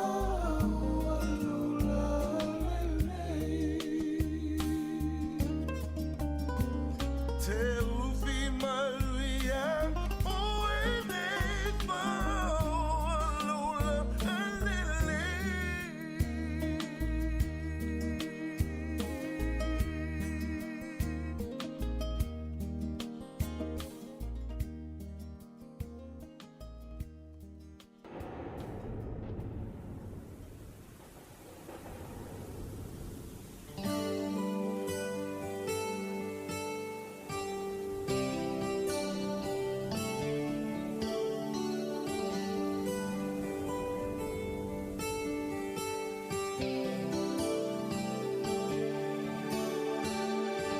Ia tolu timu ile toapa o le vau ia ola. Ia tolu timu ile toapa manu ia felelei. Ia tolu timu ile toapa o le vau ia ola. Ia tolu timu ile toapa manu ia felelei. Na o ala na lo utamai o ile lau. Ya liu liu mayo fofonga ila utangi. O usonei ia nonopo e alofani. Ele ai so malosi na oe tuta itai efo mai le loto fa amangalo ia etali mai Yesu na tatalo ia tolu timu ile toapa o le vau ia ola. Ia tolu timu ile toapa manu ia felelei. Ia tolu timu ile toapa o le vau ia ola. Ia tolu timu ile toapa manu ia felelei. Ele mafai e umalosi malefetu Pana o e ya ile mana male mayu itai ise wasili ona fatawa ia e fa atupu ole alofa mai le lotoma so oseto alua ua male pele mafutanga ia e fa alelei ia e fai e pei o tavita mai o natana ia tolu timu ile toapa o le vau ia ola ia tolu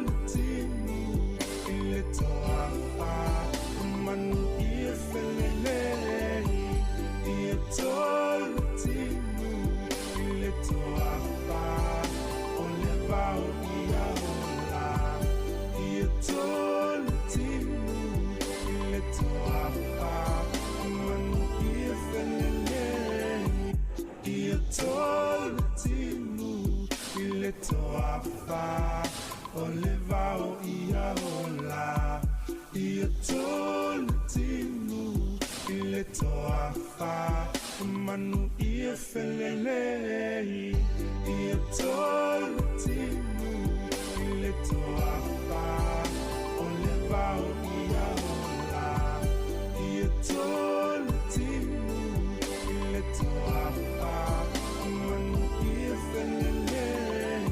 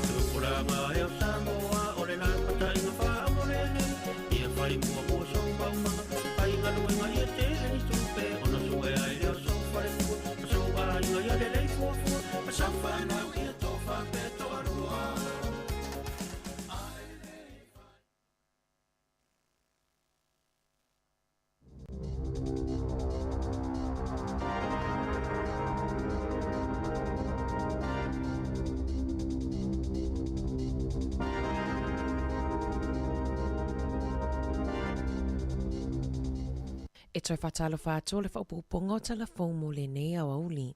Ua whaalia se manatua le ali fo mai a Jamie Ioane e whaatatawi upenga ta whailangi fau po o le Chat GPT lea ua a matau na whaonga e tangata sa ili fesoso ni ai mō whautuanga i le soifua maloloina. O Ioane e ngalua i le ati na enga o chatbots whafo mai na ia tā ua e le ATT fo mal se fulupasene e si se ai whaamatalanga e maua ilunga o le Chat GPT. Pe a taina i aini fesili tau i le soifua maloloina, ma o se popo le ngatele lea ua i nei i fo mai. Pe taina wa fesili ngia le staff lea li i fo mai, pe na te finangalo o se whainga le lei lea e whaia e tangata o le whaonganga lea o le Chat GPT e tali na aini fesili mo ngase, na tali yoa ne whaapea, mo le taimi nei, ma le toa i titia i o le au whainga luenga i whale mai, o se whainga le lei lea, e wha mama awenga ai i le whaafita auli o whianga i ai nei mawhale mai.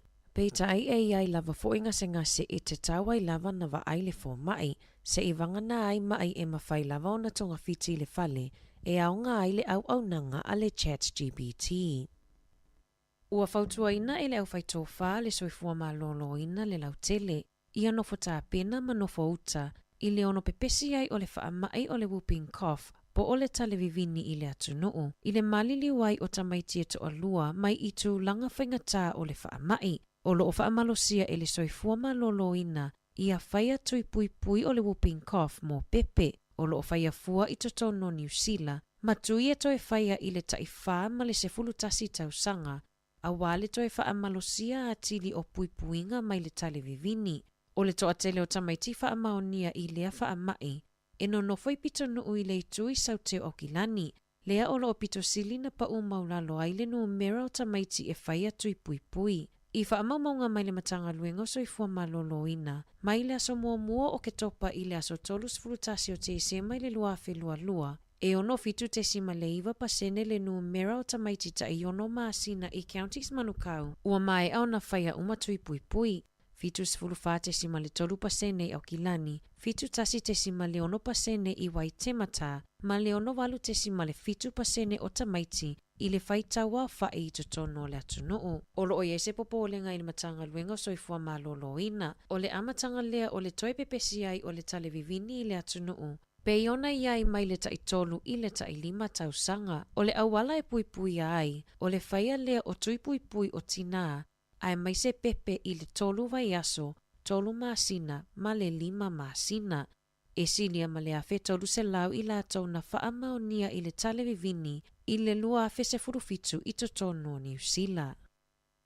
E tusa ma le toa tolu se fulu afe whaia onga tūlanga lua, o lo whaamoemoe e awai i se solo te e i le aso tofi o le vai aso fōu. O ana na fina mawai le whaai unga i pālota whaia onga i totono le atunuu. Sa fina wina i peta lia le si itanga o totongi na ofo mai le malo. Peitai, e toa tele whaia o ngā na te e naina. O lo wha moe moe fo i whaia o ngā o kolisi ma o ngā amata e awai i solo te te. O lona winga e o atu i le 50 afe whaia o ngā o le a awai i solo te i to tonu o le atu nuu. Sa tau tino e le te whatuora, le se o nisi o whaamatalanga po o data, e whaatatau i taimi whaatalitali i le vaenga o le ED i nisi o whale mai. Sa whaongai nai le itu lau atoa o le fua whaatatau o le whaatinonga o ngā luenga le soifua malolo ina. Pe ona whaalia i lunga o ala tau upenga ta whailangi. Na whaalia e le pulesili maji apa, ua whaato ese le matanga luenga, i se whaale tonu ma le sese o nisi o whaamaumaunga ma whaamatalanga, i lunga o lala tau upenga ta whailangi, i le masina o Novemba ma te sema, o Northland na mawai nisi o whaamaumaunga le sao, le silia ma le iwa pasene o tangata na o atu i le ED, na mawhaiona wa aia fo mai i to tonu o le ono i tū la, ona na o le whaitau se lau tangata na whaamawina, na o atu i le vaenga o le whale mai i to tonu o le masina. Peita ai o le whainu mera whaamawina masani, e silia ma le 5 afe tangata. Ua whaalia i reporti mai le Dyslexia Foundation, le toa tele o tamaitia onga e iaimana onga whaapitoa, ia onga e mawala lalo le tamau a inga, e le o mawa le fesoso ani tonu e tatau ona mawa e langolango ai moa la toa o onga. O tamaitia onga e mawa i le dyslexia, pe o mana onga whaapitoa e le mawhai ai na whaitau, si pela upu ma le tusi, e anga waa mo fesosoani, e mawhai ona iai ni whaia onga langolango la tau te whaitauina iai fesili, ma tusi i lalo tali mo tamaiti. O leo whainga o tamaitia onga o loo whaonga aina fesosoani mo le whaitau tusi, na si itia mai i le afe iwa se lau, i le fitu afe lua se lau o tamaiti talu mai le lua afe se fulu iwa. Ayo i la tau na whaonga aina le fesosoani mo le tusi, na si itia mai le lua se lau i le iwa afe fitu se lau. I whaamaumaunga la tamai le lua afe lua tasi, na whaali ai, e whaapa sene tamaiti mai a o ngai maula lalo tamau a inga e maua fesosoani. Pe a whaatusa i le se fulu tasi te si ma le iwa pasene o tamaiti, o lo o maua le fesosoani i a onga o lo o le lei tamau a inga.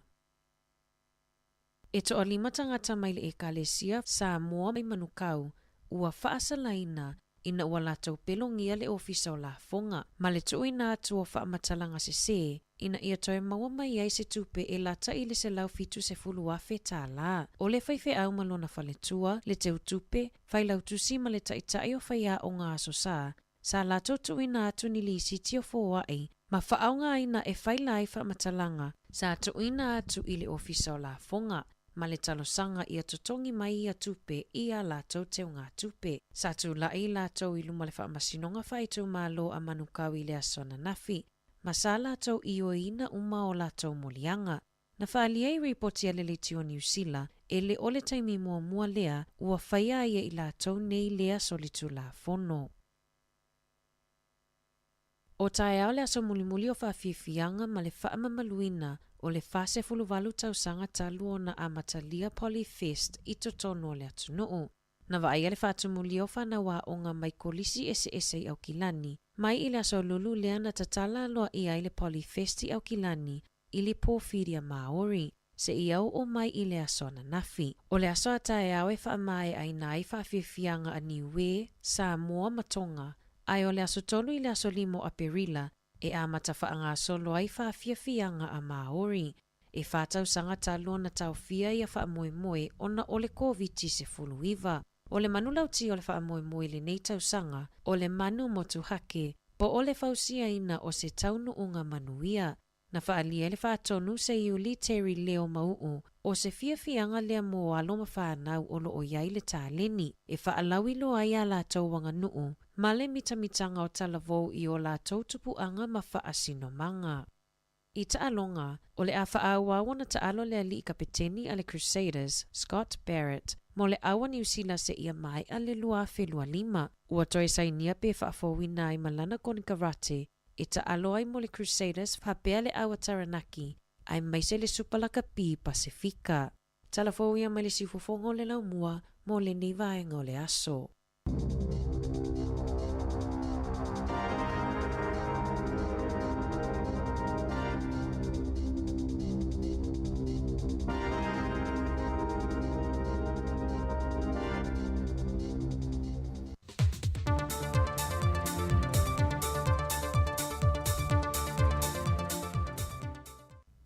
toi whātalo fo le tātua tunuu i le whaai ungo nei fo i vai aso i le whaau poponga o tala fau mai Samoa o se mai e le whaafonga.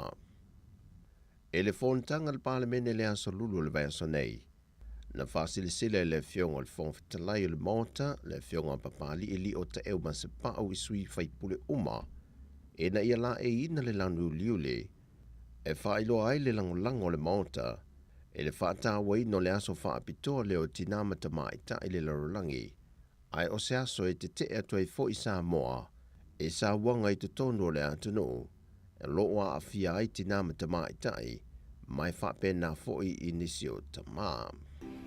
Manatua fo le na fa no te inga ina ia tau soro mo te ta i o le tunu ona lato fa ta waina le nei fo e a fa me mo ta ua o tato malo pi ona tau la mo me fo tato tanga buen ia ona le tulanga la vale le sa waina na tina ma ta tai ma nai fa na ia tau ko to ma o me fo ile talo a mata fo la so nei sa talo fa pito fo ile tua nei ia alo fangia le tunu ia ele ngata fo yo tama ia e fu tina u sa wa ina fo ni so tama ia o tau le pe o le nganga le fa tai fo ilo tum tana benga male tau la mo fo nei fa mo mo ia malu a inga ia malu fa le tu la ngole fa mo mo le male ia e pe o le nganga na palmene ia le ano to se sila le wa lango le palmene le tu io ta ele tu no ia sila mai fo ila to lo la to fai ia fainga mai a mionga le o tau solo mo atu ta ele tu no ona la e atu la no ruri le aso ne na se ta watu ia ti la to le matotia malele mana mia o ia tu mawinga i te tono ainga o sawa ina tinam tamaitai e mese nai whana witi. O le mtanga luenga o tinam tamaitai a tina e o awhio anga maanga whasotai o lo taula mua le pol kalamere nei o le te te atu lea i sa wanga mātanga e whaasanga le whanau o tinam tamaitai.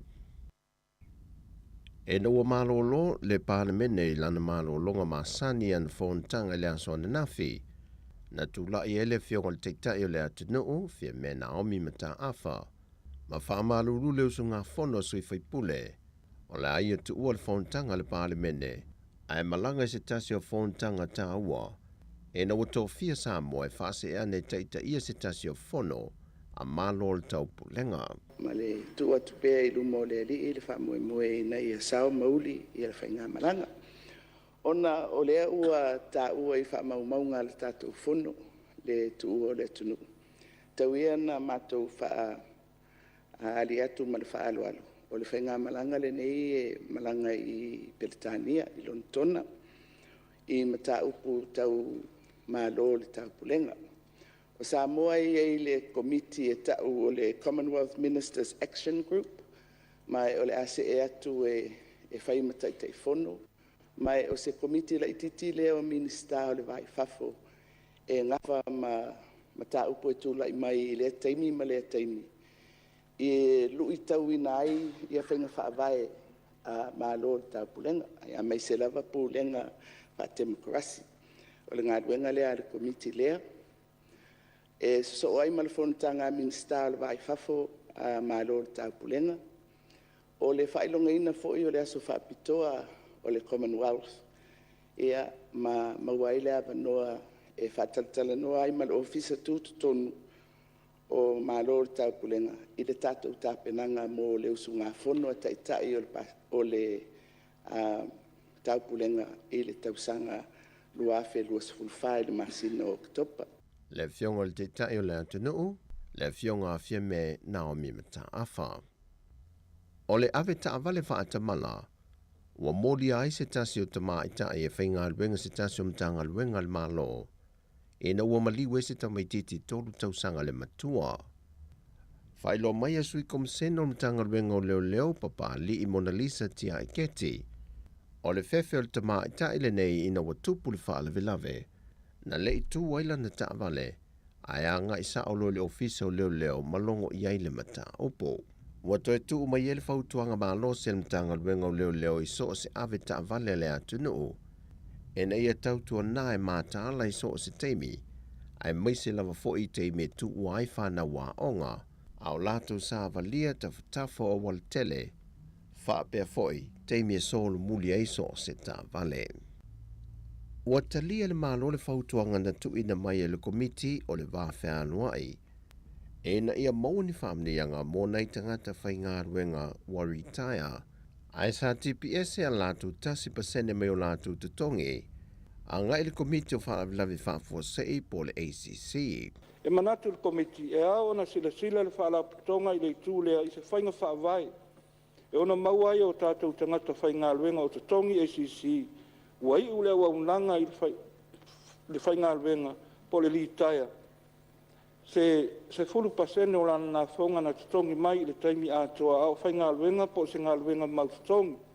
Aina tūlai le teitai o le atunu o fia mena o mi mata awha. Ma tali whaita watu le reporti le fulsia le teitei whono le komiti. No lanto ilo ina le whautuanga mai le wawhea aluai.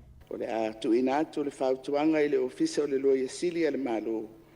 Mō le ilo ilonga o se teuteunga o le tūla whono o taui mo whaalawilawe whafua sei. E tanga iai e whaamatu atu se pasene mo i lātou wali taia e pei ona whautuaina. O tala fowia, whamanuia le tualeanga i atu le whai ungon nei fo i vaiaso, whaasoi foia.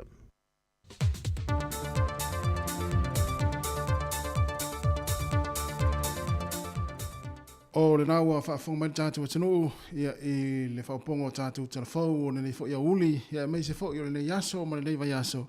Na tāpenina le tamaita ia ana whaasolo. Ia ma tātou tala mai sa mua meolo tupu le tātou atanu. Pe o na tuina mai le sunga ia tāse sa Lam Sam. Ia toi whaafonga ia i staimi o le awhiawhia nā nei. I le toi whaasalawina. Ia alea ua samali mai le tātou taimi wa se fulu ora minuti au tia i nei le se fulu mali lua. Le tautua wha o pea la wana leo. Le siufonga le lau mua le tasi o no tesi ma le tasi wha mō. Ia e whape fo ila na unanga i lunga o tātou upinga te whailangi pe o le Facebook ma le YouTube. Le o tātou mafuta i le nei taimi toi whata alofa atu mo le nganga wha aloalo i le pa ia maulunga le tātou atunu le suai o ia ona le atua sunga i whaafengainga ia meise o ona le tala le lei so se whata whai taulanga tina mātua mana i ta mātua o toi urutai o le tātou atunu ia o lo mafuta mai tonu a inga le nei taimi o lea uli ia e whata alofa atu mo le nganga wha aloalo meise fo i le mamalo le tātou atunu ma le pa ia lasi o lo mafuta mai lungo tātou upinga te whailangi o le Facebook ma le YouTube ia e whaatalo whatu i lau mai moanga le nea uli.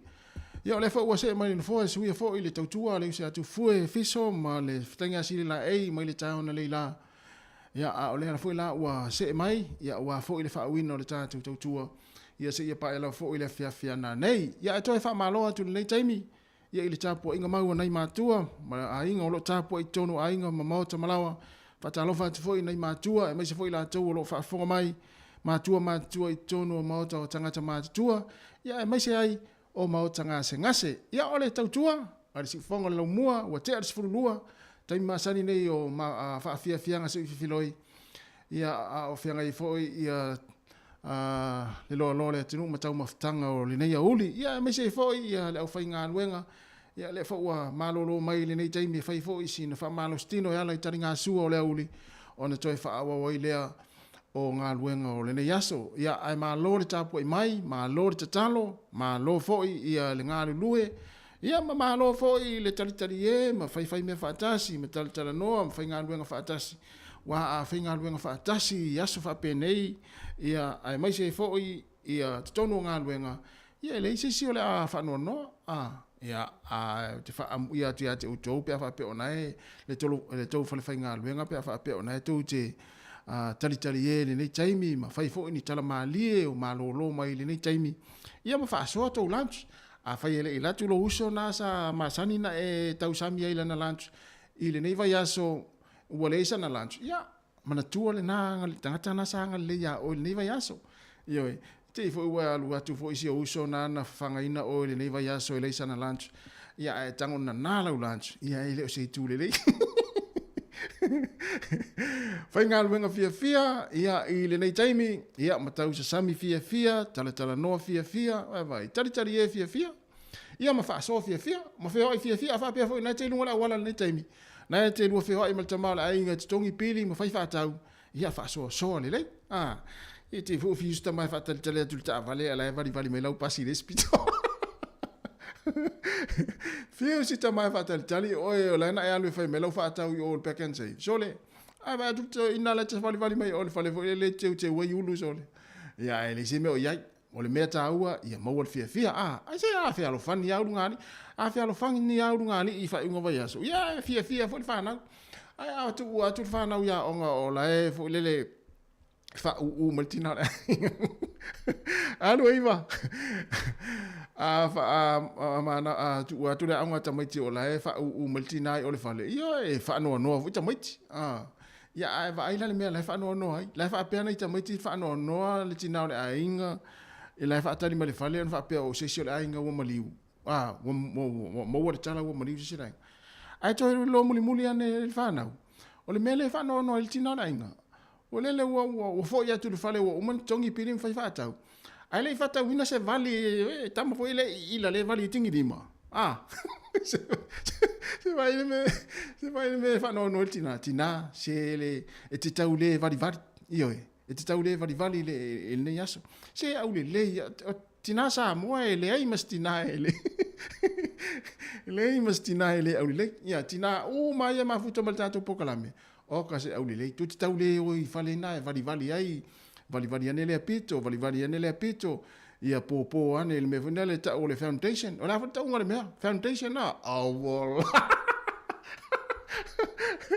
Mai lo wo no ia to inga pauta ia vali o tu tina me na foundation wo le po le ala fa ia na pataro va te anu ma psua va pe fo ia ti resa en ole au vali ia wa mata nga I mane ia hodi sunga risati ma lo so nga loe ia male mamanu tatu tunu ia tatu mafuta I fa fia nga nei taimi ta lo tasi ole tatu pokalame la lo langi so nei le o ta pena me fo ile fionga la wano ati lawa ia awala fo ia tatou pokalame na ia I le tula tasi ia ai fa misi lau fa tau vali ne yaso se I ofu leva yaso ona ele tau o toinga tau nei mato Wellington ele tau lia ni vali ona o lea wa mata on fa timu ringa su uma ne to se uma vali pe ai alu te mata ta longa hurricanes male ia ele se mela vali fu pe alu te ta po ta o le hurricanes ta alu ta longa male plus ia ai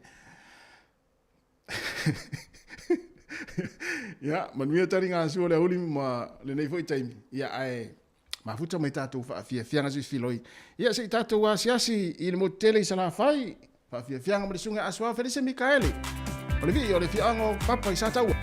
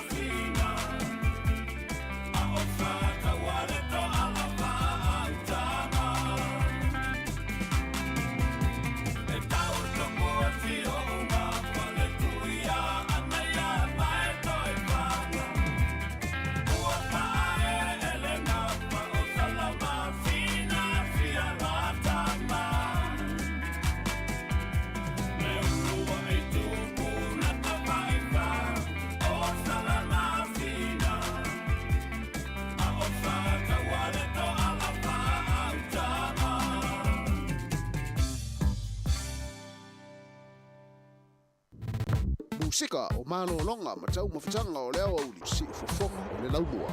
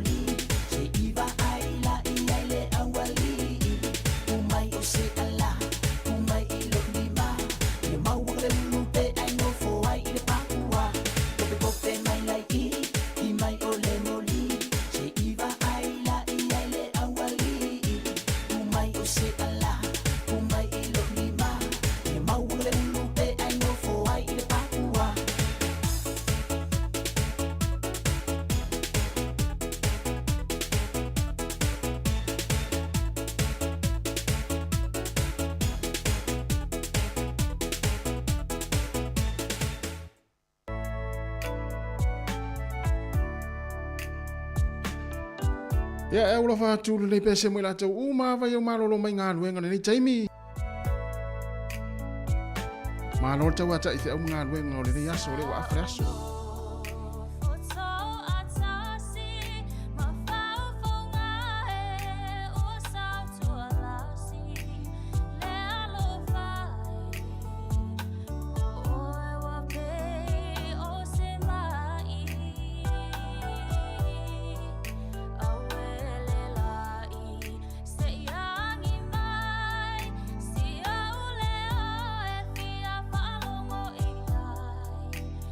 Baby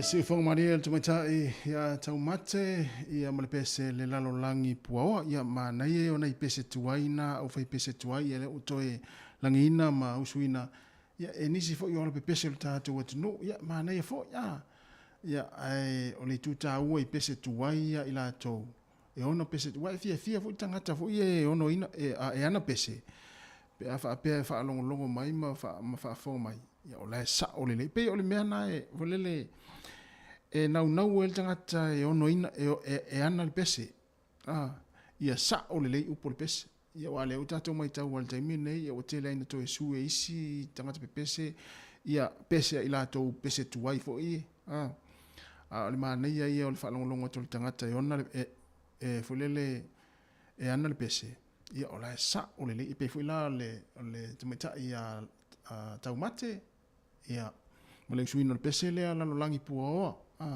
pese tuai ia nei o fe pese tuai ia ai ma nei atele le toi suina e nisi fo i o le pese le tatu tinu ia le tutaua ina ia sa o le ia upo le pese o le ua to e luas furu fa minute tale tu la tasi ia pe ona fa ilo atu poklame o le lalo langi o so nei le fionga la wano ati ilawa ia pe a tale tasi ia tale lua ia tatu tu e mafuta fo ilea ma tatu tala noa tu ila vale na taimi ia mfai tatu tala tele fo tala ngol fa ingol va yaso pe ona tala noa tu ila uso le ta ona leila le pokalame ata le ta ia mantua le fo inta fo ila uso ona leila ia ma vatu fo tatu tala fo le na vatu ana ia le solo te fa ya onga le ole a fa tanu ina le stofio le va yaso fo ia ta pena le yai ma fa no le po le ano fo vai tamaiti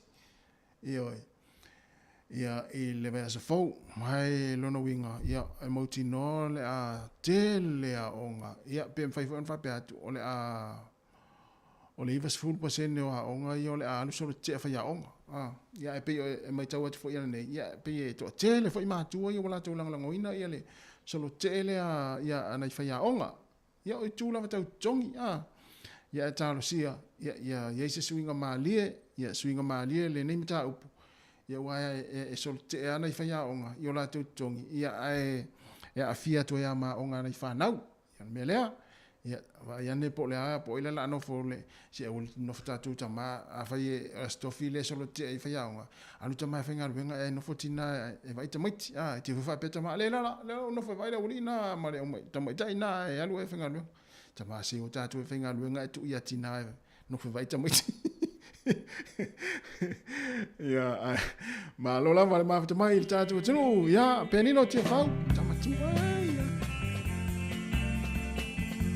no foi sala foi no ponto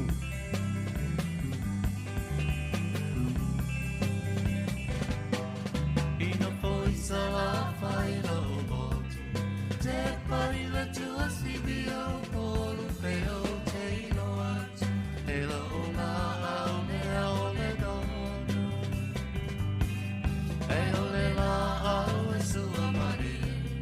Payole suka mai silie oh tukua nei pia itatan ole fare fare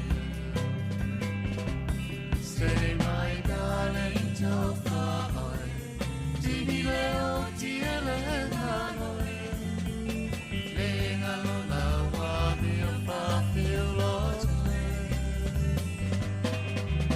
Te mana tu ala umasa Tele le fama janita ito far Te ola pele totasi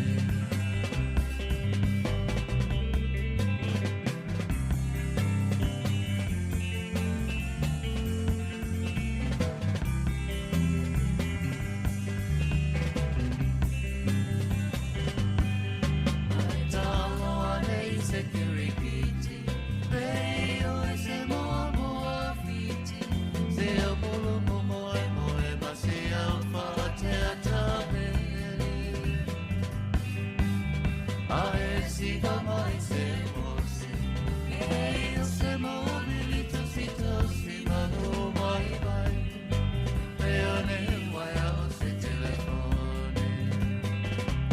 Say my darling to far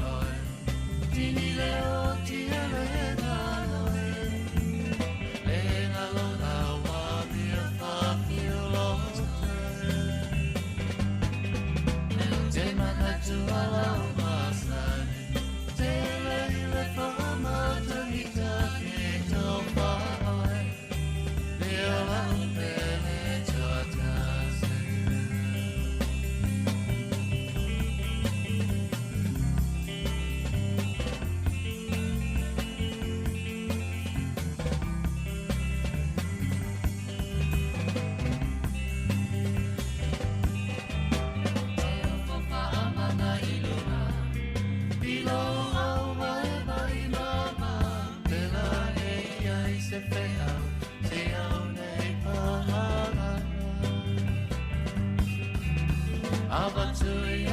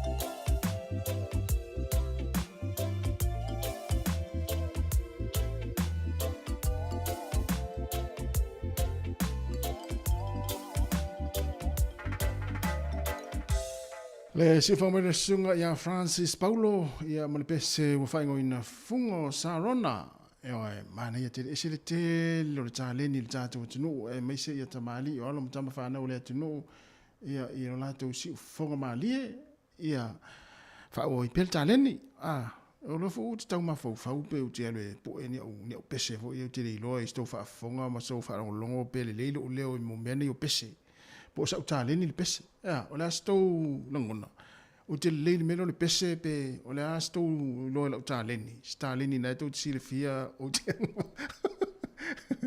o te ma Matala watu ya Erika Moela mafuta mai Samoa ya malo lava Erika malo vole asias tangata Erika Moela so le tuiti alfa se fulu Samoa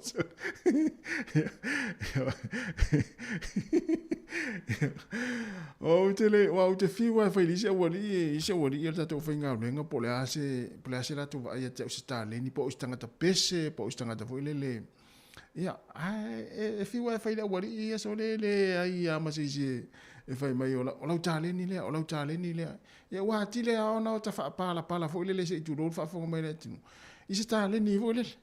Wana e whaapea o la tāleni. Ia te whamela ori e le sau tāleni. So se mea u te whaia. E fai mai ia na i uso ia. E le sau tāleni na. E le sau tāleni na. O le e lea ma se fai mai o lau tāleni na. O lo ta whai atu ai lea. O lo talanoa atu ai na i uso whai ngā nuenga. Last story o sa taleni le o sa taleni o le ale e sa oi pete no na lo ale ele ai mo se fai mai o lau taleni na wa pe awa el tanga foi le e va ve ona fiu pia fa foi le na fai mai na ele se fa ma lo si au le ai na fai mai e te lea nga va e te lea e va veila ona fulele ona e va veila ona fatil tanga ta fulele o lai tang fai i le toinga fa matalanga na e fa pea fulele a te fai atu last o sile o stanga ta pese ia ai fa pela to lima le awali i le mo tala noa e paua le tali a mai a e le o stanga ta pese e le o stanga ta pese a paua na le mele tata u fatal tali malo neru ya le la ma le tanga ta sa o la ya tama sa o la ya le la sta u sa o mai ya la tale ni fai lo no winga la ele o stanga ta pese o tanga ta ki música malo le ma ya le fu mai tamai o ta sila tanga te masani ona u fiu e fai ai pole a pesa tale ni melo le pese fai mai ana ya ele o stanga te tele anga va e tele ya ai fa tai le sunga ya neru le fai mai sa o neru tasi ele o stanga te pese o tanga te ki pese malo la man tau sa ya ma wato e valu minute ona tale o tasi ya a to fai mai ala ele o stanga te pese ya o mai ala si tato mafuta tu ana i pese ya santan i pese ya o fatu mo tato no pese le o pese al timu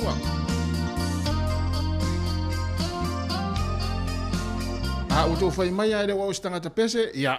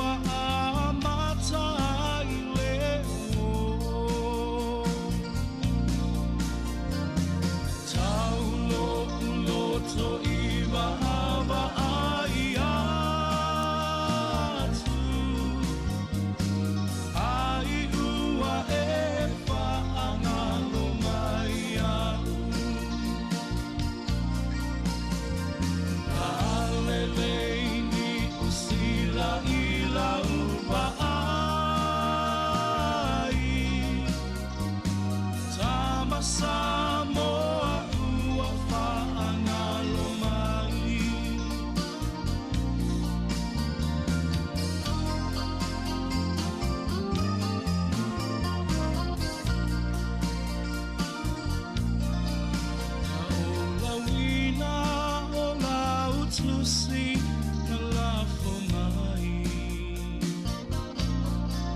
o upulava e o soai malo fe ai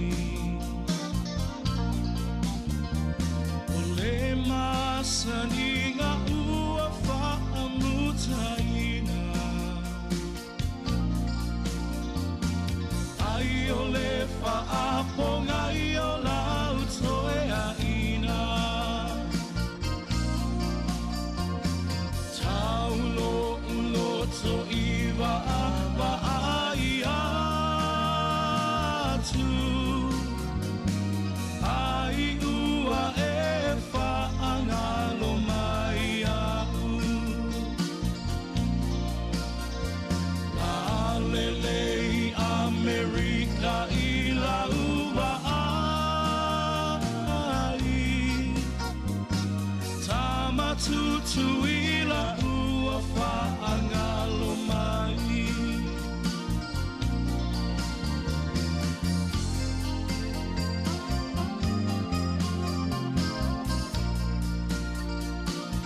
ai ui i lea wa umatu o umana onga tauina ia manuia o loula re ula ua motu sia ina le asoa re lupe ua lele atu ia o te aroa taulo uloto iwa ava ai atu ai ua e whaangalo mai au la lelei ni usila i la uwa ai tama Samoa ua whaangalo mai tama Samoa ua whaangalo mai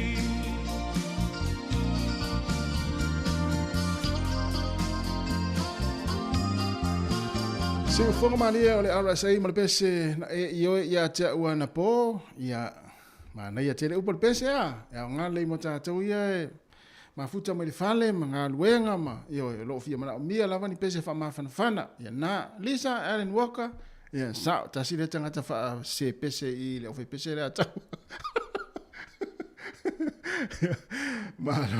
malo lava leva mai le tātou atunu ia ai taluai ona leo tāpena mai le tātou pokalame o le lalolangi aso nei e tā lo le lua tātou toe alu lo fo leo tāpena mai le fionga ala wano ia awal tātou pokalame o le lalolangi aso nei ia ona tā lo leo le lua alu watu le lua tau le wha vai le te leo le taimila tātou mafuta au tau teo ese mafuta mai fei tātou pokalame le laso ia ona tātou mafuta toi lo lea ma tātou talatala noa ma tau sila mai o loa o lo fai atu o fu hurricanes ta longa le fai ngona vai aso tātou talatala noa ia pe alata ili tula tolu o pese nei ia e tai nā tu mo le au aisua vai lau aisua vai fo ia ioe ele ia sisi o tātou ele aisua vai se tulu whawhanga mai le tinu a fa pena ai sua vai i o pesel nei ya nga le fitau le ya tatou ya ai o veita se si wa te isi le tu ile so fu ma lo ino sua vai mai al pesel na ta pena mai le fianga la wano ya wa tatou programe le lano langi wa so nei ai sua vai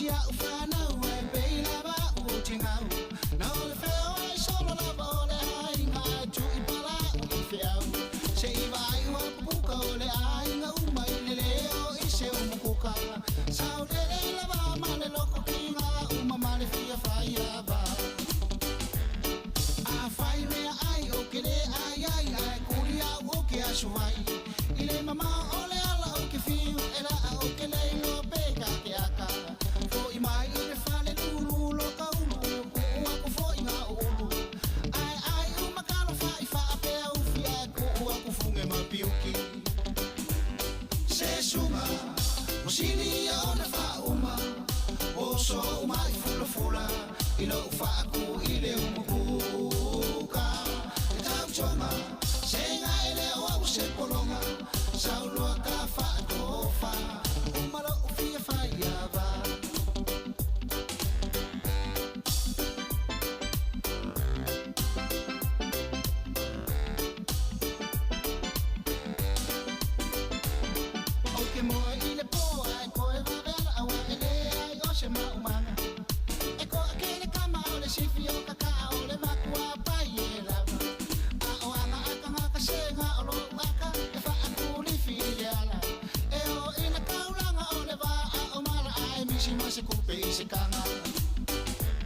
Maria mai o sunga o le kongulenga o le a o foi kwa mala o kala lenga e fai I lo kama ele kukusa uma fai ava sa o kausilava male fa ama o ya va ve ai o oki nga o le o mai ai uma mea ai ele o o se ai suana vai se suma o sini o na fa uma o solo koko mawaluma Koe o vai fo I male suka E tau tonga Senga ele o au se polonga Sau loa ka wha kofa Umalo o fia whai ava Se sunga O sini o na wha uma O solo koko mawaluma Koe o vai fo I male suka E tau tonga Senga ele o au se polonga Sau loa ka wha kofa Umalo o fia whai ava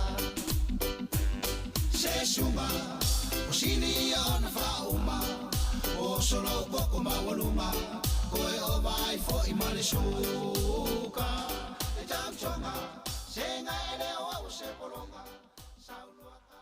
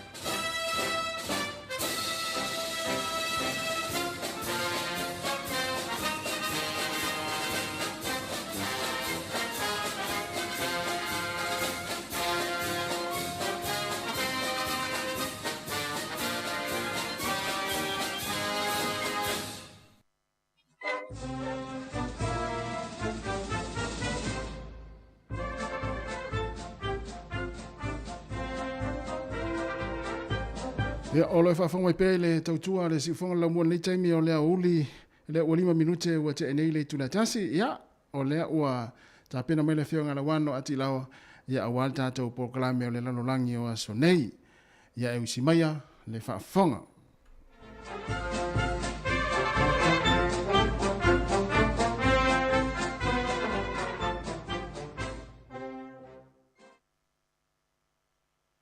Ia, fifilo fo i nei vaenga le aso mātou te whaatalofa ma whaafeilo e tuai le nei whaapoponga o le polokalame o le lalolangi o aso nei. Ia, i le nei fo i vae aso fou. Ia, ai mua na whaafeilo ai whaatalofa atu i le mamaru uma o lau whaafonga. Ai maise o paanga masani e le nei vaenga o le tautua le si ufonga o le laumua. E le ngate le tāpua inga o tātu tunu i Wellington nei. Ai whape fo isi vaenga uma o Aotearoa. Ai whape na fo i le mātou whaatalo whaatuai i le mamaru uma o sila mai mo mai isi ta whae fia o le kelope. Ma lo lava le langi e mama mali soi fua lau le lei. Au te fia fo i whaelo atu le sunga i atasi tui tolwa lea lo o mātou tolua. I le tui nātu le tātou polkalame le nei. Mai le tātou ofisa whaasa lau o tū i nei le ai o polurua. O le mele ia au te fifia hoi e toi whaatalo whātu i lau sunga tāsi. Ma lo lava le soi fōmunuia, whaatai le so sori mai le tātou whaasa launga i le so. Ia, mai le nganga whaaloalo e whaatalo whātu ai i lau whionga lau wano. Ia, whaatai fo i ua mō fo i le avanoa. Ia, ua fo i le whaawino le tātou pokalama masani. Ia, o le nei fo i vai aso. Ma lo le soi fōmunuia. Ia, whaapena, ia, ma lo lava. Ia pe ia ono si le fia le mamaru lau whaafonga o le nganga, ma le whaamoe moe au le nei polkalame. I na whapea o na tātou tala no ai, ma whaasoa atu fo i e winga inisi o mea sa tupu, mai o lo tupu i tu ese o le kelope, ma afianga i lo tātou soifuanga ma sani i aso uma. Ia ai usi mai pea le whaafonga.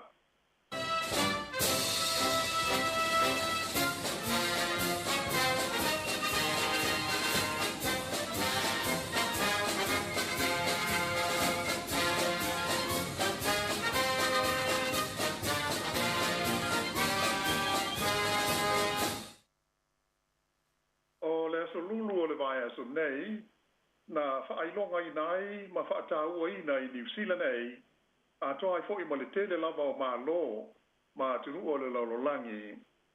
Ia le aso ua whaaingoina o le aso whaapitoa, whaalewaha o mā lō, mō tina mata mai tai. Ia e ta ua le ngana Peretania o le International Women's Day.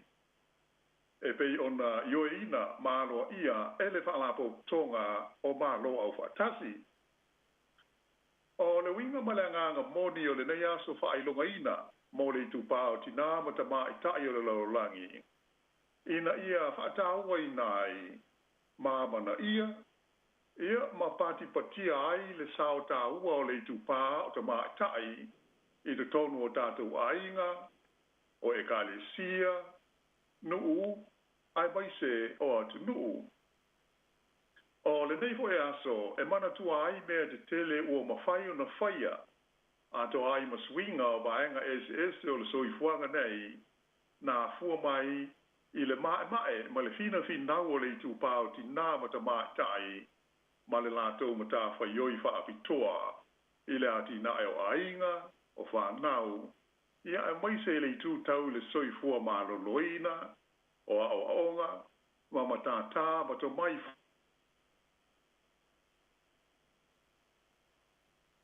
o te ngata uma. E pei ono silofia, o se vaenga tele o le tala wha asolopito o le laulangi, sa fōringa e le tāua le tu pāo ti nāmata mai tai.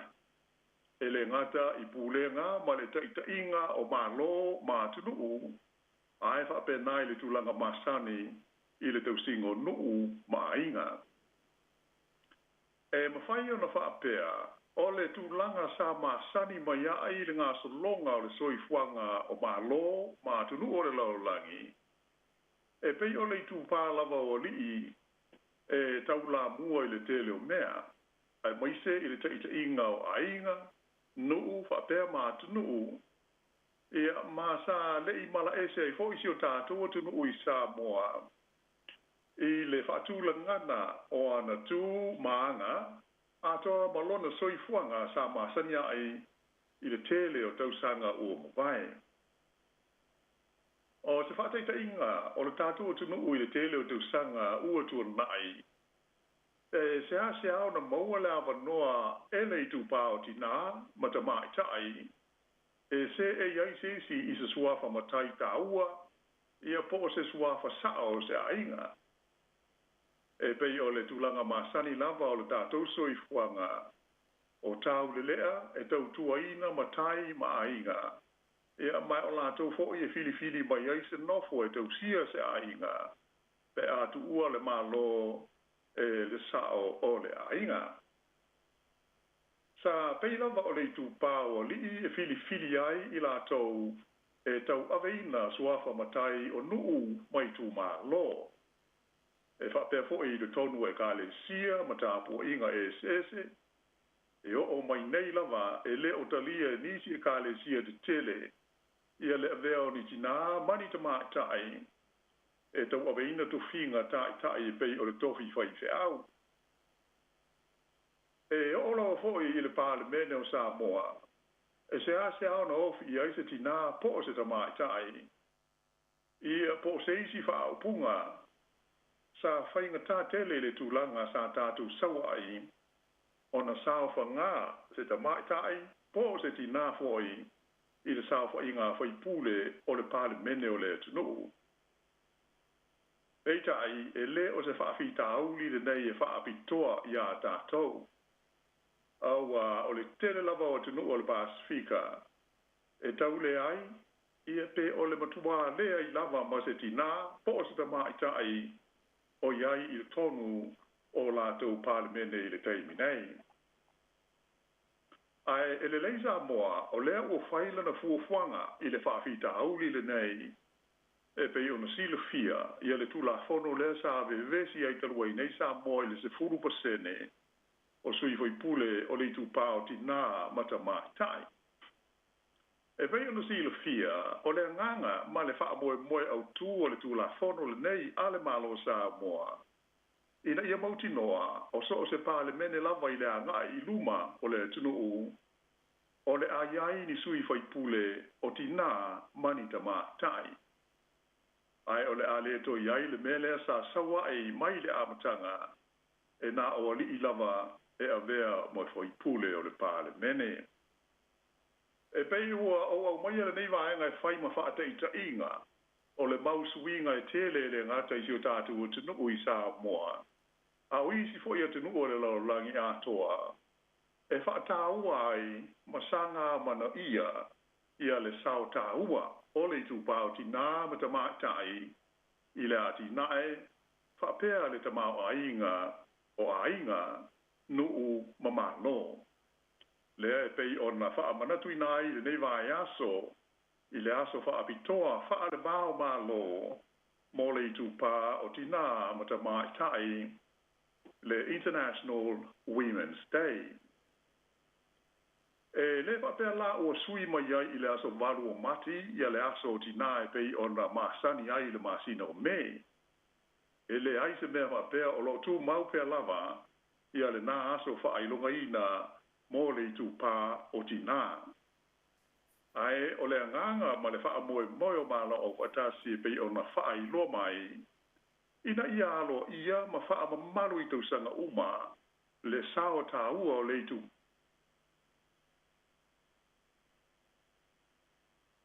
Ia ai o le a se I vai foi lau wha whonga mai a tariu mai. Ia ona tātou se atu lea I wha maunga alo ia o lo iai. I le a fia o tina mata maitai, I mata upu tau I upu whai o malo. Ai usi mai pea le wha whonga.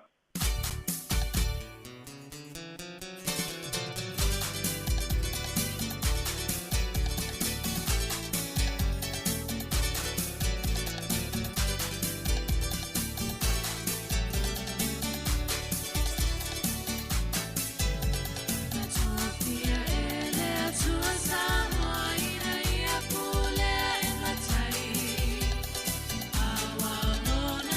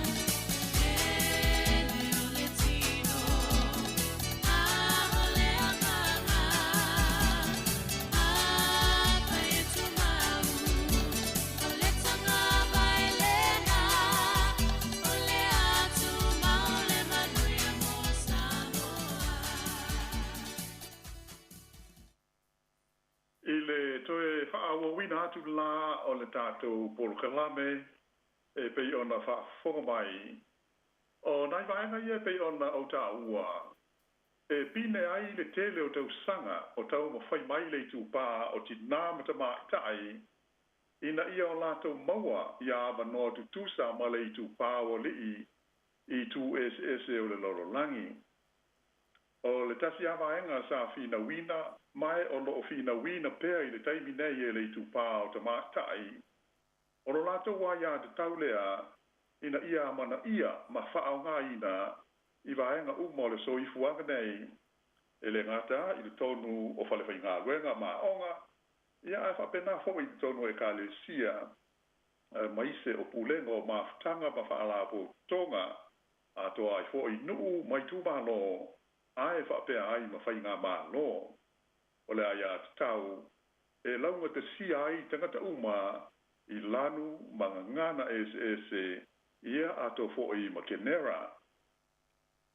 O se tasi o aia te tau tā ua tele sa I longa o na mālosi I ai le whinaua le tupā o ti nāmata mātai ai maise ai lava I tonu o New Zealand ei. O le aia te tau le ma whai ai o na pālota I whai ngā pālota mō to whinga o whai pūle o le pāle mene. E pei o na tā ua fo I stasi o tātou polkalame ua ma vai. O New Zealand na mua I malai le laulolangi a toa I le whaatanga ina lea whaale tū la whono o le tupā o ti nāmata mātai e pālota ia na whai ngā pālota mō sui whaipule o le pāle mene. O lo o whaamawina o le aso se furuiva o se tema I le tausanga e tasi valu iwa tolu na saili ai e le kovana sa iai ia o na pō e ngō ia Lord Glasgow ia le pili lea na pāsia le pāle mene e avea matu la whono fau o whai ngā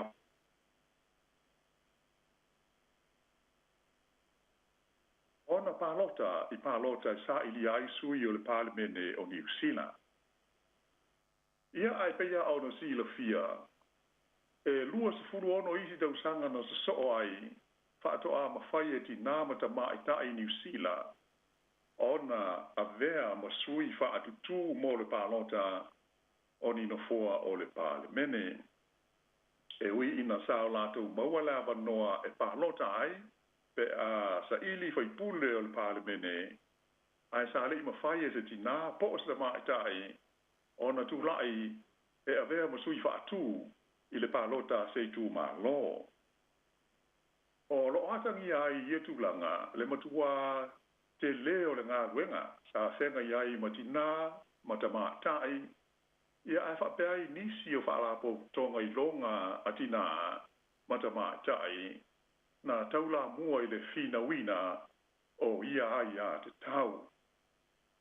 Mō le sila fia o nisi o tina I longa o lo whaamawina o lo lātou sao, I le sa ilia o le ai a te tau e pālota ai, ia tina matamātai o New Zealand, sa tai ulu I le tamaita e swafa ia Kate Shepherd.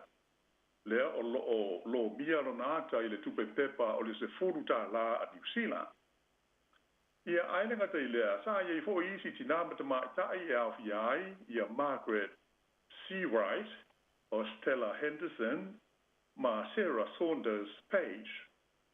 O lo fa pefo I ona fa mawina le te leo le sao o le whaalapo tonga a ti nāmata mātai e iai le maftanga o tina Kerisiano whaingoina o le Women's Christian Temperance Union whapeai ma le whono au a tina o New Zealand o le National Council of Women lea sa peleste ne ai ia le tina nei ia Kate Shepherd. O le nei tolu fau ma le soifuanga o tātou iai Ua tātou mōri mawina le tele o isi swinga te tele. Ato ai ma whaamarianga ua maua e leitu pā o ti nāmata mātai. Ona o tau ma whainga whaiwhai pēa la tau o lo ngā rurua pēa. A wā le whaare lei a tili o awa noa ma whaamarianga e maua e leitu pā o ta mātai uma o le atinu I ai maise le laulo langi a toa.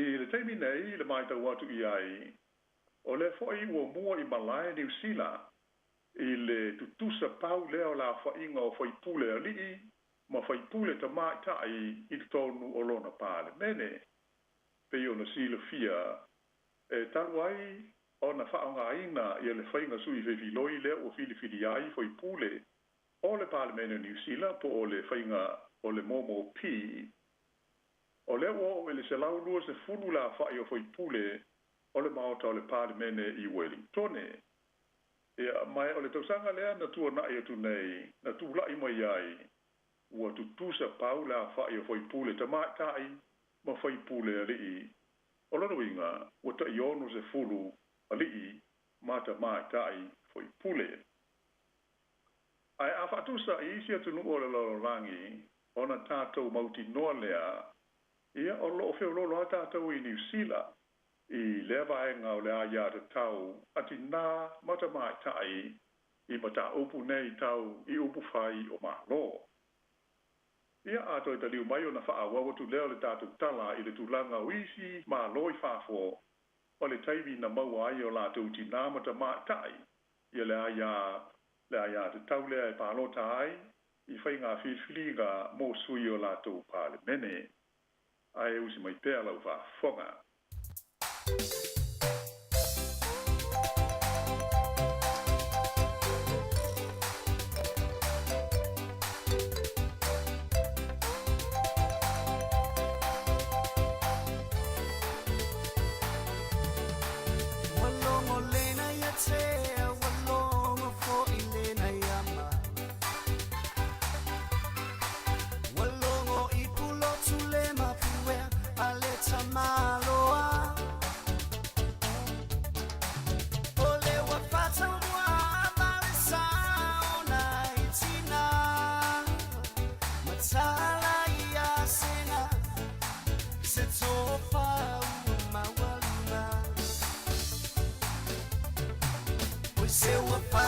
Tai suila e pailo mana ia mai wa eto ai le matu pala mo le tupa vai so la tu sao e auli ai o fai wa lo o ia le tomai e ai uli ai o tula i mai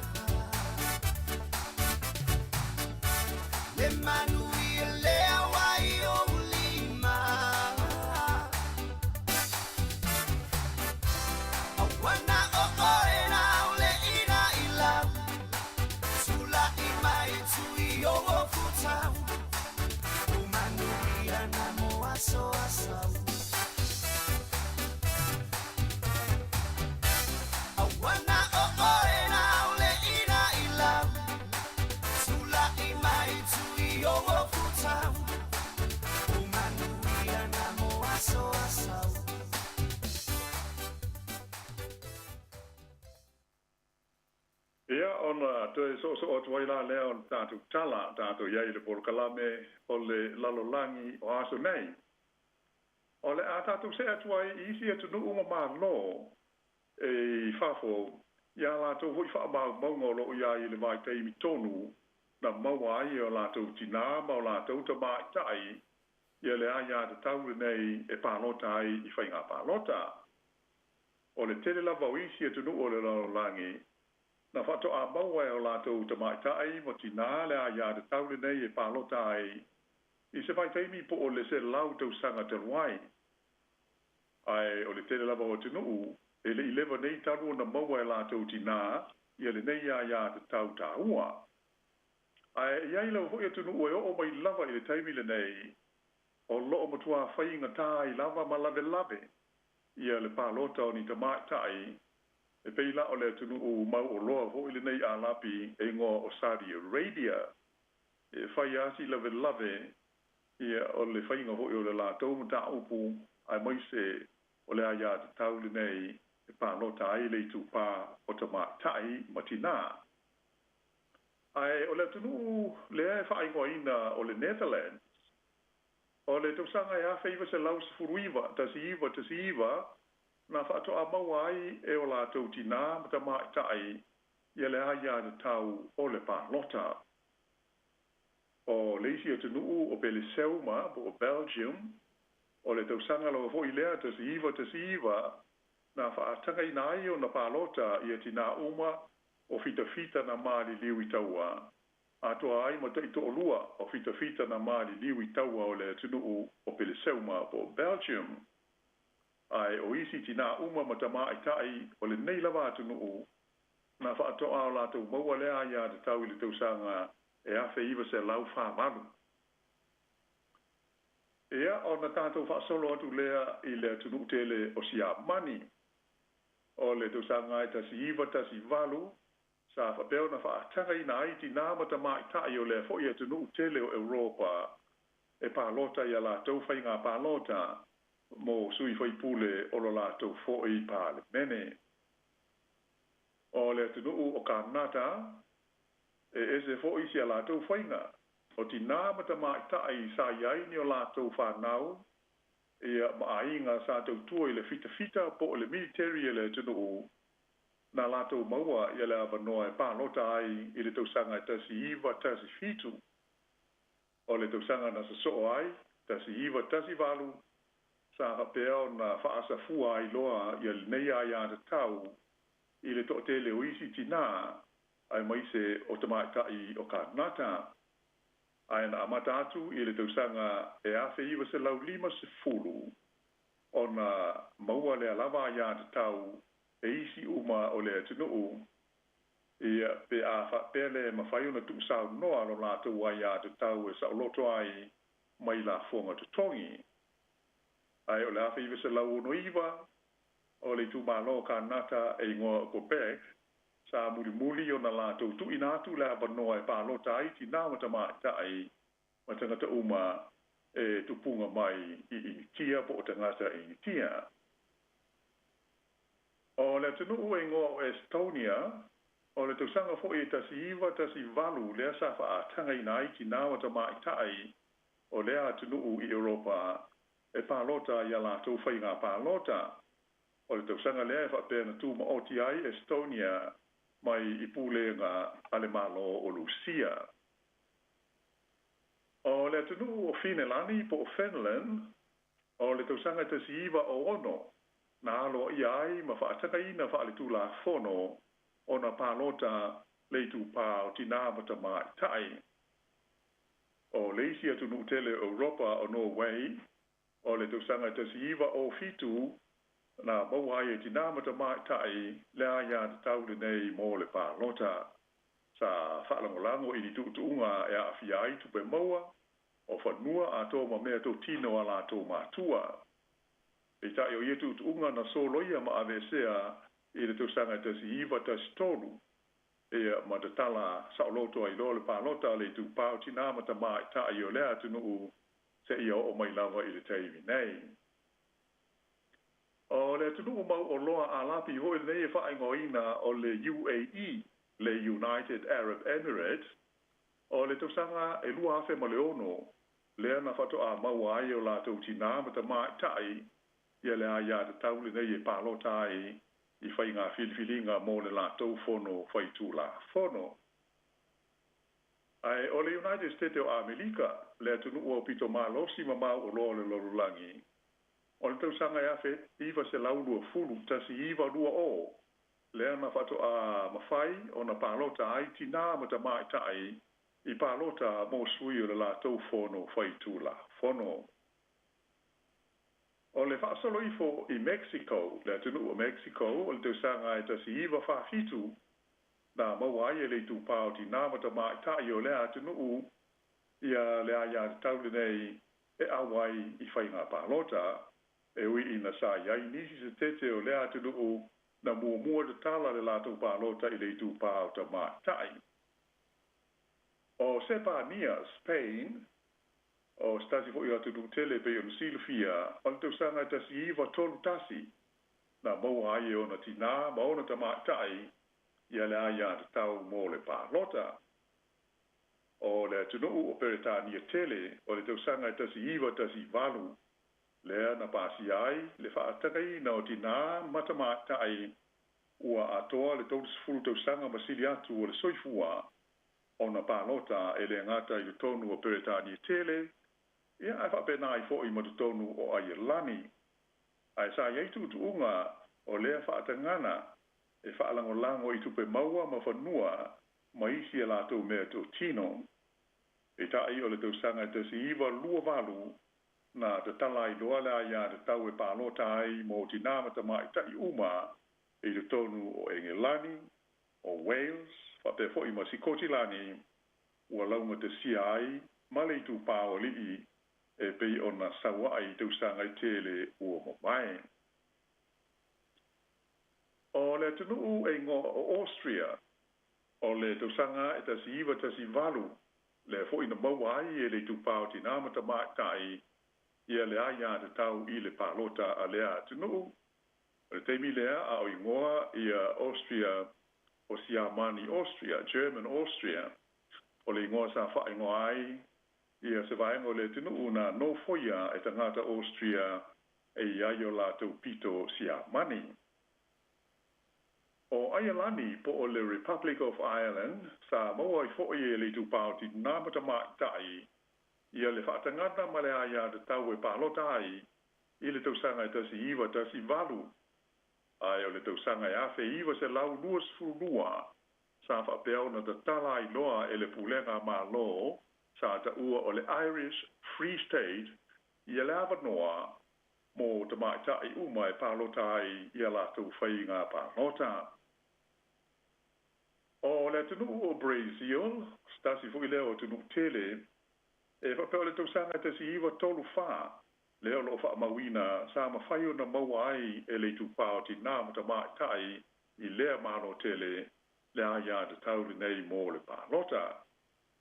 O Portugal, po Portugal, o le tausanga te si iwa tolu tasi, na whapeo na tanga ai le tupao ti nāmata maitai, i le pālota a lea fo i malo tele. O Australia, o le tausanga tasi iwa o lua, lea na pālota ai le tupao ti nāmata maitai, pe tai o le ti nāmata maitai a porosini po Aborigines, sa le i maua la tau le pālota i le nā teimi, e sa whato a mawhai o na pālota i la tau ia, i le tausanga e awhi iwa se lau ono lua. O le atunu o Argentina, stasi o tunu tele pe o na silofia, na maua o la tau ti nā mata maitai, i le whaatangana wha le tula fono e pālota ai, i le tausanga e tasi iwa whawhitu. O le whaaso solo atu, i le tunu o ingoa o Luxembourg, o le awhi iwa se lau se furuiwa, na mawhaio na pālota ai fo i o la tau ti nā mata maitai. A o le tunu tele o Saina, le People's Republic of China, o le tausanga e tasi iwa whaiwa, le efa pēna te tala ai, ma maua o la tau tina ma te mātai, le a iai pālota ai. O le tunu o Colombia, o le awhi iwa se lauli ma whā, le asa whaatanga inai, o na pālota o la tau fo itina ma te mātai. O le isi a tunu o ingo o Ecuador i Amerika i saute, o le tausanga te si iwa rua iwa, na maua ai o la tau tina ma te mātai, ia le aia te tau mō le pālota. O stasi o tunu tele i le atu Europa o Denmark, o le tasi iwa tasi lima, na whaatanga i nai fōi o la tau tina ma te mātai, e awai whai ngā pālota mō sui o le pāle mene, a o le tasi iwa o walu, na amata pālota ai, i pālota whai tū mā lō. O le tunu o Lucia, o whamawina o le tausanga te si iwa te si walu na amata ai o na palota i o na tina ma ta mai tai. A o Suetena po Sweden o le te si iwa na talia ai le pale bene le tula fono mo le palota o tina ma ta mai tai ai whato a whamaunia ma wha manuina i le tausanga te si iwa lua tasi. O le tunu o Ukraine le o lo tau malusia le taimile nei o le tausanga te si iwa na amata palota ai o la tau fo itina ma ta mai tai ai o nisi o malo e le imatua leva nei o na palota i atina ma ta mai tai e o fiai na le malo po o le tunu tele o falani o le tausanga te si iwa fa le na fa to a le tala ai le aia tau le nei mo la tau tina ma ta mai tai e palota ai i a la tau whainga palota o le tunu e ngoa o Cameroon o le tausanga te si iwa fa ono o lo whamawina na mawhai o na palota ai o la tau fo itina ma ta mai tai. Ai o le tunu o Afghanistan o le awhi o se lau ono lima na mawai o na tina ma ta mai tai le nei lava ia te tautaua o le awa noa e palota ai teimi o whainga palota mo sui whai pule o lato fono whai tula fono po le pale mene. E pei o sina o to tonga le na wha mau maunga e atangi ai i tau whainga mo le si tia o le tulanga o tinai le loro langi ai maise o le wha le leia o lato waia tau maise le vaenga le nei a fiai ia meo upwhai o maa lo. Ia a se iwa vai foi a to e foi mai e ona wha wau to ai lea o le tātou polo kalame.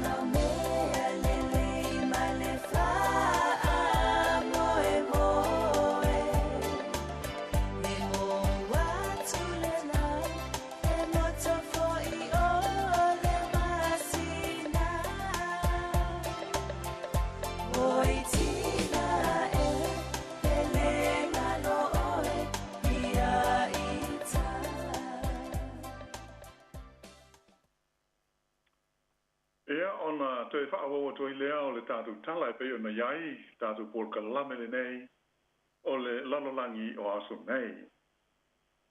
O le amatanga o Februari e pei o na tātou mori mauina, sa lului na ai le tunu o take, whapea ma se vaenga o le tunu o Suria, i ni mawhui e malo losi se lua, le sa i longa o na whaatafuna i na ai i nuu, ma mea nofo ai le whaitau fia a feo tangata i lea vaenga o le ke lope. O whaamau maunga e pei o na tuina mai e malo o whatasi, ma whaalapo tonga la vea ai whaale vao malo, pe o le koluse mu maisi o loo whaali ai ua lata atu i le 5 afe le a whai o te ngata na maari liu ma whano ai o lātou soifua i le nei whaalave whaale natura. O stasi fo i whaalave lave o ngaonga whaale natura ua ali ri mai i le amatanga o le neitu sanga e pei fo i o na tātou mōri mawina i a wha maalolosi o i longa o nā whai nai nisi vaenga o le motu i mātu o New Zealand. Ona o longa ma tā whenga ma mawha ia ai mai se fo i le tunu o Vanuatu i le nā vai aso e pei ona lave ai i se wha malosi o le Teropika. O le whalawelawe i take Mosuria, o a umau na tu inatu i ai alo ia fiso swani a le maro New Zealand, e a wala atu i le koluse mumu, ma isi tūlanga tu sa au mo ia mano e lua. E le ngata ia tātou i New Zealand ei, ia ai o le tele o isi malo o le lolangi, wa peo na so soniatu i maaftianga o whenga iai ma ia tunu e lua. Wa pe fo io na awina atu so swani e New Zealand, mo le tunu o Vanuatu, o lo ngā rue vatasi ai ma le malo Australia, ma isi malo mai fafo e pei o falani ma pere tā nia. I tono le tunu, o lo fa ngā solo fo i e teimi nei so swani e le malo New Zealand, mo nuu ma tangata ia sa i longa o nā whaina i lolonga ma tā whenga na mā fua mai i le whao Gabriel. Mai o ni ngā ruenga e mautinoa e umi se teimi e wha wau ma wha tino ai ona o le matautia ma le onga o mea sa wha lenga ina ma wha tāma ia i ia lolonga ma tā whenga. A o le to tene lava o tangata nā whaina i mā fui i Turkey wha pēr ma Syria e mauti noa o loo lātou mo mi e pēa ia le so swani ona o le tūlanga matautia ma whainga tā sa whengai ma o loo whengai ai ma i lātou. O le teimi nei o loo whaatino e le ofisa o ma loo o watasi mo tangata sulfai le United Nations High Commission for Refugees ia ni ngā luenga fe so swani whaangatinati mo tangata i le tono take mo Suria. Mai o lo whaatalo sanga ina mai pēa i le nei whaanapo tonga le mana o mia pēa o ni so swani mo tangata o ia tunu o lo o mawhatia.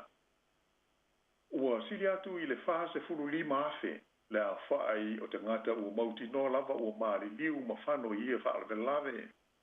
Ai le whaitauli ai le fia se lau afe o istangata na madu ai ona o mawhui e nei e lua na la vea ai le tūlangi saute sa sae o tāke e lata ilona tua oi ma le tunu o Suria.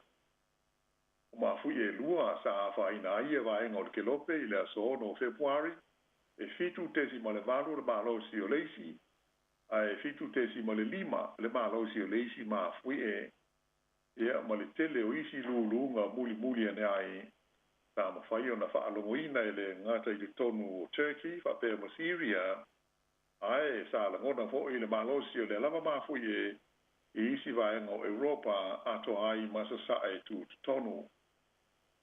Sa ilonga o na matua nuti palaina i lalo le tele o fale ai whapea o na malete ai awala ma whaalea ngaina tu langa tau visota inga ia tu nuu e lua. O le tōtele lava o tangata na maari liu, na mafua, ona ua tāo mia i lalo fale si mana solo, manuti palaina i lalo e mafui e. Ai, o le whaitau fia afe o istangata na sao mai le mafui e, ona maona a fianga, walea i neini fale no nofo ai, mai ua mo o mia wave la tau ia le so swani nofo anga e wha amautu i ai. E pe o le vaina tele lea o lo anga i nei ai ngā luenga so swani a malo o vatasi, ma isi whaalapo tonga so swani whaale wā o malo. Sa whailo mai e malo o vatasi le matua to tele o tangata ua ave nei, ma ua ave nei i latou ma tangata o ta ua o tangata sulfai, ma fua mai lea ma fui e ma lea whaale lave. O le vaina o le tunu o Suria, lea sa le vele ma fui e tu sa male toru se lau afe la whai o tangata e no nofo ai. O se vaenga o se fululua tu sanga o whea ngai mataua ma whea mai vai a inga. A le hoi la ua wha a pōpō atu iai mo ia mawhatianga tū ngā. O le tausanga lu tele mai malo o watasi i atanu o le laulangi ina ia alofangia ia la tau whainga mo le fiatu ina atu ni fisosoani o loo mo o mi pea e tangata o loo mawhatia i te tonu o atanu nei o take whaapea ai masuria. O se tala lata mai i le taua i le maolu sia mo Ukraine, o lipotia mai ia i le neva iaso, le iai leo se suinga i mawhauwhaunga, mafuafuanga le maolu sia, e tusa o le la taua mo Ukraine. O da ua i se lipoti, na ta pena ina le mtanga luenga le puipuinga a Peritania, e whapea, e whaulinga mai, ua iai ia ni suinga i tau whainga Lucia i le fuafuanga i le taua le nei mo Ukraine. O lea ua anga i tau whainga Lucia e wapea e whaafiu ma whaamai vai e la tau le fita ale malo Ukraine. Ai ua leo toi anga i tau whai ina ia manu maloa iai i la tau ia Ukraine i le taua e pei ona whenga iai. O le whai ungo Februari e pei o si le fia, na atoa le leia i aile tausanga, talu o na amata leo sfainga Lucia, i ele ma lau whanua o Ukraine, lea na mafua ma i aile nei taua, e ui ina sa whaadia manino ele Palestine Lucia, Vladimir Putin i le nata imi, e le o se oso whainga le lato mta upu, ai o se ngā yo inga whaapitoa wha military. E apitai, o lea ua tātou loa uma, e mōri lava li poti na tātou maua i taimi a mātau le neife ese a inga. I le tau mwhai leo Lucia e fia whaato i laloina le whainga maloa Ukraine, ma whaoa le tele ona ele, ina ia toi whaafo i atu i lalo o pūlenga a Lucia. O le mea sāmana o aile malo Lucia i le amatanga, ia whaia se o sa whainga e wawe aia na lātou pūlea, ma whaoa ia le malo le atunuu o Ukraine. O le whoi ua manino mai ni wha mau maunga, na amata mai lava i le tausanga i lua afe se fu ma le wha, o na whaia se fu fuanga ale malo Lucia, e na te fia pūlea ai ma wha tonu ina, lona atunuu tua o Ukraine. Pei taila, o li poti ala vaenga o le puipuinga ale malo Peritania, o whaino mai ia ia whapeo, a perina o le tausanga lea na mawai atu nei lua afe lua sifurulua. Na iloa ai ele malo Lucia, ua le manuia lana fuafuanga manan tau mwhainga, mo le fia whaoa mawe o le pūlenga o le whainga malo le tunu o Ukraine. Ma whapea iloa o na whaia se swinga, i le lātou fuafuanga, atoa ia maleos whainga e pei o na iai i le taua le nei o lo whaanga solo pea. O na ua lātou mautinoa, e le whaingo fie o na lātou whaato i loina le vainga au ma le fita a Ukraine. E pei o si le fia, o tele atunu o le laurolangi, e te ia Lucia malanos whainga o le nei atunu o Ukraine, mai o le tele lava o malo te tele nei, e au fiai Amerika, Peritania, Falani, Australia, ia maise o malo uma o le NATO, ua au ina atua lātou sosani o mea tau whaapitoa o lo whaatau sanga ina mai e Ukraine, lātou te mo'mia e te atuai i fita ma vainga au ale malo o Lucia. O le nei taua, ua whaitau fia afe i lātou ua mali liwai, e le ngata i le fita a Lucia, ae whapea ai fōi ma le fita ma isi ta ngata lau tele o Ukraine. Mai o whaitau 4 miliona la whai o ta ngata Ukraine, o wha malo si ai o na sola ese mai malo latu o tunuu, ai sulu whai atu i isi a tunuu i Europa, ma isi a tunuu o le lau langi au fi ai ma tātou i New Zealand ei, ona o mawhatianga mai taua e pei ona vevesi ai nei.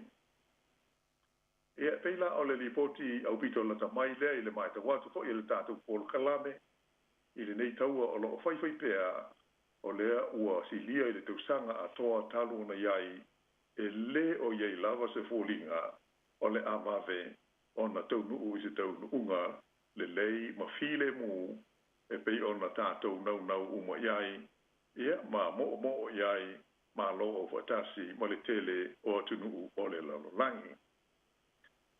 Ia ai pei o se tātou polkalame na o ma whai o na tāpena ina mo le nei fōi vai aso. Lau sungatasi wa aftairi so sa ni mai ia ai wha mo moe o le atu mo se si wha o poponga o le nei lava polkalame o le lalolangi o aso nei I me tupu I reitu, ma leitu o le kelope, ia a wala wale sila fia o le mamalu o le au mātua, ia o paanga uma o le tātou polkalame nei. Ia, whamaro whaftai tene lau fionga lau ano, manatu fōi ua whtau le fōi el mai o le tātou polkalame, ia ma le tātou taimi, ia ai whamaro lawa I lau fionga fōi, ia mo le tāpena ina mai ai o le tātou polkalame lalalangi aso nei mo le lewa yaso. Ia, manuia lava fōi ia fuafuanga na awhenga iai, toi mo fōni si whapoponga le tātou polkalame le vai aso fōu, tai masani, ia ai whaftai tele lawa I lau fionga. Ia, mana whaftai tasi ka pēnā no whai manuia fōi le weekend, le maru lau whafonga whasoi fōi ia. Ia, soi fōi ia.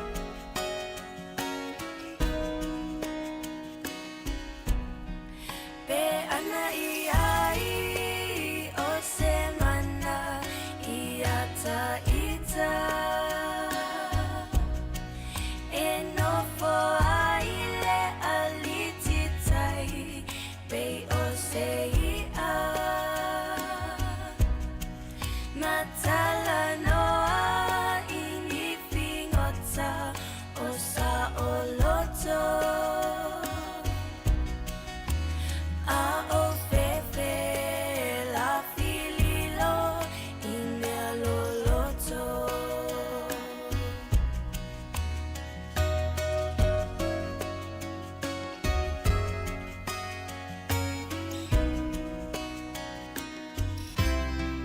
pe ana mafai o nali ua i tamavai po o susulu le lama miti i ai ave ama le le atu maualunga Be o anganga wa te atu mawhaingata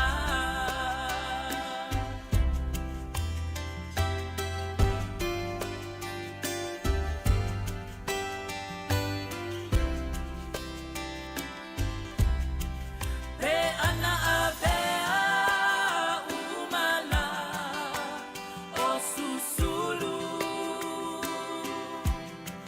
Pe ua o ngota atu lava ma o musu Awa wa mate o laula mepa ua pongisa Fia va ai atu e ia ufa inga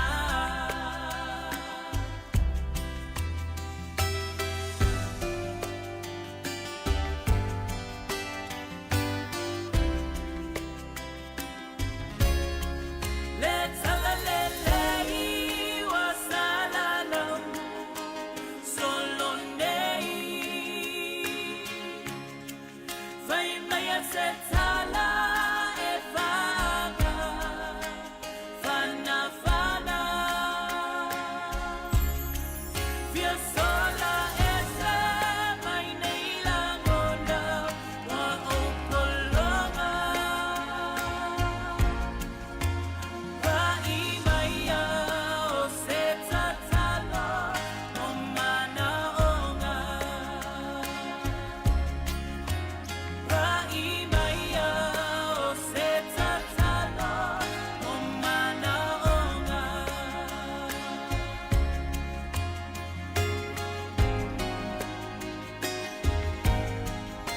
Se ufong malio lo pese le punya lava ia mal pese pe ana avea uma fetu le langi ia to fa ta lo fa ma to fa malo to le tatu tu ni taimi malo lava le fa fong mai ia i le tatu wala leo i tonu ainga ma tonu moto tangata matua tonu la usana te feru ni taimi ia na ki mai la le tio fa longo ia fa ngai fo o nga luenga lungo le wala ia fa mana tu masani lava pe on fa mana tu fo i tatu klame tu la fono le sunga ya suo ia fa manatu lava le saonga le mu ma ua le tau sia le tatu sao ia e fa mua pe le tatu saonga le mu lunga la wala ia e maise ai o le neiva yaso le ala nga ia tatu le fa unga le neiva yaso e maise la so ata le fu la pisi tatu Wellington la angi e fu le matangi fu le fao i le Wellington ia awa fo ia le talonga ma le au le Auckland Blues la so ata ia le tu taua ma le tu le e tata alfa atasia e mua talonga tamaitai ia so atu ai malta longa ali lo no winga umil taimi la mata mata ai mai molta tu tinu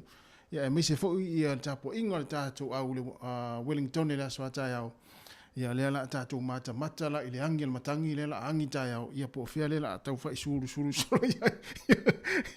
ia le mai ngale o kilani ia ai to fa malo atu le taimi ia nai matu fo yo lo fa fonga mai tonu ainga ia fa tala fatu ia tatu klame nai pe ona mai atu fionga la wano ati lawa e to mo fo fa pongo tato proclame te masani ia ile tasi las frailen vai aso fo ia le taimi ia le la tato ma futa i fa fianga so filoi ia ole o se full minute o te nei le lua ia lu atu al tato ma ftanga le taimi nei ia se pa ia le tu lai fa ia o proclame tu pulanga tala vo pe ata le fa ia ai ia le manatu o lo so longa manuia ia nga luenga ma fuanga le nei aso ia e mai se foi le au tongi pili ia e pe ia ona fa manatu atu tero taimi ia O le a le lua tonu mal tamau le ainga pol tina le ainga le sa faina le la le tai au ia il whaonga ino le kat.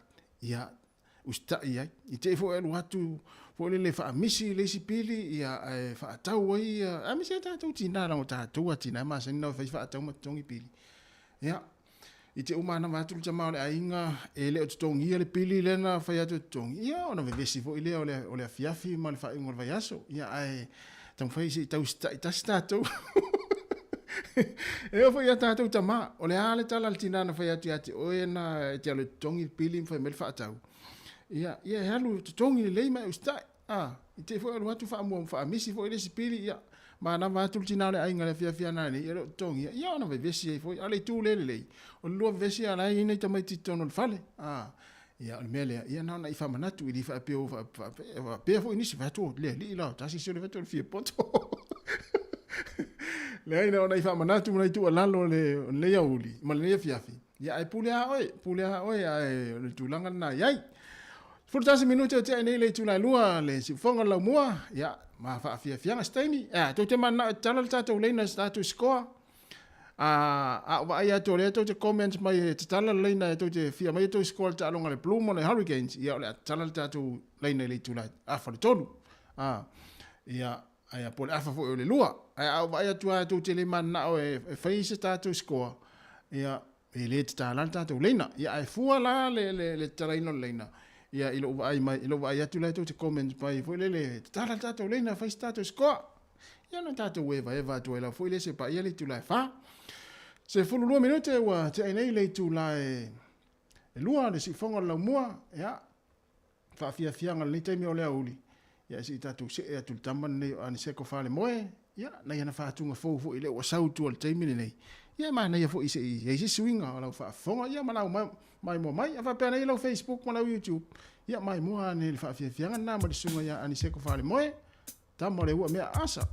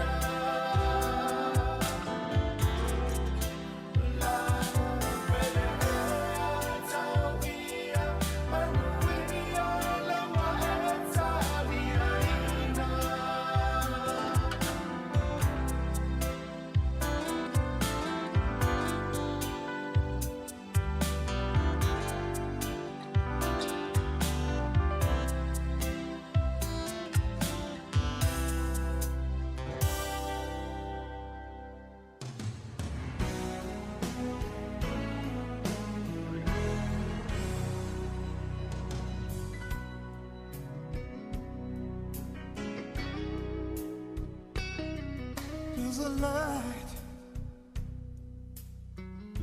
certain kind of light that never shone on me. I want my life to be to live with you, to live with you. There's a way. Everybody says to do each and every little thing, but what does it bring if I ain't got you? I ain't got you. Baby, you don't know what it's like. Baby, you don't know what it's like to love somebody, to love somebody the way I love you.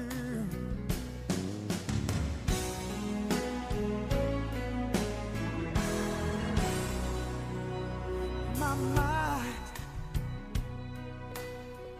I see your face again. I know my frame of mind. You ain't got to be so blind. I'm blind, so very blind. I'm a man. Can't you see what I am? I live and breathe for you. But what good does it do if I ain't got you? If I ain't got you, baby, you don't know what it's like. Baby, you don't know what it's like to love somebody, to love somebody the way I love you. Oh, yeah. You don't know what it's like. Baby, you don't know what it's like to love somebody, to love somebody, to love somebody. You don't know to love somebody the way I love you. You don't know. You don't know to love somebody, to love somebody. You don't know. Love somebody.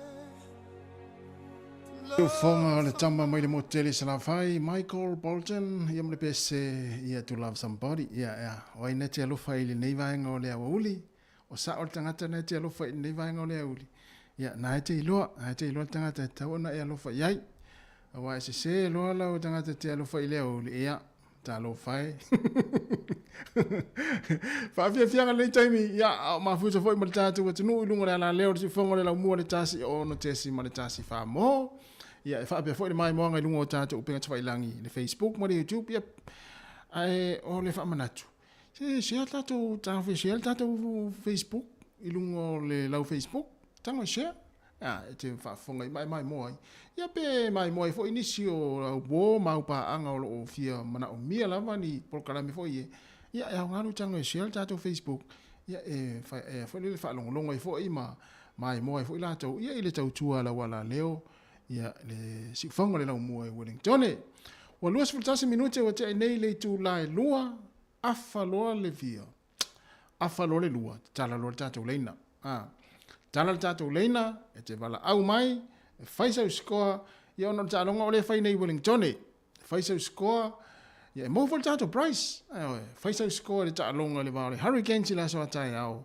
ma le au malosi mai le Okilani esa malosi lo Okilani ia iloa ta yao le fulele le marosi ma le marosi ia ai o tu langa na le ai ia o ta pena foi ia o a foi ni fuafuanga le afenga ia ta tou le fa ungo le nei vai aso ia va ia ne pe o le taula vai e Wellington pe le na mai le tau le la ia il tato tu le atol taiao ia pe tau fa timu le nei aso ia ai foli mai e va ia le la le aso taiao ia u fitau i le foi mala ia ai mana ia foi le ave ona iu a inga na sa malanga mai sa mo e fa ta faul ta longa le taiao wa le mana ia le aso le amata le fiafi po le afole fa po stay fa pena amata le ta longa ia amata le ta longa ta mai tai ia le tato Hurricanes power ia ona so o le mata longa ri no winga ia matua lava matatoe ia le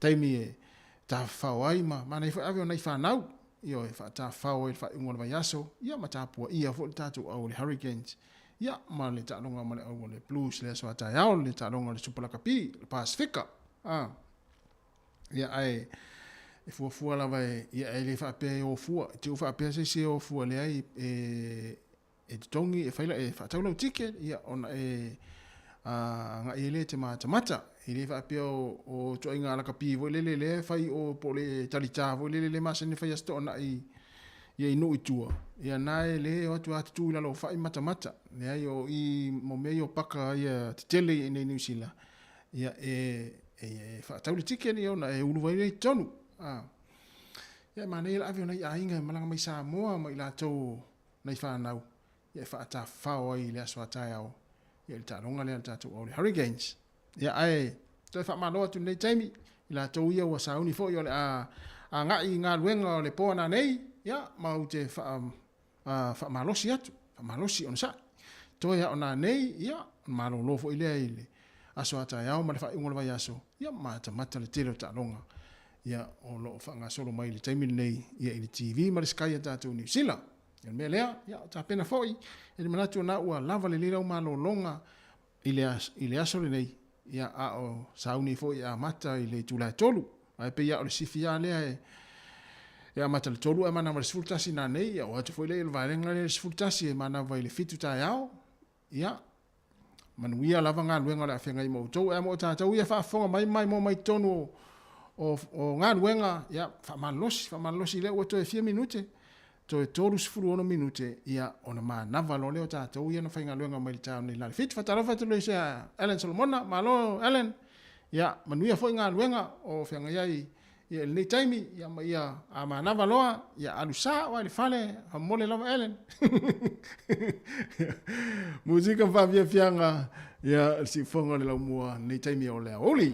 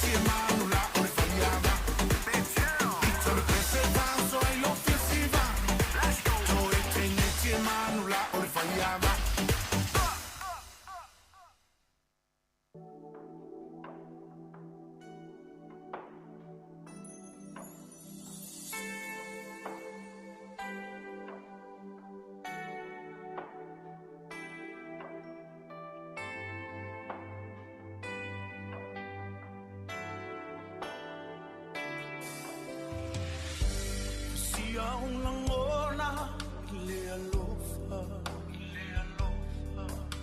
ya oela umana mea e o ile iunga Sia ulangona le alofa Watasi oimea uma Oani whaingata Le whaamaoni ua sili sili na Au mai loa lofa Tate tau aveina Tu mai loa lima O te uruina O e moa u i e fusia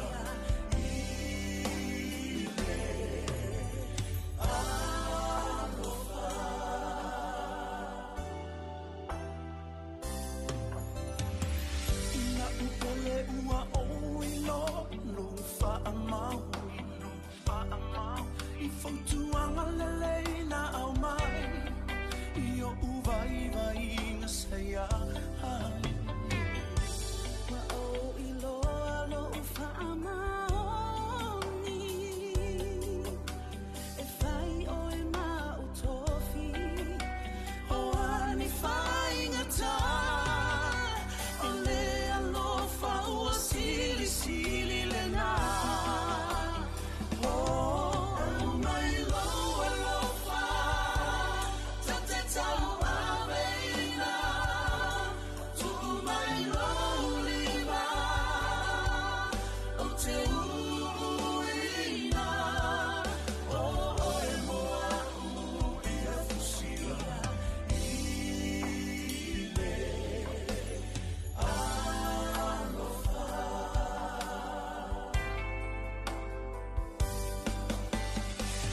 Mai mau penana e lo lo o la toa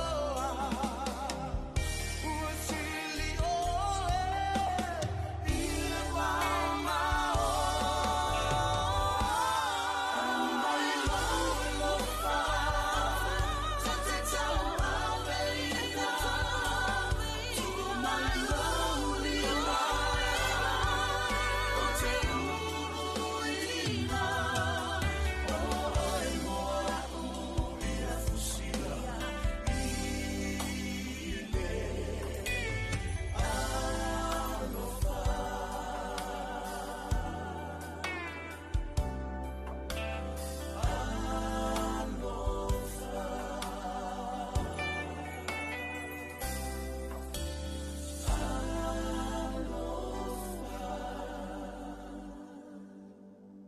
Le whawhiawhianga mai le pese le soso mai gru ia ma le pese le alingo le pese li tasi ia o le na ia e whawhiawhia o lo lofa mo oe la upele ia o le ngona le pese tātou mai le soso mai gru ia e ne taimi ia e toe whaataro whātu ne taimi ia a o anga e toe fo le to tele ia e piki nei whanawa o ngale wa te ra whanlua ia e manuia lava ia Fuafanga le lia uli, ia tāpena foi ia i la tau e whaatali le au mānawa ngā luenga, le isi wuna wanga ia tō piki ia au ngā lue le tulai tolu, ia e taimi pisi whaani o le au wala ia tātou, ia e tō e wha manatu atu, ia le saonga le mūpe inunga le wala ia wanga ia tuai. Mā lola ngā lue, le hatou foi whai ngā luenga ma mau, wa inisi e ma sani ona ma whatala whātia lupe, ia mai Australia, whaafitai te le lava le mafuta mai penina tautua, ia ma le whaase pesele le o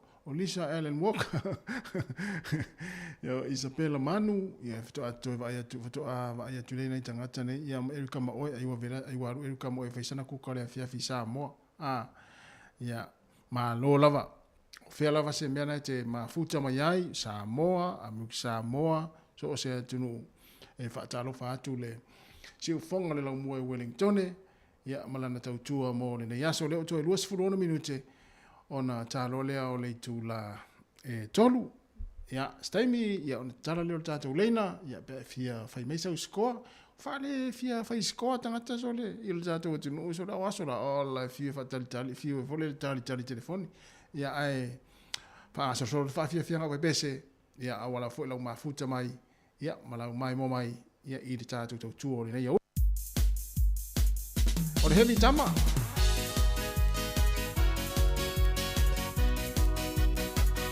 Tamala lea e si vai o na a. Tuai leo lima ore o mai. Chulu chululu, ora usi vai.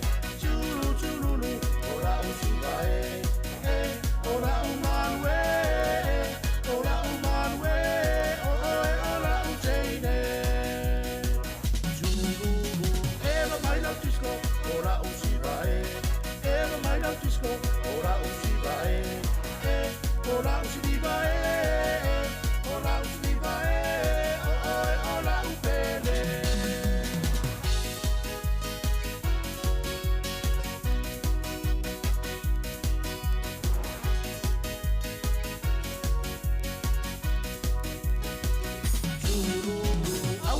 Salo, ai te nei runga maralo.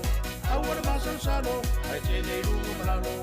Fai mali e, fai mali e, ola uteine. Lulu, mai miti fatau pati, galoa ne te mai tai. Mai miti fatau pati, galoa ne te mai tai. Oso, oe ilunga, oso, oe ilunga, mana ia laupe a.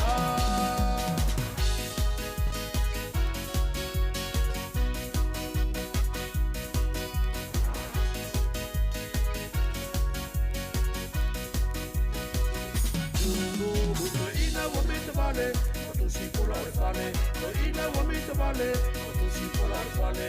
Ae, ne po peixe vale, ae, ne po peixe vale, a woi kota a vale vale.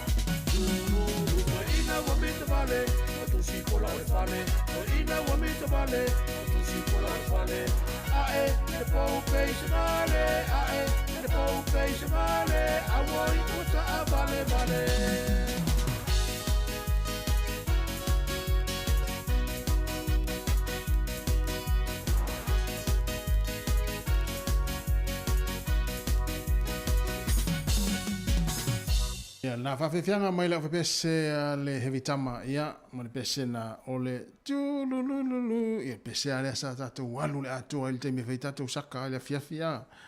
Ia, o le ua toi lusi fultonu minuti ana tā lea o le tū la e fia, e toru. Ia oe. O te leilo ia te opera le teimi na e tango ia whai se tusi. Ia oe. Ia, oa uia o te le loa po le ale tausanga na ngata ila o whainga o le mea nei o le tusi. Ia, o na o taimi nei, o le o te le tātou whao ngā ina mea o le teknolosi whao na po nei, fo le tai, ia ni emaili, ia o ni tusi, o ni vainga wapena. A o le winga fo le tala, o le whao ngā ina o le peni ma le afo i ma le api, po le lau pepa, a vesi tusi, ia ape i o aso la, ia o le tusi vo le ave ngā luenga, o tusi wha anoi, ia o le tusi ave wha anoi o le aonga, so sto inga o tusi la fo mai nei New Zealand ia o tusi volele a se la tusi volele ave la fo el tamal teine taimi ola ya onga ia o tele lo pola taimi nga tai lo fai tusi ia o ia o tele lo e pole tolu se futa o sanga talo i tele to tango fai se tusi o le winga o volele le tusi fa ngani penni mane api a se le fa ngai no penga fai langi taimi nei ia wa so la o sole le alu al fai tutusi le fa pela o ni to inga tusi foi le alu la tusi termina fai ya wa sola a vele le a pala ile ngalu nga isamo ya sola e fai tusi le peni foi le male api male lau pepa tai mi foi le tauleini ni foi le meu typewriter foi le taima ia aso la to afele lei ia la tusi vo le apalai tusi le lei ia te tang foi fele tusi na so su tusi a palai ave ngaluenga e matua fa te le tusi no le upu I te ua fi te ua te mana o ia teu le fai ngola tusi aso la vale ata le si fai tusi le o ta ua e se alto inga tusi le ata mal tamale o ta ua wa tasi le tanga ta matua fai tusi ale le tanga le sunga ta ua tanga ta ua ya o aso la tatu tala noa fo ilai mo meo fai ngā tusi aso la se te wea tu te fiu fo ia ata pe atu maro fo te mine ai mai se ala pe va pe fo le lai o te tango le fai se tusi fo le avisa ta wo ia so la te mio onga fa tu fo si la fo ila e se fo ia le mele la fai ni tatu tusi aso la o isole e matua vifo le se por ase se ie vo le tu e lunga lo tali mai te o palpala te o fatu tusi la ta o palpala vo le lau pe pa le fai ngana le tusi ta masa ye wa upu ane te vai tusi e se ori tu e tusi fa pe tu my sweetheart o lu tala o tusi e se ori e masani no ai ya so la ia na lua ia le tusi ia lua ia o pula sele e alu lo ata vai tu tusi le upalangi alu tusi le upalangi e je e fifi lo fa tasi upalangi ma o pusa mo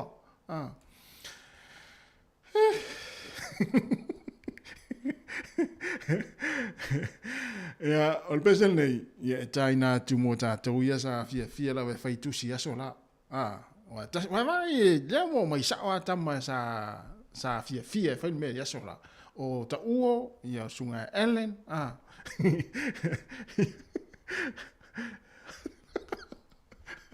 Esa ole mi se alto nga tu si vole le va pe la ua le me la fia le wo tamai tai le wo ruta no atu o ile tu paoli se ya lula le tu si le se tu fa pele la tamasa upu la tamasa o la tu si ia fa mai upo isi ori ma sani no vai upo ia te fai atu upo isi ori no vai ya sola ila tu tu o isi upo isi ori fa mai ia fai o e mo le nei tu si ia fa aftai le tu ilan tau singa ya ta ua tangata nga sala la ilo ya nga sala pulan me alina wa tu si na isi ori mo te ata ya sola mai ia atunu after ile tu atau watu le nei tu ia o mau o le pele ia le manuia ia ai after ino na lofa ia lan tau singa ia ta ua ia o meo ta ua ia tanga sala va el tali la ilo ia sala ai fa ia e fa tar vatu le fa tu sire o sau fa pa ia fe puliai vai le o mai la fa tu le matua fa tu ia tanga nei ia ta tu no so o le pesa nei e o lo fa tu ai mo fa tu sunga pene huro.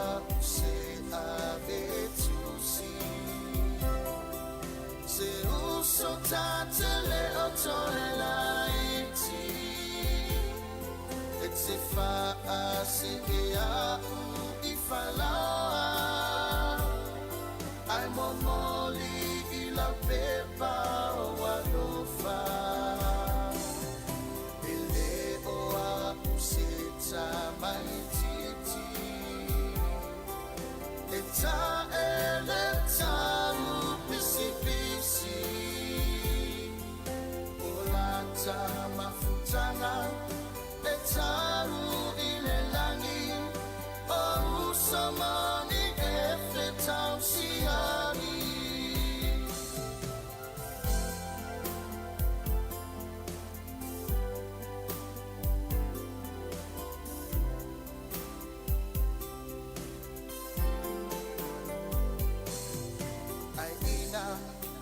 ua o tatalaina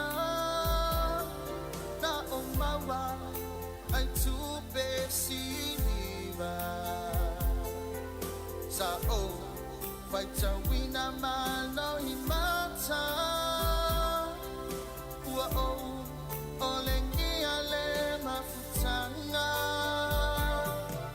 ele se seloma tano sano ua malo upu ale supokako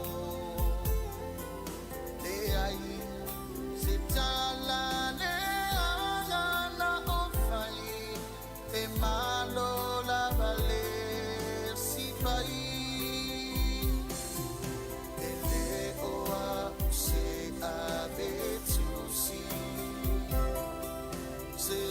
so tatele o tole laiti it's a fa asike a u ifalawa I'm a moli ila pepa o alufa ele o a useta maititi eta ele taru pisipisi mafutanga le taru ile langi o usomani e fetau siani usoi e moni ele o la usenge malau tusi ele fape le lolo la ngona e momoli e upuswamani e sufina le loto le tausala ia vama ai malie a fenoalo fina ngalo a tono le awa tole matu pala pala o le tamba o samona fa ama ngalo le awe tusi mai ile ta ele o lo loto le lafu a tamasi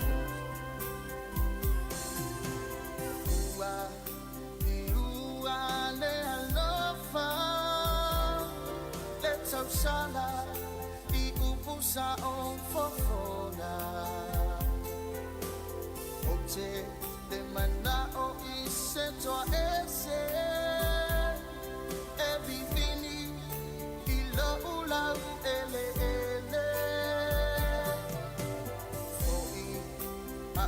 sufokako watali a utatalo ole a vaigoa ia o ele pepe se tauvi ono angalele chele ele oa se avetusi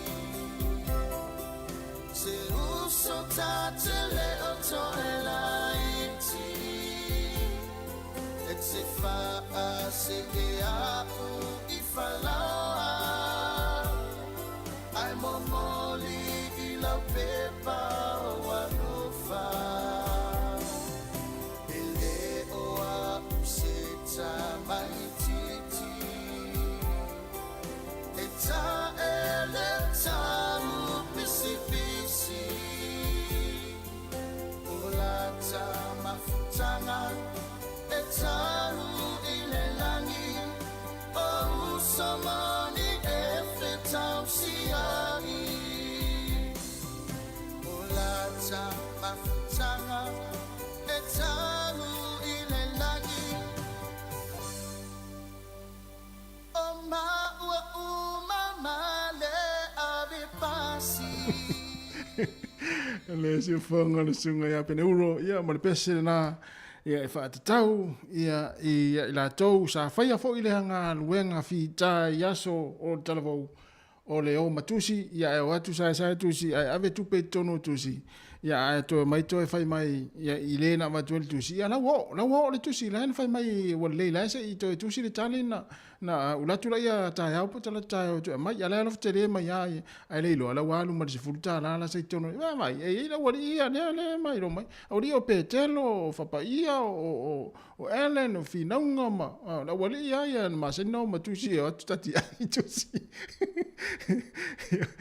ya o le soifuanga na tato ola soifu e inisi o tato ile o tato umana soifu le olanga le mo fai tusi ya ele ya ma se si tato ele fai tusi yo e tele to inga tusi pe o ta o te mo fano ya o tusi fo le o tusi apalai nga luenga sa tusi fo i peni ma api ya o tusi fa anoi fo e ave le nga luenga ya o tusi fa anoi ave wa sa tusi fo i tusi lima fo ya mo me tusi fa anoi ave i nga luenga i te mi fo e le ni telefoni wa sa ya nga luenga sa le ni telefoni ai a le fa nga luenga ya ona faile o le tusi ya ona momori le o fa nga luenga ya ai o le tele na tusi ya sa tusi ai lima ma api ma vai fa pena ia le ma e voli mal mala mu ia tasi le fai tusi sa ya so la o research yo e tamala ya oka ma tua umalele ya la ya o tusi a wali ia le tai tasi la pepa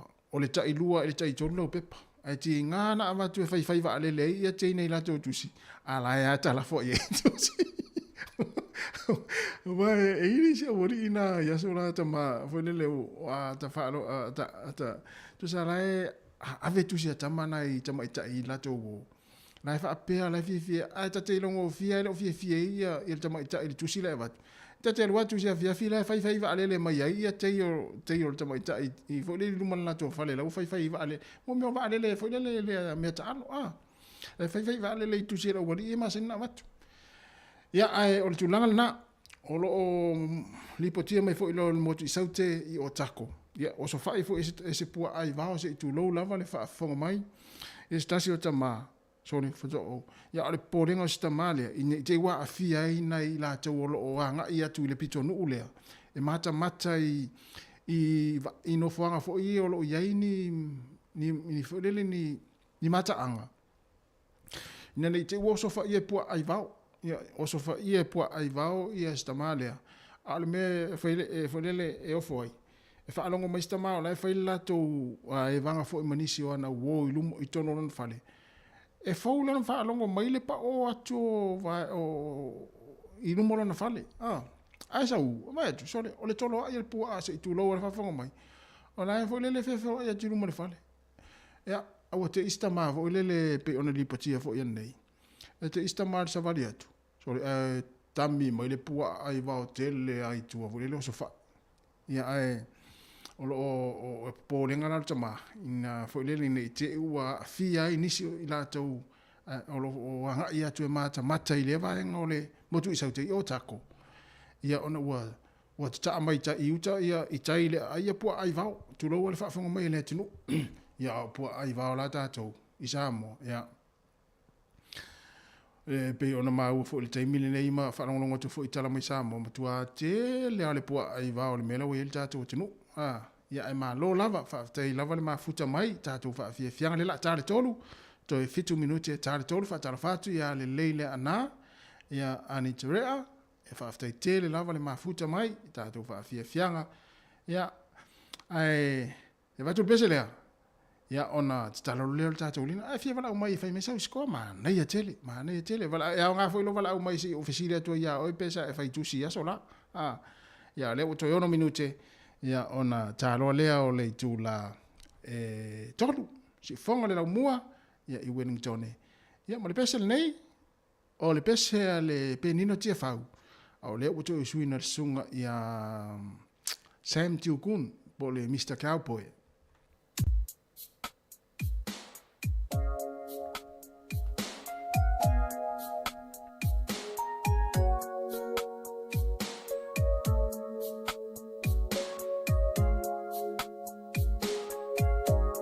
talo fa foi alo iva mapsua tai lava lo iva tasi le fai tutusi aso la uma fofonga e puna mai pia ia so uma le fia vai le fia facesi ia o sua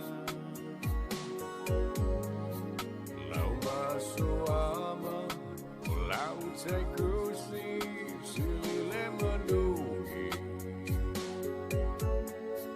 Lau Chifai Moana, Lau Taimani, Lefini Otama, Sawi Hoe, Lau Manamea, Seitau, Maya, Oh yeah, say easy awani, oh ita, labo watasi, tuilelang, tama faunga, oh iole pule fasoa, oh mea uma. Malutia, Ilona Lufa, Lotaula,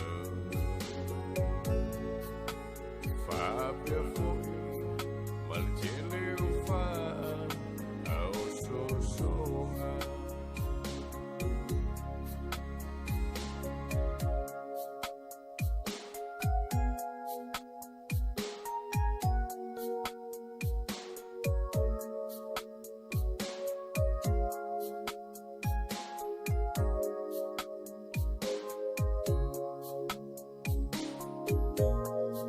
Sausa ili, Bolusa vai, Mahapolima, Auale ai, Sefuala au, O Tetawina, Taluailu, Fabalea, Ilau Penina, Susu, my lemotu, or tutuila.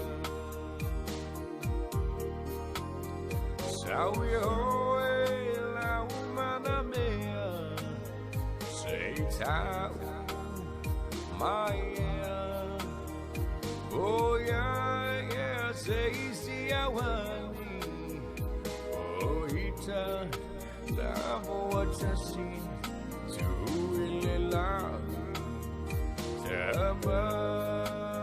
Tama faunga, oh iole pule fason, oh mea uma, Yamalutia, Ilona Lufa, Lotawola, Fabia Fui, Maltile Ufa, Auso Songa, Fabia Fui, Maltile Ufa, Auso Songa.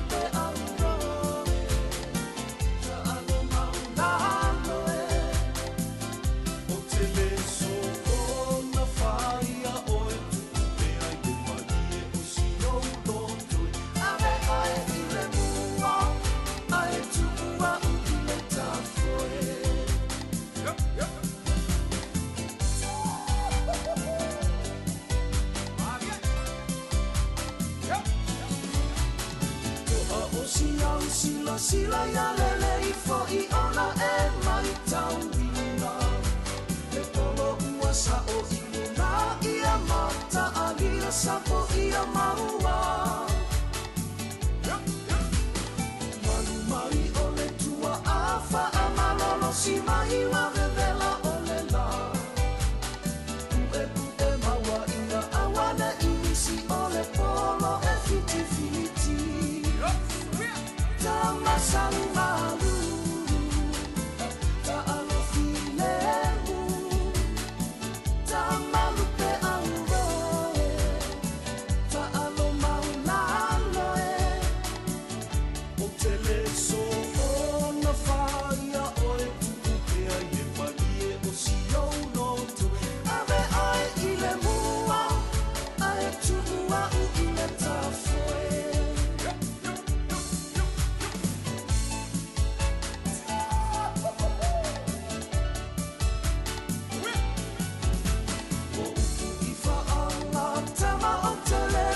Si I se matala la la Awa ua o mautinoa E te masani le ta alo tau sala O tu tino o si o unu uta te musu tufi mai I o mao Faia ina male maloa Tu sa paulea I si o unoto Te masang malu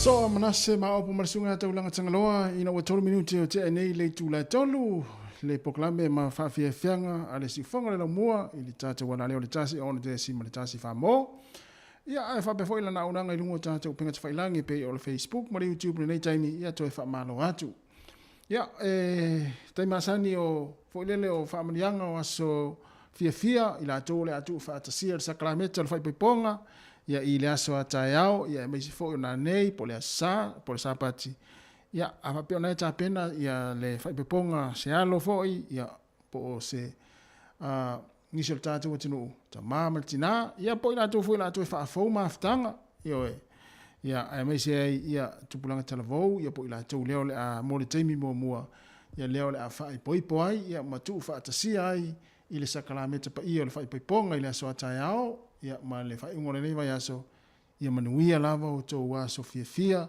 ia fa manuia le atua ia ma ia fusia I le alofa ia ma mama I le alofa ia ma foi le ma fealofani ia ma alofa ia inga ma fa mo le atua ia inga ia e manuia ai o lu ainga o lu le atu fa tasia I le aso ataiao ia ai mantua ia tatou ia ia intu si vala audia I fai poiponga ia fa pe le so tu si vala audia se a wete halu foi o fai poiponga le ainga pe fa pe le wa le mena no mena no o mai tawina le temine e tinga la va na le tu si vala audia po se pe vala audia so le ai te ia si ainga o fai poiponga vai mai le sa o tu pito I luma yo ai la te se me alo fa ia me le tu le ava noi si ainga tu le ava noi si ainga si tau mana va si ainga sole ia ina ainga o lo fa ia la tu fai poiponga nei yalo fa nau la fai poipota yao ia ona sai le tatu le fale pe ale vala udia ina tatu ia wa 5 minuta te nei le tolu le pesen lei e o lo fa tu mo utou o le a fai poipota yao ia mo le taimi mua ia e po na foi la to e fai poi po fa lua la lu fa lua fa tolu ia e le se me le anga na me pa me fa pa ia tu mau le lofa fa tu le tu fa mo le tu ia o malava ia e le pese nei ia o lofa tu ai ia au ne fisi me si po afa ia was ne au ne fisi me si o to ne foi la ta u le fo amata na va la me le o li se va ile o li ia va la mai tu me ale te muso e tu ta o tu me ne vai poi po au va la au fisi me si atia ale mai alo le pese le te tala lo le tatou le na pe fi va la mai ia e fai me la usko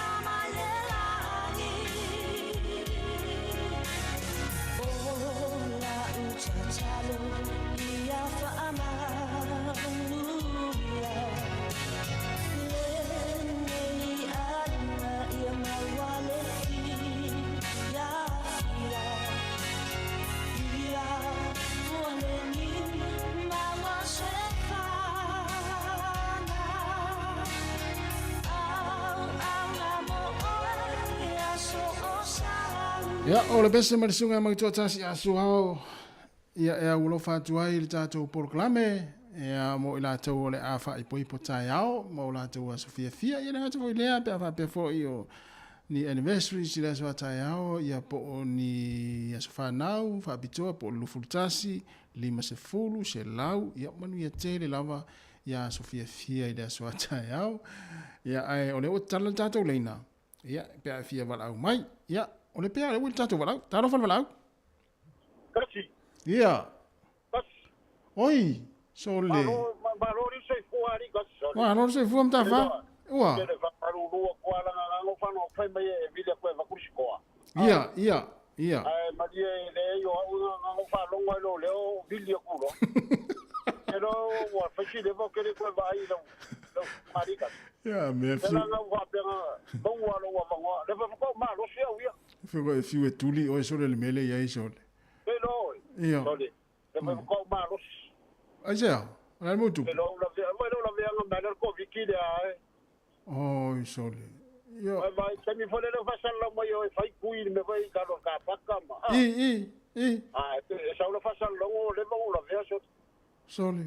Nana fata manos. Ah, wa kili ero la vea lo faro ko fe mai e mo ma me fai fa ka u me o ko o fia o ya o le mo fai o ku runga. Ia mai to tele la tu na fole le fa manui ai na le vai ngana. Wa kili la o la foi au ka mai o ma ka vili mai fai mai Fa mai ya. Mai alu la lo lai Ia, lai mo fa manui ngana lo. Mai so mai nga vi ka le hat. Ia. O va de soli. Se vai ali o foi por lua o fui kai no ata.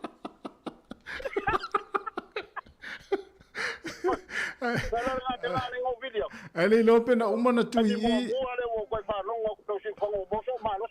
Ai lo pena na uma na tui i to yo to tui tai ona fa manu yanga Ko ni me o le fa kwa ka u fe lo mai ri ya mai. Ono winga na uma i e fa solo tai. Ara me la ku ai nga ma ngoli le yedi. Ko mo ngoli yedi au mo hari. Ya le la vole skovic. Ya le vola ko fo ya me ma.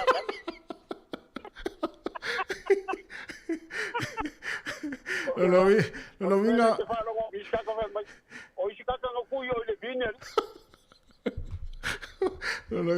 Lo winga o mo ngai ai le ye te mi nem ta fa ia to ye se tu i fo le fa i lo mai malo e te alu mo tino e te au ai a ke no la fancar de no ko fa lo ko ia ia ale fa ria lo passport de ku ia oi no wa uri e ma wa i malesika wa po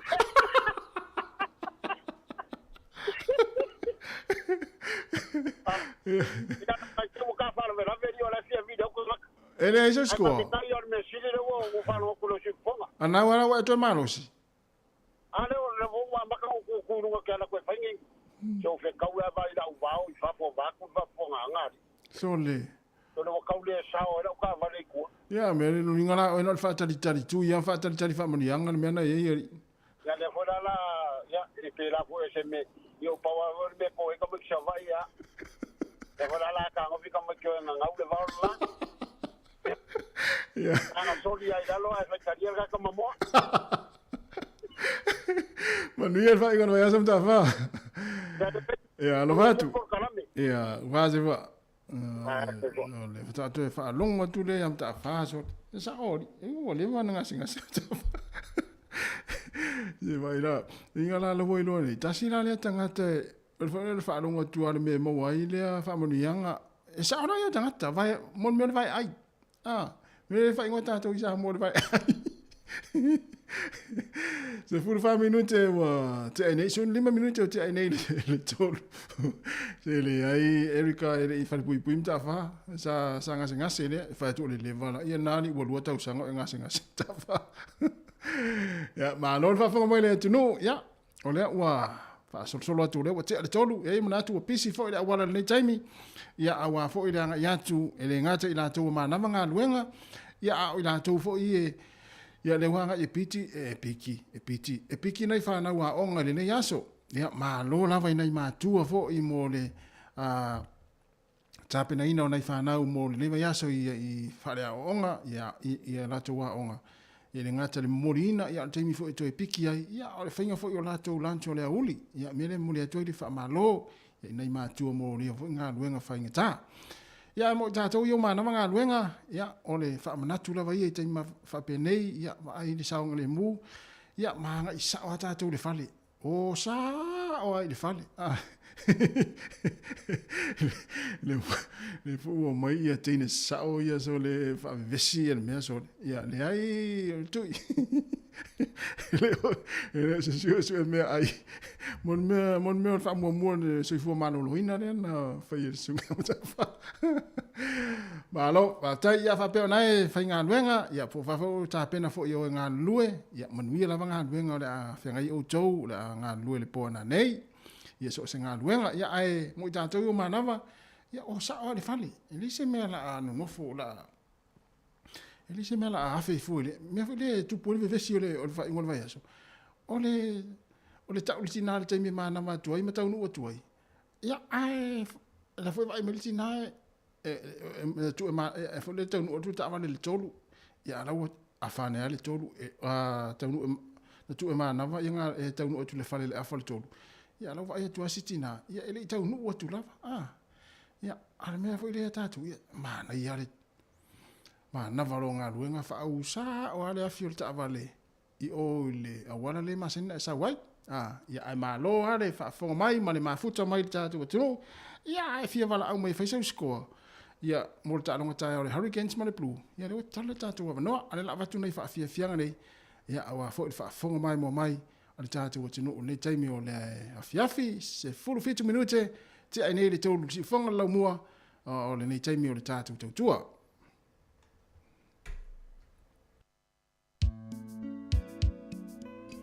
Tēnā ri tautua, i ona i pese a e whaanu while mua i lea uli, ma le afiafi nau mana vai ngā luenga.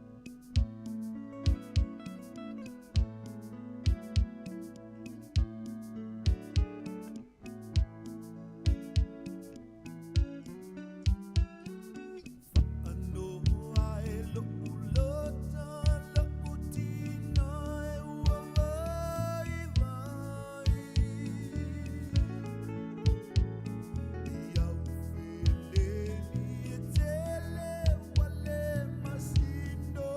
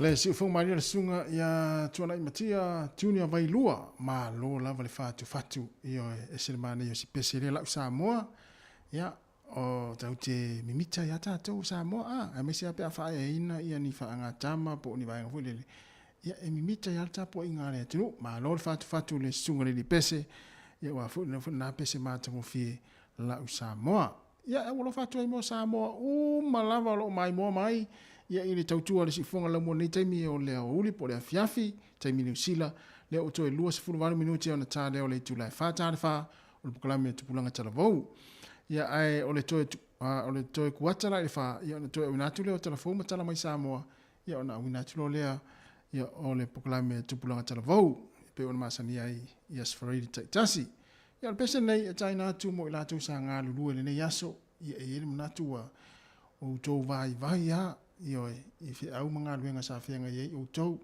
ia mai se ai ia o le taunu mai le fale ia ai le o le fu ila vai le fale peselea ia fu le fa long le peselea ia ma ai tu pe ia nga luenga ma tu te le taimini nei ia ila tauna sanga sa no fa fale le yaso ia mo ona sa fainga luenga ma futa mai tatu fa fianga nei ia tu pe ia kuka mata pena ino fale i vainga na sa no fale le yaso ia ute wa lo wano fo ia i ma fulele ia esa wa na te va ia tu le fale tonu ia lau va ai le fale ole fulele ole tu fo i vainga na la tu tiu til tapena ino fale le fiafi ia i moto mala le fiafi ia ai ma lo lava ia ona sa ia fatalo fatu le Marcelino Jacob Iunasa fa fataitele lava ma futa mai au kilani io tamito le blues le leitele ia Marcelino ia tatu tapo ia talonga tamata yao ia talo atama o seuso le ale meo ia talonga ia wa le ofia mano le Hurricanes walua ia le blues ia tasi male faina no winga le lua ia Hurricanes ai tasi ma le blues ia mala to fa ina no asun te nei ia ai tatu tapu ia po atu langa le talonga tama le aso ata yao ia ava pena wa tu le fale le ole leila va ai o ti nga fo lo ulu se tu lo i lo vai men nga luenga ma vai atu le tau o tu le fale te o fia ia ma futa mo le pesel nei ma si mo ha bueno hey samane fona fa ina fa fita uli ole a fiafi ia mai se ia lo vai na sa na lue mai ai ia na tira tu fale tonu ia on sai fa pena la vale olanga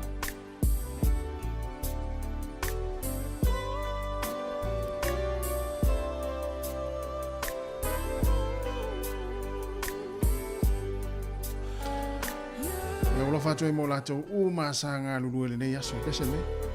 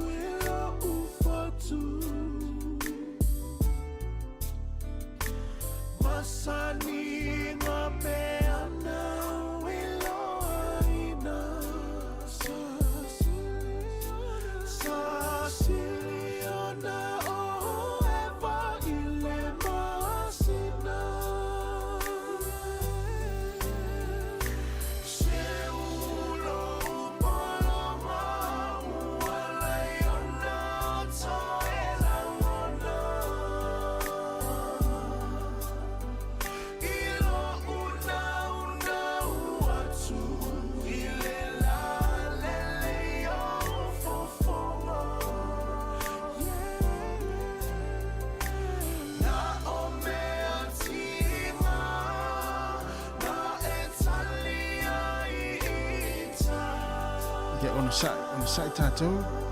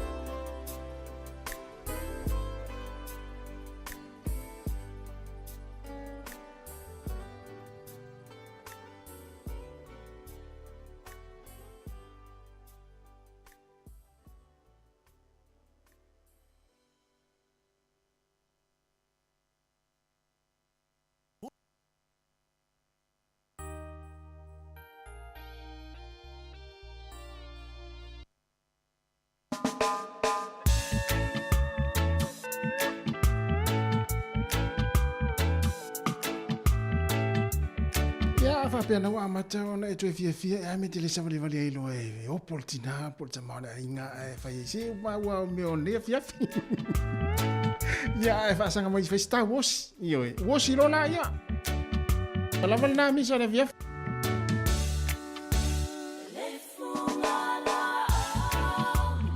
Ya mai fa ai o la funga la a we.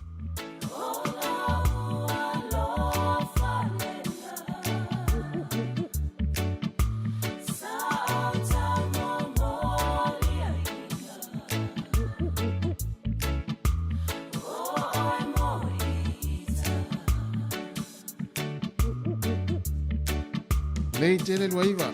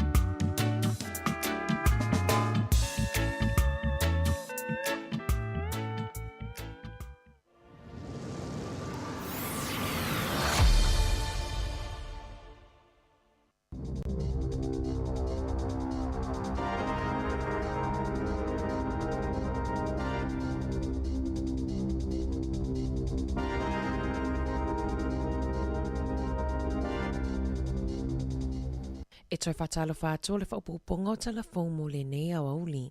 Ua whaalia se manatua le alifo mai a Jamie Ioane e whaatatawi upenga ta whailangi fau po o le chat GPT le ua a matau na whaonga e tangata sa ili fesoso ni ai mō whautuanga i le soifua malolo ina O Ioane e ngalua i le atina enga o chatbots whaafo mai. Na ia tā ua, e le iti formal se pasene e sise ai whaamatalanga e maua i lunga o le Chats GPT. Pe a taina ia ni fesili tau i le soifua malolo ina, ma o se popolenga tele lea ua ia nei i fo mai.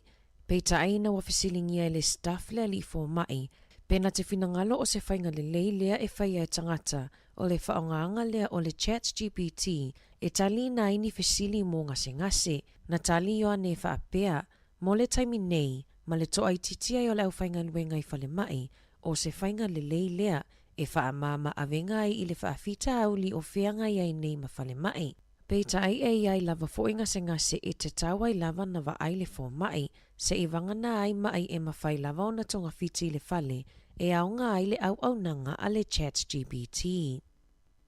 Ua whautua ina e le au whaito wha le soifua malolo ina le lau tele, ia no fota pena ma no uta, i le ono pepesi ai o le whaamai o le whooping cough, po o le talevivini i le atunuu, i le malili wai o tamaiti e toa lua mai i tu langa whaingatā o le whaamai, o lo o whaamalosia e le soifua malolo ina, ia whaia tui pui o le whooping cough mo pepe, o lo o whaia fua i totono New Zealand, ma tui e toi whaia i le taiwha ma le se fulutasi tausanga, a wale toi whaamalosia a tili o puipuinga mai le talevivini, o le toa tele o tamaiti whaamaonia i lea whaamai, e no nofoi pito nuu i le tui sauteo o kilani, lea olo o pito sili na pa umaulalo ai le nuu mera o tamaiti e whaia tui pui. I whaamaunga mai le matanga luenga soifua malolo ina, mai le aso mua o ke topa i le aso tolus fulutasi o te ise mai le luafe lua, e ono fitu te sima le iwa pasene le nuu mera o tamaiti ta i ono maasina i counties manukau, ua mai au na whaia umatui pui. Fitu sifuru te sima le tolu pasene au kilani, fitu tasi te sima le ono pasene i Waitemata, ma le ono walu te sima le fitu pasene o tamaiti, i le whaitawa whai i totono le atunuu. Olo o iese popo le ngai le matanga luenga soifua malolo ina, o le amatanga lea o le toi pepesi ai o le talevivini i le atunuu. Pe iona iai mai le taitolu i le tailima tausanga, o le awala e pui ai, o le whaia lea o tui pui o tina, ai mai se pepe i le tolu vai aso, tolu maasina, ma le 5 maasina. E silia ma le afe tolu se lau i la tau na whaamaonia i le talevivini, i le lua afe se furufitu i totono New Zealand. E tusa ma le toa tolu se fulu afe whaia onga wa onga tūlanga lua, o lo whaamoe e awai i se solo te i le aso tofi o le vai aso fōu. O ana na fina mawai le whaai unga i pālota whaia onga i totono le atunuu. Sa fina winai peta lia le si itanga o totongi na ofo mai le malo. Peitai, e toa tele whaia onga na te e naina. O lo whaamoe fo i whaia onga o kolisi ma onga amata e awai i solo te o lona winga e o atu i le 5 se fulu afe whaia onga o le a awai i solo te i totono le atunuu. Sa tautino e le te whatuora, le se o nisi o whaamatalanga po o data, e whaatatau i taimi whaatalitali i le vaenga o le ED i nisi o whale mai. Sa whaongai nai le itu lau atoa o le fua whaatatau o le whaatinongo ngā luenga le soifua malolo ina. Peo na whaalia i lunga o alato upenga ta whailangi. Na whaalia le pulesili maji apa, ua whaato ese le matanga luenga, i se whaale tono ma le sese o nisi o whaamaumaunga ma whaamatalanga, i lunga o lalato upenga ta whailangi, i le masina o Novemba ma te sema, o Northland na mawai nisi o whaamaumaunga le sao, le silia ma le iwa pasene o tangata na o atu i le ED, na mawhai ona wa aia fō mai i totonu o leono i tū la, ona na o le whaitau se lau tangata na whaamauina, na o atu i le vaenga o le whale mai i totonu o le masina. Peita ai o le whainu mera whaamauina maasani, e silia ma le 5 afe tangata. Ua whaalia i reporti mai le Dyslexia Foundation, le toa tele o tamaitia onga e iaimana onga whaapitoa, ia onga e maua lalo le tamau a inga, e le o maua le fesoso ani tonu e tatau ona maua e langolango ai moa la toa o onga. O tamaitia onga e maua i le dyslexia, pe o mana onga whaapitoa e le mawhai ai na whaitau, si pela upu ma le tusi, e anga waa mo fesosoani, e mawhai ona iai ni whaia onga langolango la tau te whaitauina iai fesili, matusi i lalo tali mo tamaiti. O leo whainga o tamaitia onga o loo whaonga aina fesosoani mo le whaitau tusi, na si itia mai i le afe iwa se lau i le fitu afe lua se lau o tamaiti talu mai le lua afe se fuluiva. Ayo i la tau na whaongaina le fisosoani mo le tusi na si itia mai le lua se lau i le iwa afe fitu se lau. I whaamaumaunga la tamai le lua afe lua tasi na whaali ai e whaapa sene tamaiti mai a o ngai maula lalo tamau a inga e maua fisosoani. Pe a whaatusa i le se fulutasi te si maleiva pasene o tamaiti o lo o maua le fisosoani i a onga o lo o le lei tamau a inga. E to o lima tangata mai le ekalesia sa mua mai manukau ua whaasalaina ina ua latau pelongia le ofisa o la fonga, ma le tuina atu o whaamatalanga se ina ia toe maua mai ai se tupe e lata i le se lau fitu se fulu afe tā la. O le whaife au malona whaletua, le teu tupe, whai lau tusi ma le taitai o whaia o ngā aso sa lato tuina atu ni li siti o fōai, ma whaaunga aina e whai lai whaamatalanga, sa tuina atu i le ofisa o la fonga, ma le talosanga ia totongi mai ia tupe ia lātou te ngā tupe. Sa tu la i lātou i luma le whaamasinonga whaitou mālo a manukau i le asona nafi. Ma sa lātou i o ina uma o lātou molianga. Na whaalia i reporti a le litio New Zealand e le ole taimi mua lea ua whaia ia i lātou nei lea solitu la fono. O tae au le aso mulimuli o whawhiwhianga ma le whaamamaluina o le fase fuluwalu tausanga talu o na amatalia Polyfest i totono le atunuu. Na vaia le whatumuli o whanawa o ngā mai kolisi ese au kilani, mai i le aso lulu lea na tatala loa i ai le Polyfest i au kilani i le Porphyria Maori, se i au o mai i le aso na nafi. O le aso atae au e whaamae ai nai whawhiwhianga a Niue, Samoa Matonga, ai o le aso tolu i le aso limo a Perila, e a matawhaanga solo ai whawhiwhianga a Maori, e whātau sanga talo na tau fia i a whaamoemoe o na ole COVID se fuluiva. O le manu lauti o le whaamoemoe le nei tau sanga, o le manu motu hake, po o le whausia ina o se taunu unga manuia. Na whaalia le whaatonu se iuli Terry Leo Mau'u, o se whiawhianga lea mo alo ma whanau o lo o iai le tāleni, e whaalawi lo ai a lātou wanga nuu, ma le mitamitanga o talavou i o lātou tupuanga ma whaasino manga. I taalonga, o le a whaawawa na taalo le ali i kapeteni a le Crusaders, Scott Barrett, mo le awa New Zealand se ia mai a le lua whelua lima, ua toi sainia pe whaafowina ai malana koni karate, e taalo ai mo le Crusaders whapea le awa Taranaki, ai maise le supalaka pi Pasifika. Talafowia mai le sifufongo le laumua, mo le nivaenga o le aso.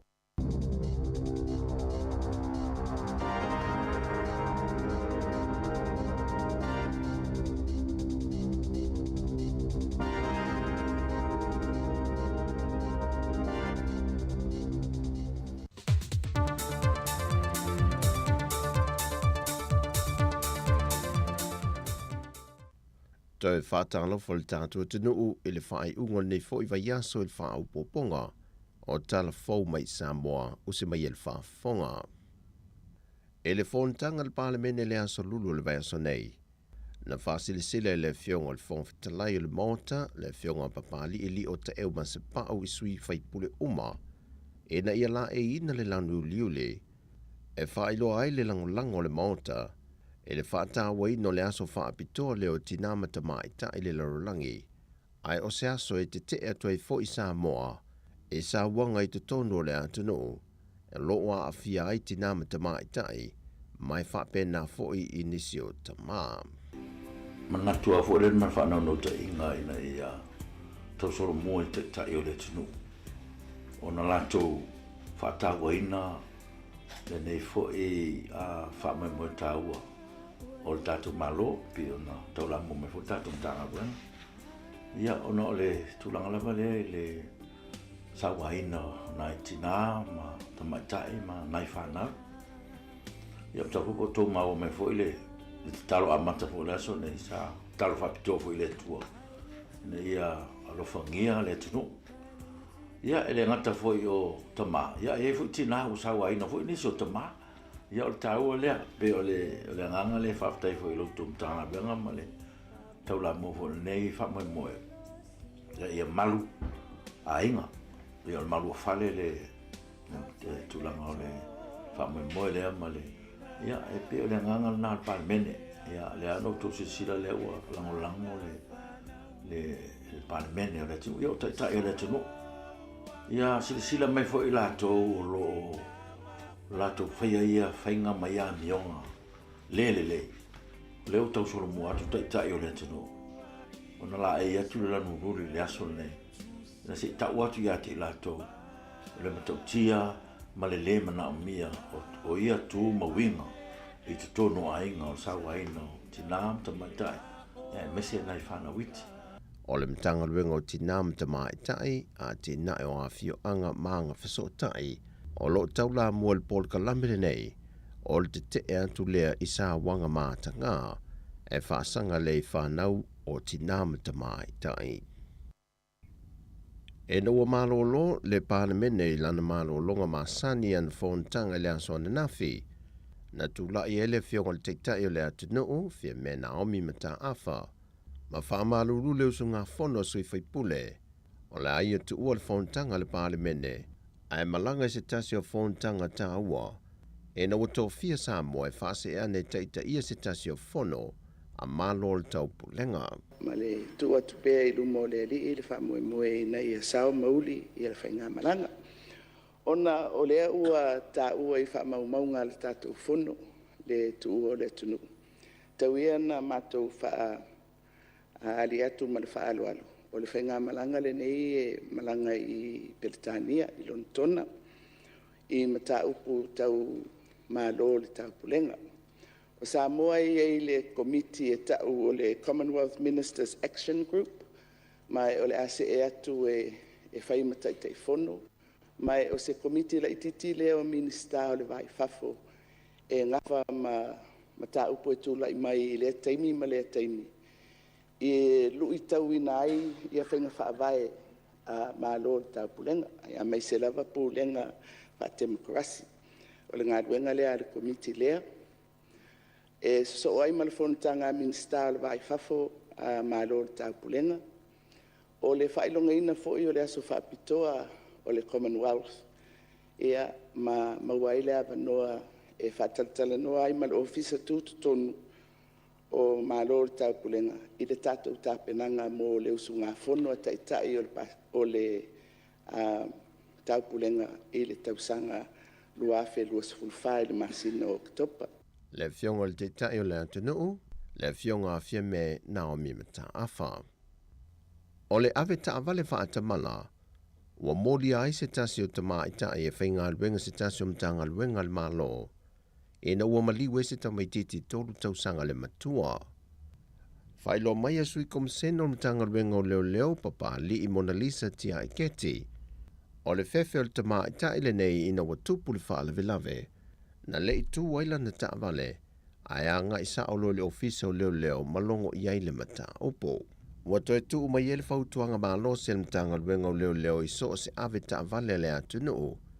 E na ia tautua na e mata ala i so se teimi, ai mai se lava fo i teimi e tu uai whana wa onga, au lato sa avalia ta futafo o wal tele, wha pia foi, teimi e solo muli e so se ta avale.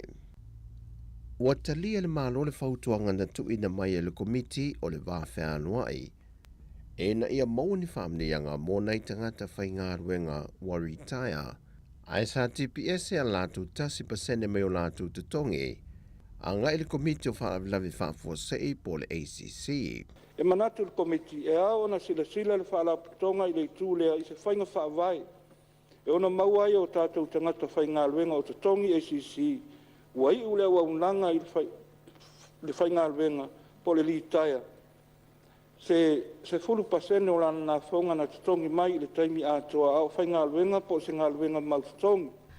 Ai na tūlai le teitai o le atunuu fia me Naomi mata afa, ma tali whaita watu le reporti le fulsia le teitei whono le komiti, no lanto ilo ina le whautuanga mai le vafe aluai. O le atu ina atu le whautuanga i le ofisa o le loia sili ale malo. Mo le ilo ilonga o se teuteunga o le tūla whono o taui mo whaalavilawe whafua sei, e tanga iai e whaamatu atu se pasene mo i lātou wali taia e pei ona whautuaina. O tala fowia, whamanuia le tualeanga i atu le whai ungon nei fo i vaiaso, whasoi foia.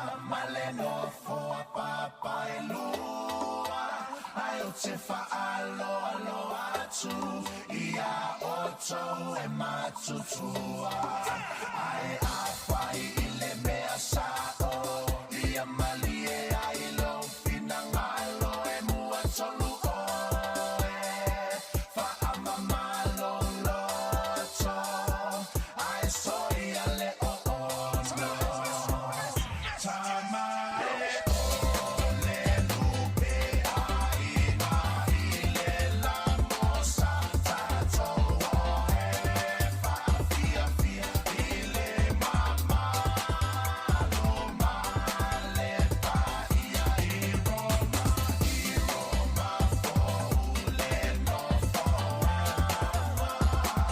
e a oa o ina i le mala mala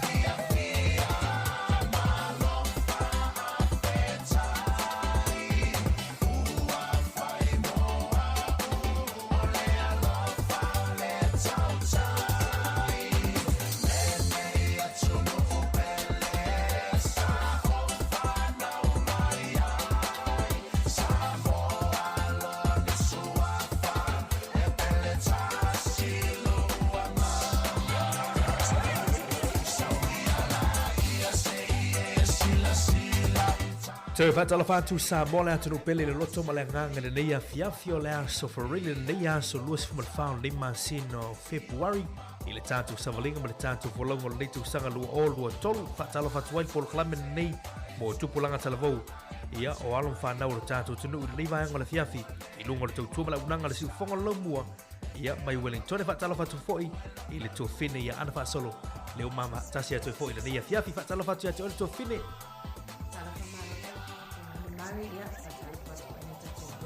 Ia leo mwhai ona mawhita mai i le tatapua kalame nea fiafi ia manor soifua tama malte nea onga ia whatalo whatu fo i tatu au whafonga. Ea maile nei vai aso tuafine ana Ia manuia la whaftai ia toi anga ia tfo i alum whanau lea onga ia le fo i wa whaai ufo i le nei vai aso whalea o onga. Moni. E moni lava Mario lo o whapeo na mawhatia nisi o vaenga o lea tunu i ia whama lo longa ia i le mai ai fo i o lea wha. Ia o tātou lava i Wellington e pori rua ia o lo whapeo na manuia lava i le rufo lea ni. A whaina ue tau nuu i le whali le teim le a onga le whai o lava lava au. Ia. O lau tuanga masania te talau lava lava onga ia tūtono o le tanga mea. Ia e mai mafuta mari tātou por kalami. Ia wa ai whale le lunch na sa le tau mawhai nei tono le a onga. A tu sa tinga ina mama tere whale lunch. Ai leo. Ia e toi fwoi mai le a onga lai limpi li tā lalu. Tamalana e ino li puti ni la fiafi Maria awa ni tongia la pisi se tuno. Mai mau me ai. Ma na ia iri tā wha program whapitua le ia so for really to fini ana iri tā ua wha alorungia le la mafuta mai. Iwe ia ole songa ya Daniel Fruin. Ia leo la mwhaiwana whaatala noa ina i le nai minute o i luma. Ia. Ia. E mana ia foe wa o le tatu pukalami mari le lava o mai lava ia alo whanau sa moa. Ia e avea malu i tau fo i mo i lato whaamuimuenga fo i ua ausia. E avea malu i tau mo tupulanga talavo nei. Mai taimi i whainga tau tupulanga talavo. O le au ngāra tātou pokalami sa o le au mai tātou wō nei ma tātou guests. Ia se i whamalosi fo i ma ave se fautuanga mo whanau tupulanga talavo. I mea fo i wō o i fo i matatia le ua. Mo whai o na o i fo i lātou. You know the accolades that they've received and achieved. Ia ma nei e tātou tatanoa. Ia ma watu whaasoa. Ia o ngā mo oe, ia o ngā fo i mo tā ua tu whina. Moni leipe o vai aso leo tua nai mari o ta wo foi leo le Tavia. Ia sa tatu tatanoa. Ia tele foi so sia ma le ona sa mai. Ia ai o te iloa foi. O le a telefoni awa o ngā tā ua ia mese foi alum whanau whafonga mai. O le ha maua le i le afiafi nei. Mana ia. Mr. Cowboy malang bisbisingan nei, ia. So te liu mai wha o tātou por klamin nei a Woli.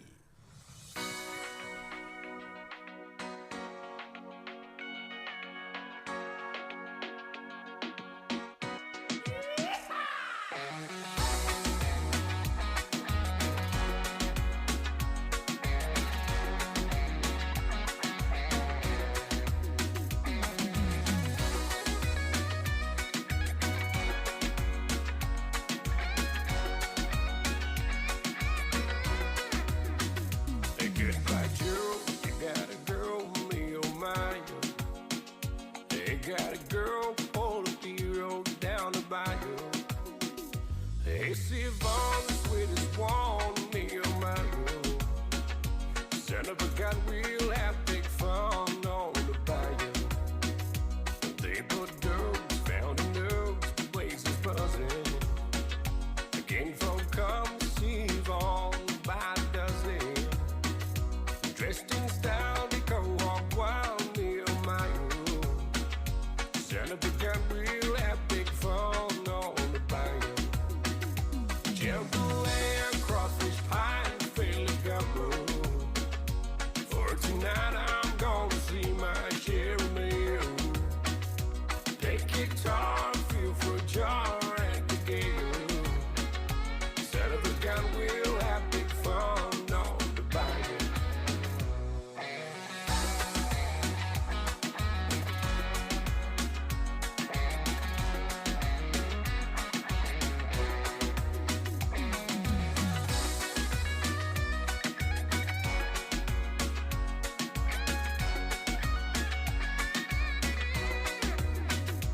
Settle down, far from town, get in the people.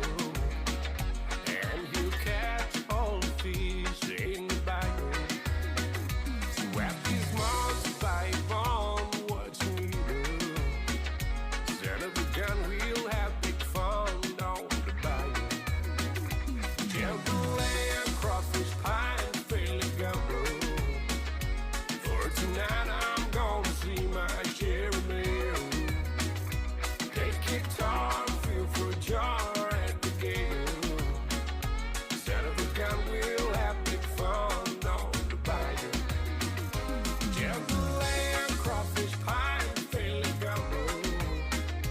For tonight I'm gonna see my share of meal. Take guitar, feel for a jar at the gate. Son of a gun, we'll have big fun on the bayou. Jump away across this pine, feel the gumbo. For tonight I'm gonna see my share of meal. Take guitar, feel for a jar at the gate. Son of a gun, we'll have big fun on the bayou. Son of a gun, we'll have big fun on the bayou. Son of a gun, we'll have big fun on the bayou. Son of a gun, we'll have big fun on the bayou.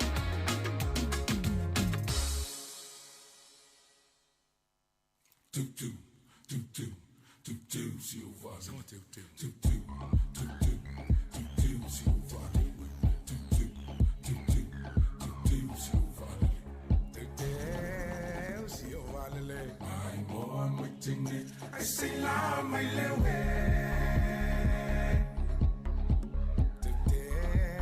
Si o valele, my mo matine. I say la my lewe. Ale ale on to lean to see ale a five fini. Atuma fawe. Ali yesu e mali. Oli malo Vittoria na su elu Britania. Samaya samutam. Awi sena tetatai. Tatai mai yesu e na ute paine ngalue. Tamu aliva. Ole te su e mumula.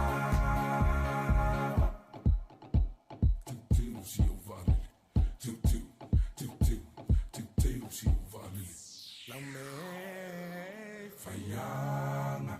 La me fayanga. La me fayanga. Fasua si o tama. Oye mo inga afa amai. Amai se la ti la le la vale la me. Apa apa. Oye la me phone where la mai se mana me. Sai lumane, sai tuli lumane. Awena alaina asola de mataina.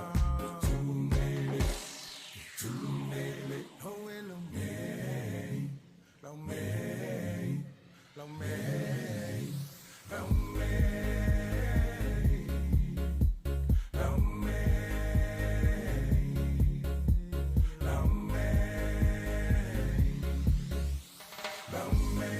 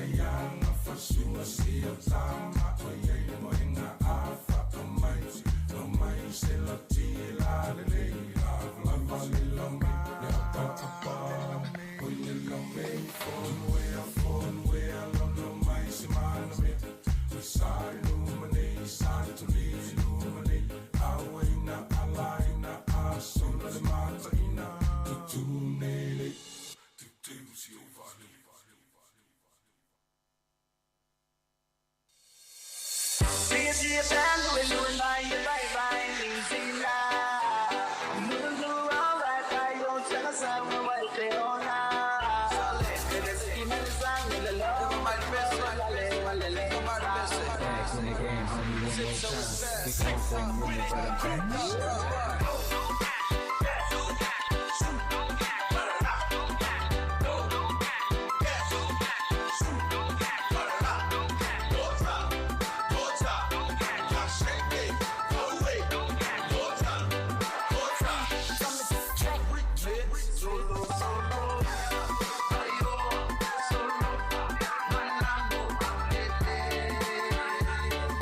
Ia e toi whaamalo atu i lau whaafunga angai nea fiafi ia tupulanga talavou leo o sifunu nua minute te ai le tu lai wha ia o ma atautua toi ma le tuanga ni a Mari nea fiafi.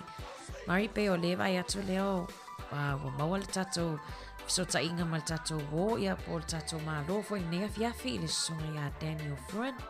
I oe leua mai tau atu leua ma futa mai le tatou wo whaalolongia le sunga ia Daniel Fruin live from Auckland i le nivaenga o le tatou tautua.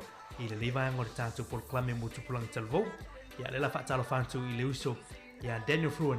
Ia leo mafuta mai lunga o le tātou poloklame whaatalo whantu. Daniel, malo se fuma nui le levaenga o le awoli. Whaatalo whantu, Murray, ia ma le sunga le tamaitai. Pamalulu atu le mau atu le swafa. Ia whamalo whaatalo whantato atu no. Malo whaftai. Malo whaftai, Daniel, ia aile i atatu tele ia loa ia e momoona ma whaalawi loa foi ia lautala anga foi ia ai maise ia ni wainga tāua foi tauan no silafia foi le malo la tuno ia awa foi ia lau sunga ia o Daniel ia o ia sa he's a recent graduate from Auckland, from AUT, Auckland University of Technology, who graduated with a Master's in Computer and Information Science. Fat ele livona umona fa au ia le sunga ia Daniel ia I lana fa ilonga o le masters ia I vaenga tau computer.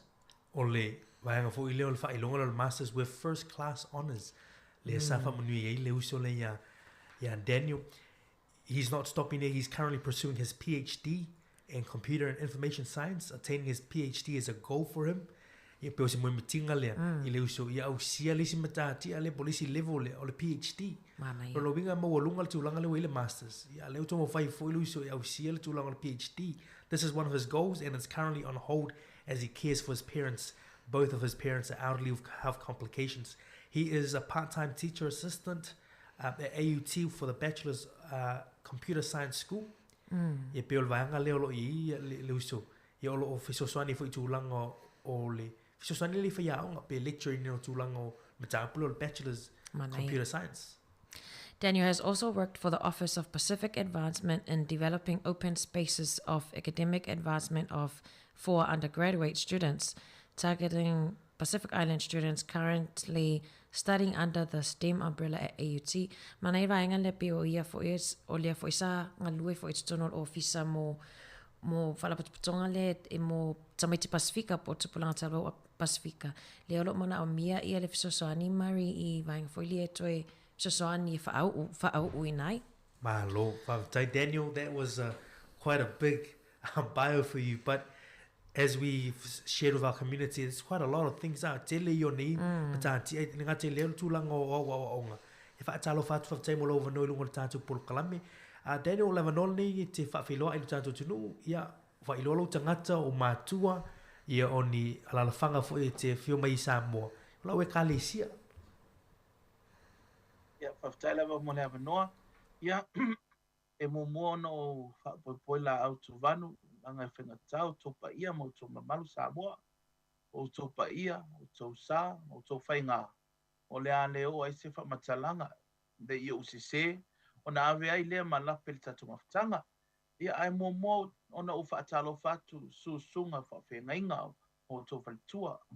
O whaingaruenga pa ia o le tua mai se so se whata whaitaulanga, te whaatalo whatu swafa manu malo Yesu Keriso, o te whaatalo whatu hoi I te mama tina matutua, tua a sinsina o tatu atunu, ulo whaafonga mai le nei tu la, ia mai se foi pa ia ma le mamalu, o le atunu talofa lava.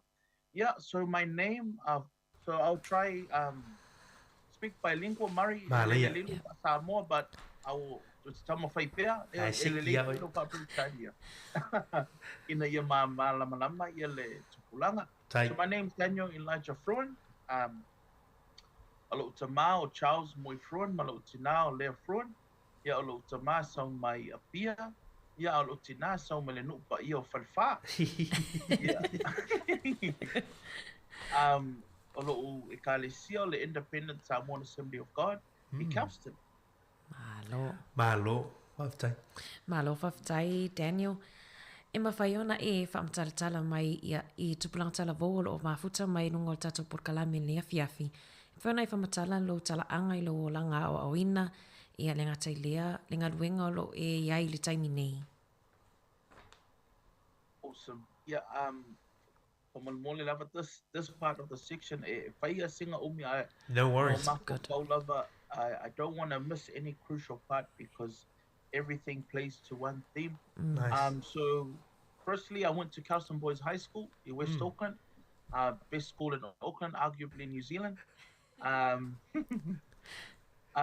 When I finished from Kelston Boys, o whamaulunga whapea, okay, e mawhainga walu so university. Wow. But funnily enough, I was short on my university entrance by 1 credit. Wow.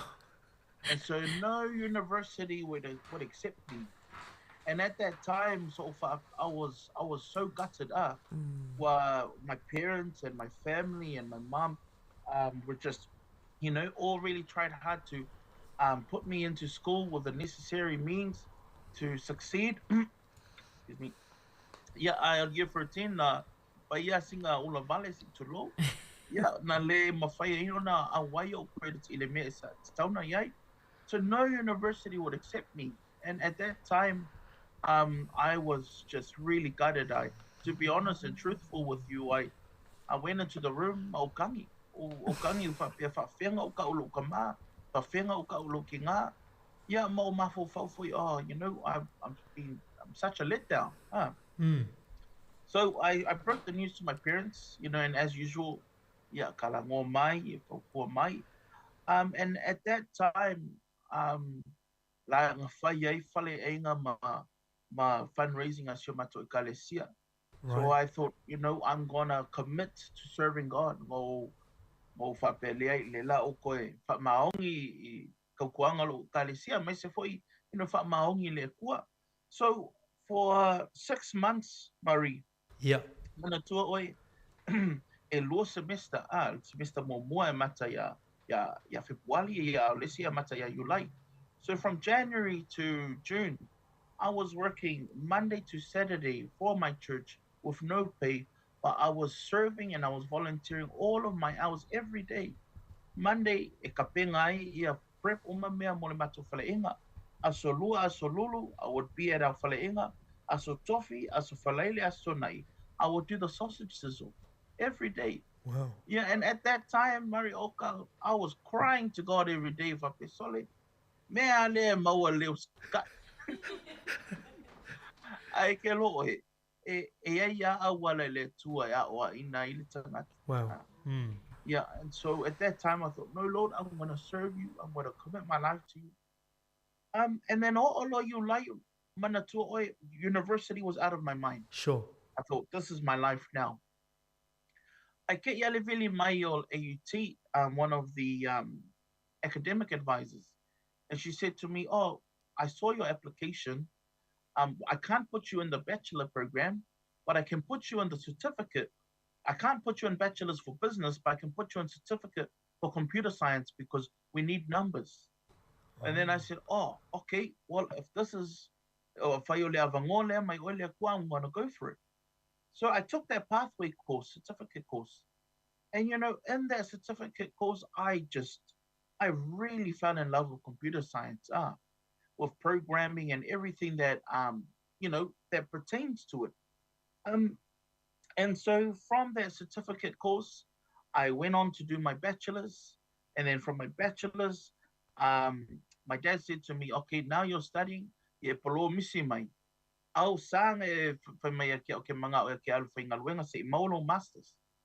So I said, okay, Dad, yeah, ngā whailalo polo misi ngā. So then I did my bachelor's, graduated, and then I did my master's. And then as soon as I finished my master's, I thought, well, what else am I going to do now? But o mafofau, I did work for the university in teaching.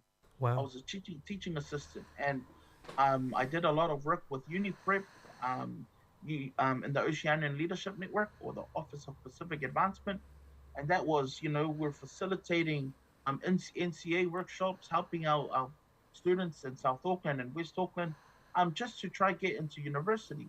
My gift is teaching. Wow. And so I thought, well, I want to teach. The only way for me to teach in tertiary is to do my PhD. And so that's where I am now.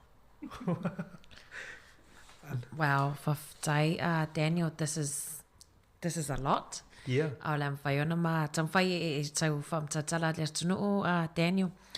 Mari ma nei ai o talaanga o leolanga o Daniel.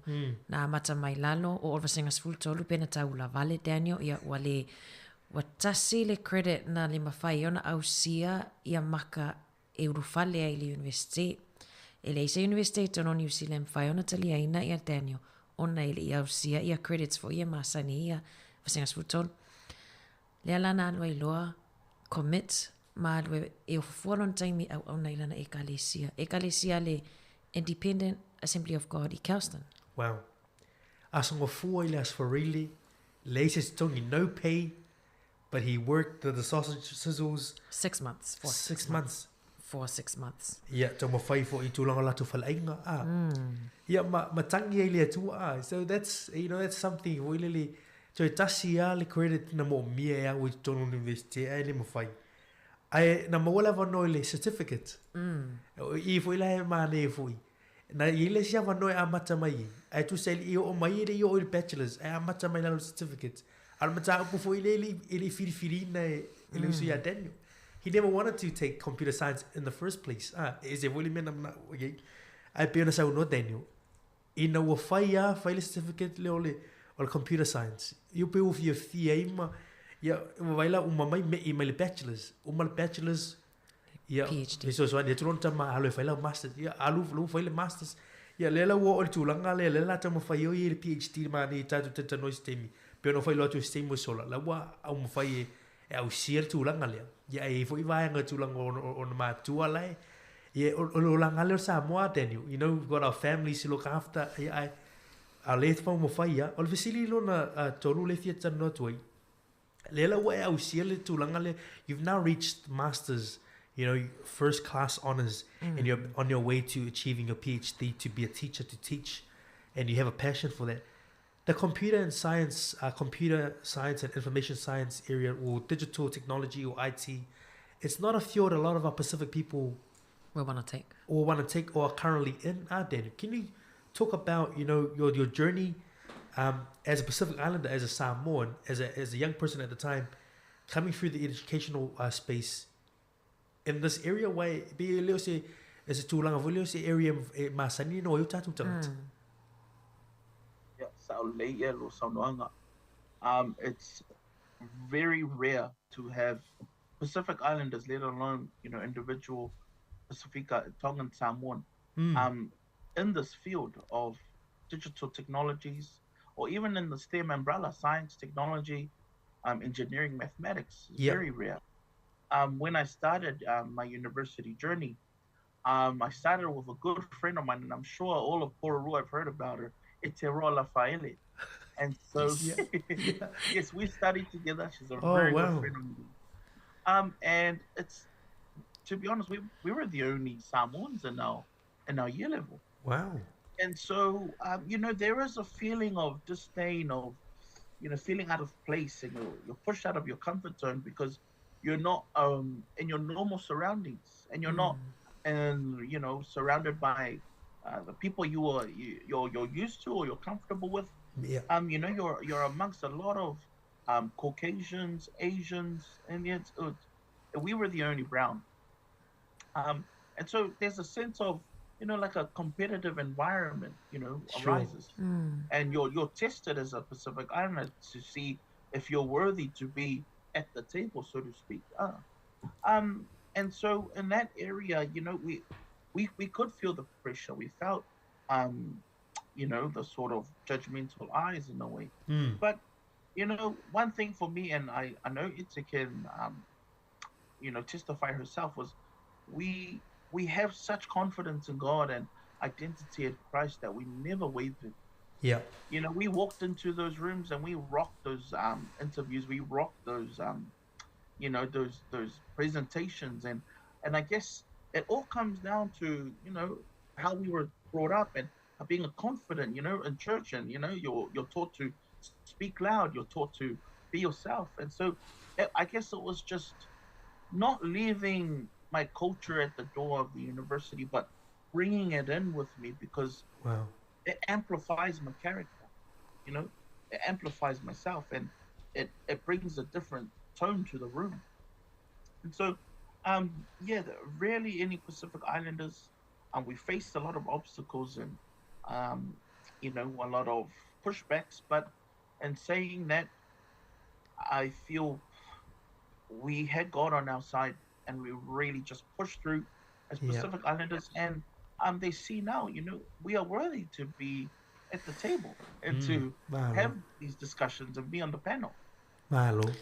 Malo whaftai Daniel, Mari, o le sa whatara no fai o lo me te wati, e le tamaitai a e te rola Yes. whaile, ai le mai tai watu.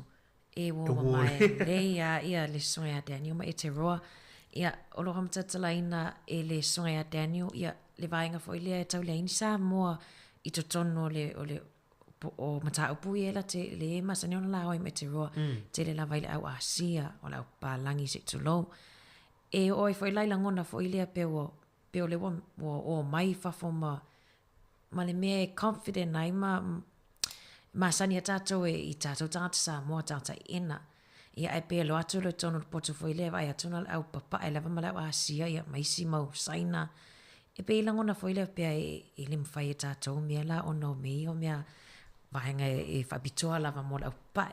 Ai whaftai a Daniel, whaftai mo o le whatuatua i le atua le mai tau atu. Pe o le atua lona whaasinumanga ma le whaavai o mai lana ia lona talanga ma lana story le matala.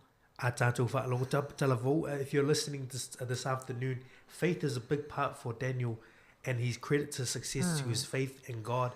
And so I think it's very encouraging that we get this testimonial message to our young people. Wai tā ua te lelo waluma. A velo whātuatuanga mai whātuatua i le tua. Your culture amplifies your character. Ele yo atu ya Daniel tu I whafo o your Samoa Pasifika I whai to Ori University.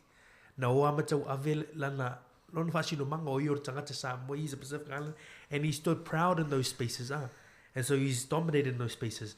You mentioned, Daniel, these STEM courses, science, technology, engineering, mathematics.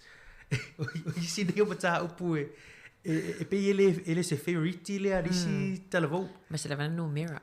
Mathematics, numbers, so but in the computer science and information science, it's important to take these courses, Daniel. Yes, it's very important to take these courses, and I encourage Iele Tupulanga who are listening to not shy away from these courses. Mana tua fo'i, we are the great voyagers of the Pacific. That's science. Right. You know, we calculated how far each island was. That's mathematics. We are. You know, we made vessels, we made canoes that could travel vast distances. That's engineering. Wow. You know, it's in our DNA to really challenge ourselves and go out in the unknown. But I think, you know, when we box ourselves in, then we stay within where we are. We discredit ourselves. We don't give ourselves enough, you know, confidence. But I truly believe o tātou tangata Pacific, o tātou tangata Samoa, e lau I loa o mai tangata. We are tangata Folau. 99% water, 1% land. And we navigated the whole Pacific. It's in our DNA. I never thought of it like that. Yeah, same. And I'm sure our young people actually, the analogy le o tātou tangata Pasifika e le leite le melo mamatika numera. Na mawhai o tātou tua yaso ia le tau sa idinga o lea motu ma lea motu ona fua le mamau mai lisi motu. Ia o tātou tangata na whauina me o vaa alo fu i na. Eleni masini fa Eleni masini. So It is in our DNA. Initiative and intuition is there, and the skills we have it in our people. So it's very important. So so STEM courses are very important in computer science and information science. Daniel Bill confirm mai. Alfa nga mun facility le lumen fa. So you could have stopped at the certificate level and then get your way into bachelor's and choose another direction. But why did you decide to continue this pathway into, computer science and information science? Yeah, so like I said, I was supposed to go into business. Yes. Because in high school, my dad chose all my subjects. Really, looked at my NCA subjects. But if I look at my subjects, he chose accounting, he chose economics, he chose business studies. So what does that mean? The only field I can go into is business.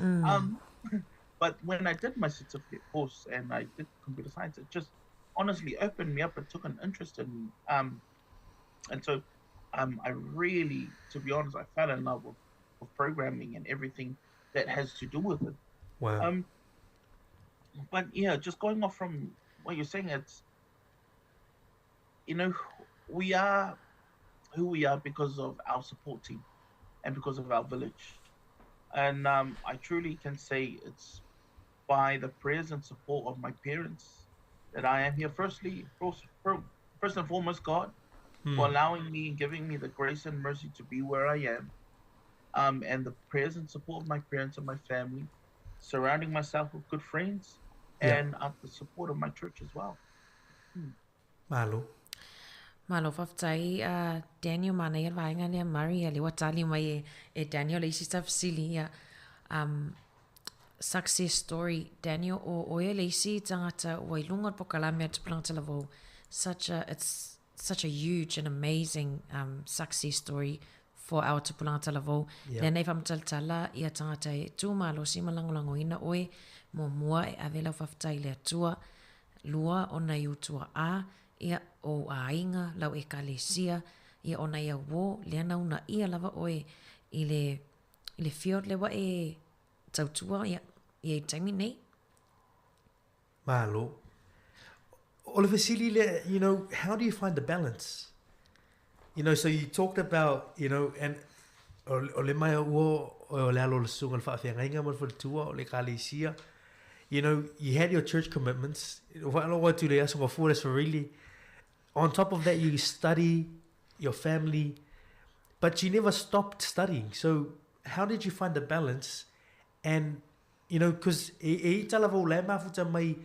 they have to sacrifice something for the other.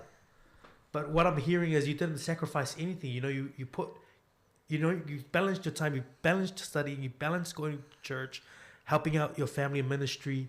How did you find the balance, Daniel? To be honest with you both, I don't think there is such a thing as balance in our lifestyle. Yes, sure. It's purely what is important to you is you will prioritize. What is important to you? What you prioritize is important to you. And so, like you said, church activities, fundraising and stuff, for studies. At times, many a times, I wanted to give up on my church commitments. I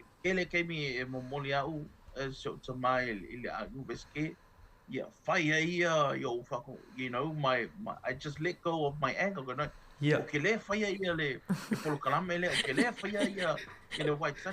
Too much. I poor Malia so to my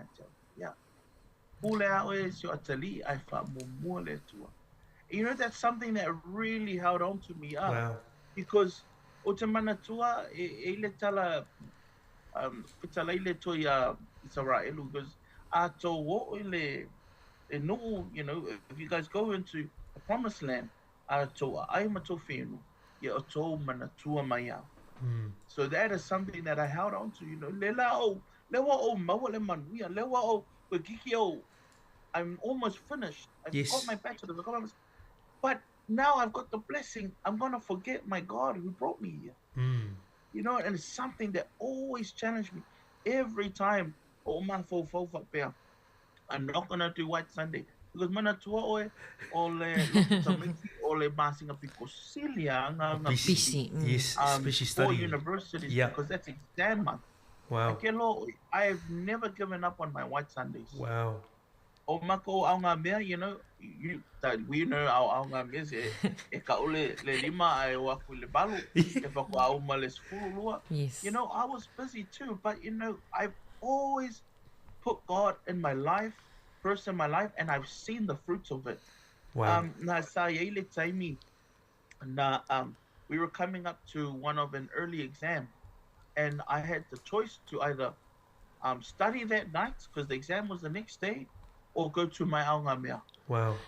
And I was sitting there with my friends. I didn't know what to say to my Sainga and Inkia friends. I'm gonna go to my aonga mea because I have exam tomorrow. Yeah. So when I told them, they were like, "Why are you going?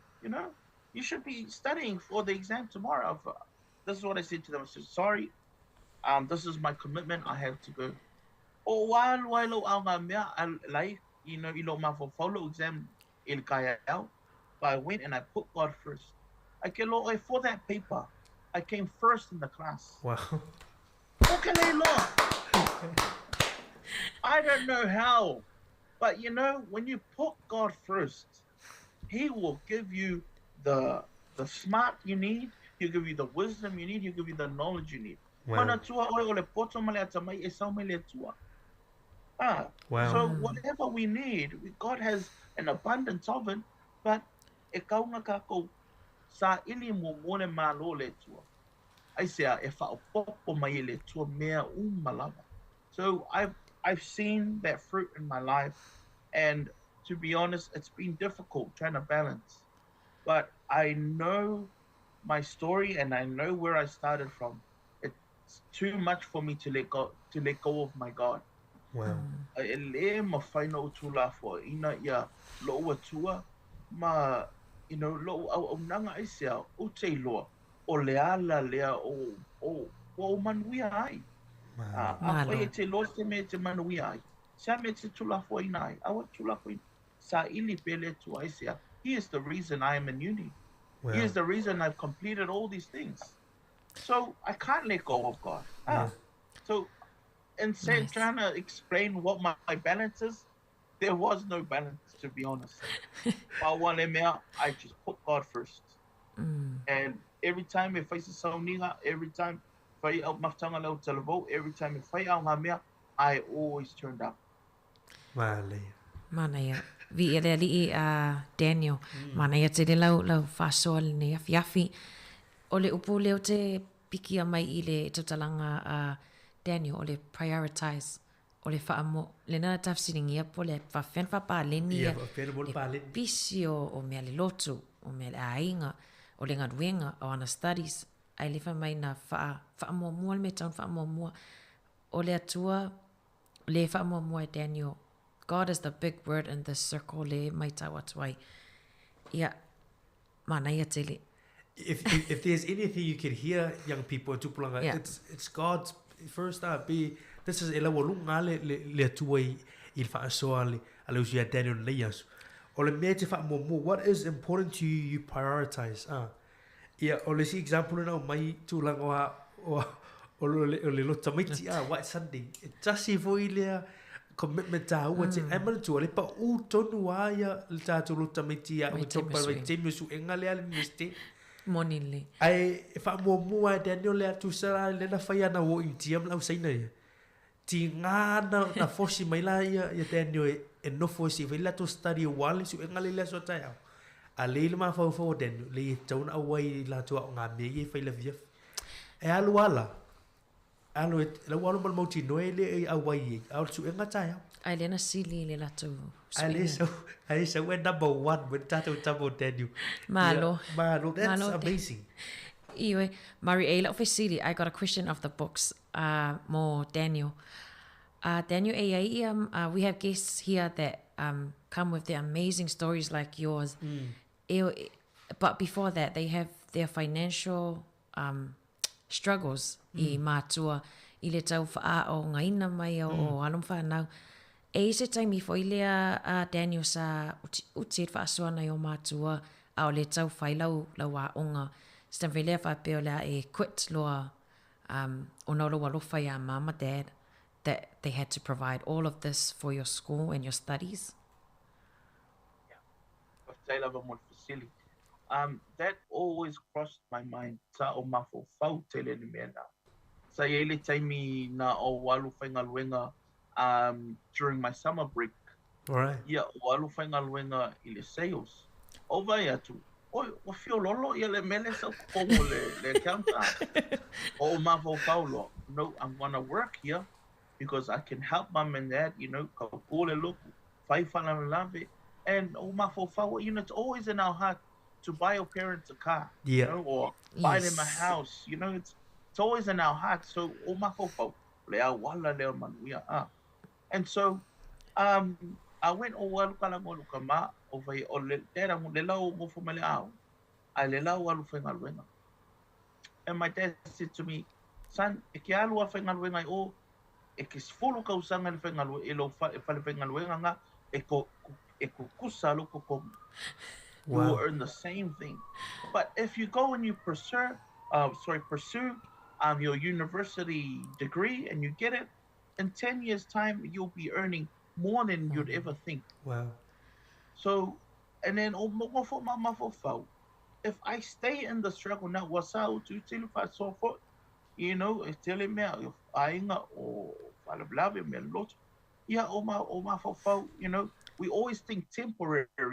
Sure. Think, I'm going to leave now, and then I'm going to help mom and dad for now. But how are you going to help mom and dad now, and in the same time help them in 5 years with the same type of earning? Long term. Long term. So, for long term, I'm going to stay in the struggle now. I'm going to try to help my parents as much as I can. But I know by the end, when I achieve all that God has set me out to achieve, I will be earning more than enough to help them and help everyone else. Mana ia le vanga lea. Il fa soa a. Ia te bi wa natu ia te anu alu loe whenga luenga si fisus wani I mātua mea tau lotu, mea tau a ingo wha lave lave me tū lava penda. Wa mana ia fwele vai ia tō tenu le mele wa sau tolo la count. Pe wa tau wha tua na ile ha onga male a. Ai mana ia le fa soa tama. E sili ifo le tupe te maua pea o maua a onga. Ilo le tupele la maua te mine pea e tu ua. Tulanga tonu alia Maridele ona una ia tau mātua ia ia alom whanau. I o esu erfa spipa. Ona e lava I le whasoa. Not lava I le whasoa, but e te lea tua le tupe. Nai no le tupe le whamai ia Daniel Sawhainga Ruenga. E tutu sa uma. Pea whapena e te lea rufa umala wa onga. Malo, mana ia. This is beautiful. Mana ia ia wanga le au mai le fia fini. Le uso, Daniel, what can you share to encourage our tupulanga? You know, lo langi le wei te mini, le uso, Daniel, I know you can agree to this and testify to this. Wa sao le technology. Wa mawa ele tūlanga ele ngā tupulanga ni tātou mātua malmelo I tātou te mini. What's your encouragement for them, those young people looking to get into IT and the technology space and, you know, come into the area of computer science? La sa tuanga mo ilanto. My encouragement for those who are seeking to go into IT space, continue. There are just so many jobs out there, so many, you know, availability and opportunities out there for Pacifica in IT. And so that's an advancement for us. It's an advantage actually for us. We have an upper hand there in that sense. And for those who are unsure whether you want to pursue IT or not, and you're in high school, or if you're in high school, I encourage you, take up some digital technology subjects. You know, take some science subjects or mathematics or engineering or IT and test it out for yourself. You know, see if you like it and if you enjoy it. Or if you're still 50-50, there are a lot of resources online. You know, resources in mawhainga, programming and programming whapena. I lunga on the internet for free. So you can try it, see if you enjoy it. If you like it, then you can pursue it. But for those who, you know, currently working or, you know, outside of the spectrum of education and you're looking into IT, there are so many institutes out there offering, first year free fees or offering, a lot of IT courses to get into because being a Samoa Māori, IT is the future and digital technologies is what we are in now, and it will continue to just increase and be out of this world in a few decades. Wow, Mālia. We are going to be out of this world soon because of all the chat GPTs, things that we're using. Daniel te rofo inau e Silvia, mana ia leo lau whasoa, lene whasoa mai mō anam whanau, whapea lewa e I le korisi I ia o mō lunga. Ai mata upo nā tau computer, sainisi, matematika. Ona o leo, o maulalo lava le pasene o tātou Pasifika o iai tutonu o matanga wenga po ofisa nei. Leo lo ona ia mana ia whautuanga a Daniel mo I lātou ia whaauau mwha malo si a whailau. Lam ta upe whapea le te tamawhai te whia IT. Mālia, o te iloa e. Se wa vai fo ia uia pe. Pe ono oso wen tūlaka le.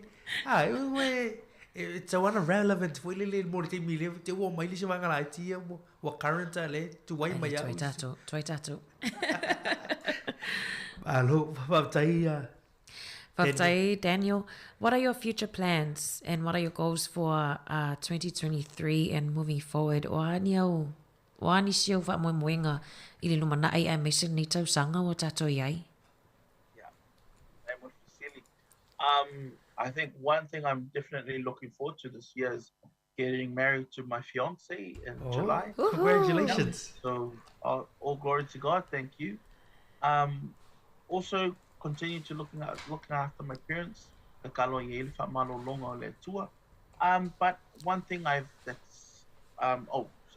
So and also impacting and inspiring youth to pursue tertiary, and that's by working, for the Pacific Advancement Office at AUT, and also just working in the space I'm in, teaching assistant at AUT. I come across a lot of undergraduate Pacific Island students, sit down and have a chat to them and just encourage them to stay in, the STEM umbrella. But to also continue and complete my PhD journey. So that's top goals for 2023. Mālia. Daniel, you mentioned, you're helping out those students as a teaching assistant, especially those ones coming into the bachelor's. It's amazing that they got the opportunity that you're there, we've got some Pacific faces at the school now.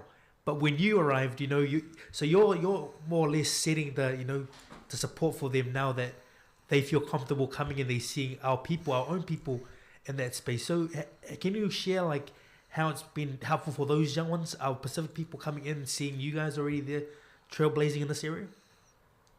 Yeah, it's always good to have a familiar face. It's always good to see, something that you're familiar with in a space of just, unknown. And so, for a lot of Pacific Islanders, when they come into STEM and all they see is, every color but brown. Yeah. But, when they see one of us, and especially my friend Ite as well, who's trailblazing in the IT realm and trying to get all these students in, is that comfortable, having them be able to sit and have a comfortable chat with you, and open up their aspirations and open up their problems that they're facing within this, within their degree or within whatever they're facing.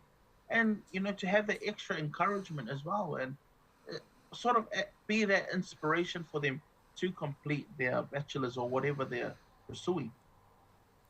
Malo whaftai, Daniel, I'm with you on that one. I 100% support what Daniel said, Murray. When you walk into the room and once you see a brown person, for ile e te ailua se tata lanu ina for ile so se mea la vetalwai, you automatically connect. E automatia lo le whairilo connection ma tangata na mawhawhai ngō fie pe lau ngon wenga whasoani lea I alom whanau ia e pe forward for ile te tonu. Pe o leo atu e whai ngō fie ntal tanu noam whata ma whaasoa ia Daniel ona tangata, o tātou tangata, tupulata lavo. Malo, ono tātou te milu. So Daniel, thank you very much for sitting muri lea. What's your encouragement to our young people? This is you know, you shared an encouragement for IT, but this is in general. You know, as a young person, you were once a young person yourself coming up. You know, where you what you could have told yourself, the 18-year-old self, yourself, or you know, what could you encourage our young people out to Pulanga who are listening right now, and you know, need that extra support, and you know, what words of wisdom can you impart for our young people today? Thank you. I think, like I said in the beginning, everything plays into this one theme. And for me, that is Matthew 6:33. Seek ye the kingdom of God, and all will be added to you. Seek ye first the kingdom of God. So that's firstly prioritizing God in your life. You're in every area, prioritize God, and you will see God open the doors for you. This isn't a sermon. This is just an encouragement for, you know, our tupulanga. Wherever you are, whatever you want to pursue, whatever you want to achieve, always put God first, and He will open up the doors that no man can open. I love that. Whaamomoale atua I mea o mai te whaia. And if you think that God doesn't hear you, God does hear you. E sa awa au Daniel. Ole si whimane, everything plays, you know, part two, everything comes into this one theme, then that's what you said. So everything that comes in your life, everything, every you know, every problem, every tough situation, everything plays into something in theme le ma ne Matthew 6:33 sa ili mo mormalo le tu malala mi tonu o na fa popo matua isi me ya toi. So it's quite amazing le le fiafi le wa mai fa so luso. You know, we are very proud. Thank you, Daniel, of Taifo ile sungai la o ya tu for bringing you on, for connecting with you. But mo level no ta to proclaim mo tu plan televo. You know, your story has encouraged a lot of our young people, and I'm sure Tua and our community commenting on the program and saying thank you for your testimony and your for sharing a message today. Tufina? Moni lei, Daniel, ia. O te lofo I, ole ia o mai fo ili whai unga le tātou whātalanoanga I mo le tinanga whawhatai. Ia ma, we wish you all the best for preparing for your big day in July. Yes, congratulations. Congratulations. Ia manuia fo I tapi menanga mo le aso tele. Ia ai mai, la vema ua whai masui o le au whafonga si fonga lau mua. Ia whapea fo I le whionga le pule ma tātou ofisa whasalau nei. Mo le toilenga whawhatai mo lau taimi whaava noa. Ia manuia tele la fofonga toi nei aso mal nei weekend. We hope to have you again. Connect with you again later. Ia ai alofa tele atu fo I ni sunga whawhianga inga mal whaltua. Whawhatai. Okay, whawhatai lava. Yeah, pasi for Daniel. God bless. Good day, everyone. Tai lava.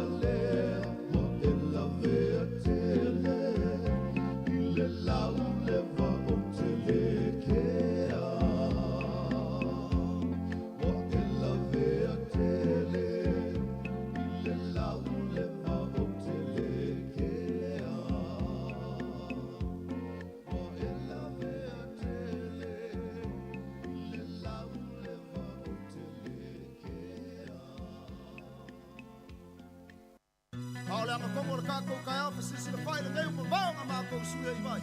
A papai le lupe ma le upenga o le a fasa so. Wa usila wa the fasa so. Kulai se Samoa e la ualanga upu, e mama e le taba e yona fulu, e avantu ai se pautuanga, tau fi maulau anga nuu, a tau nuu ni malo, le au manga o tau fai mio, ali itai au ole nuu, e topu le matai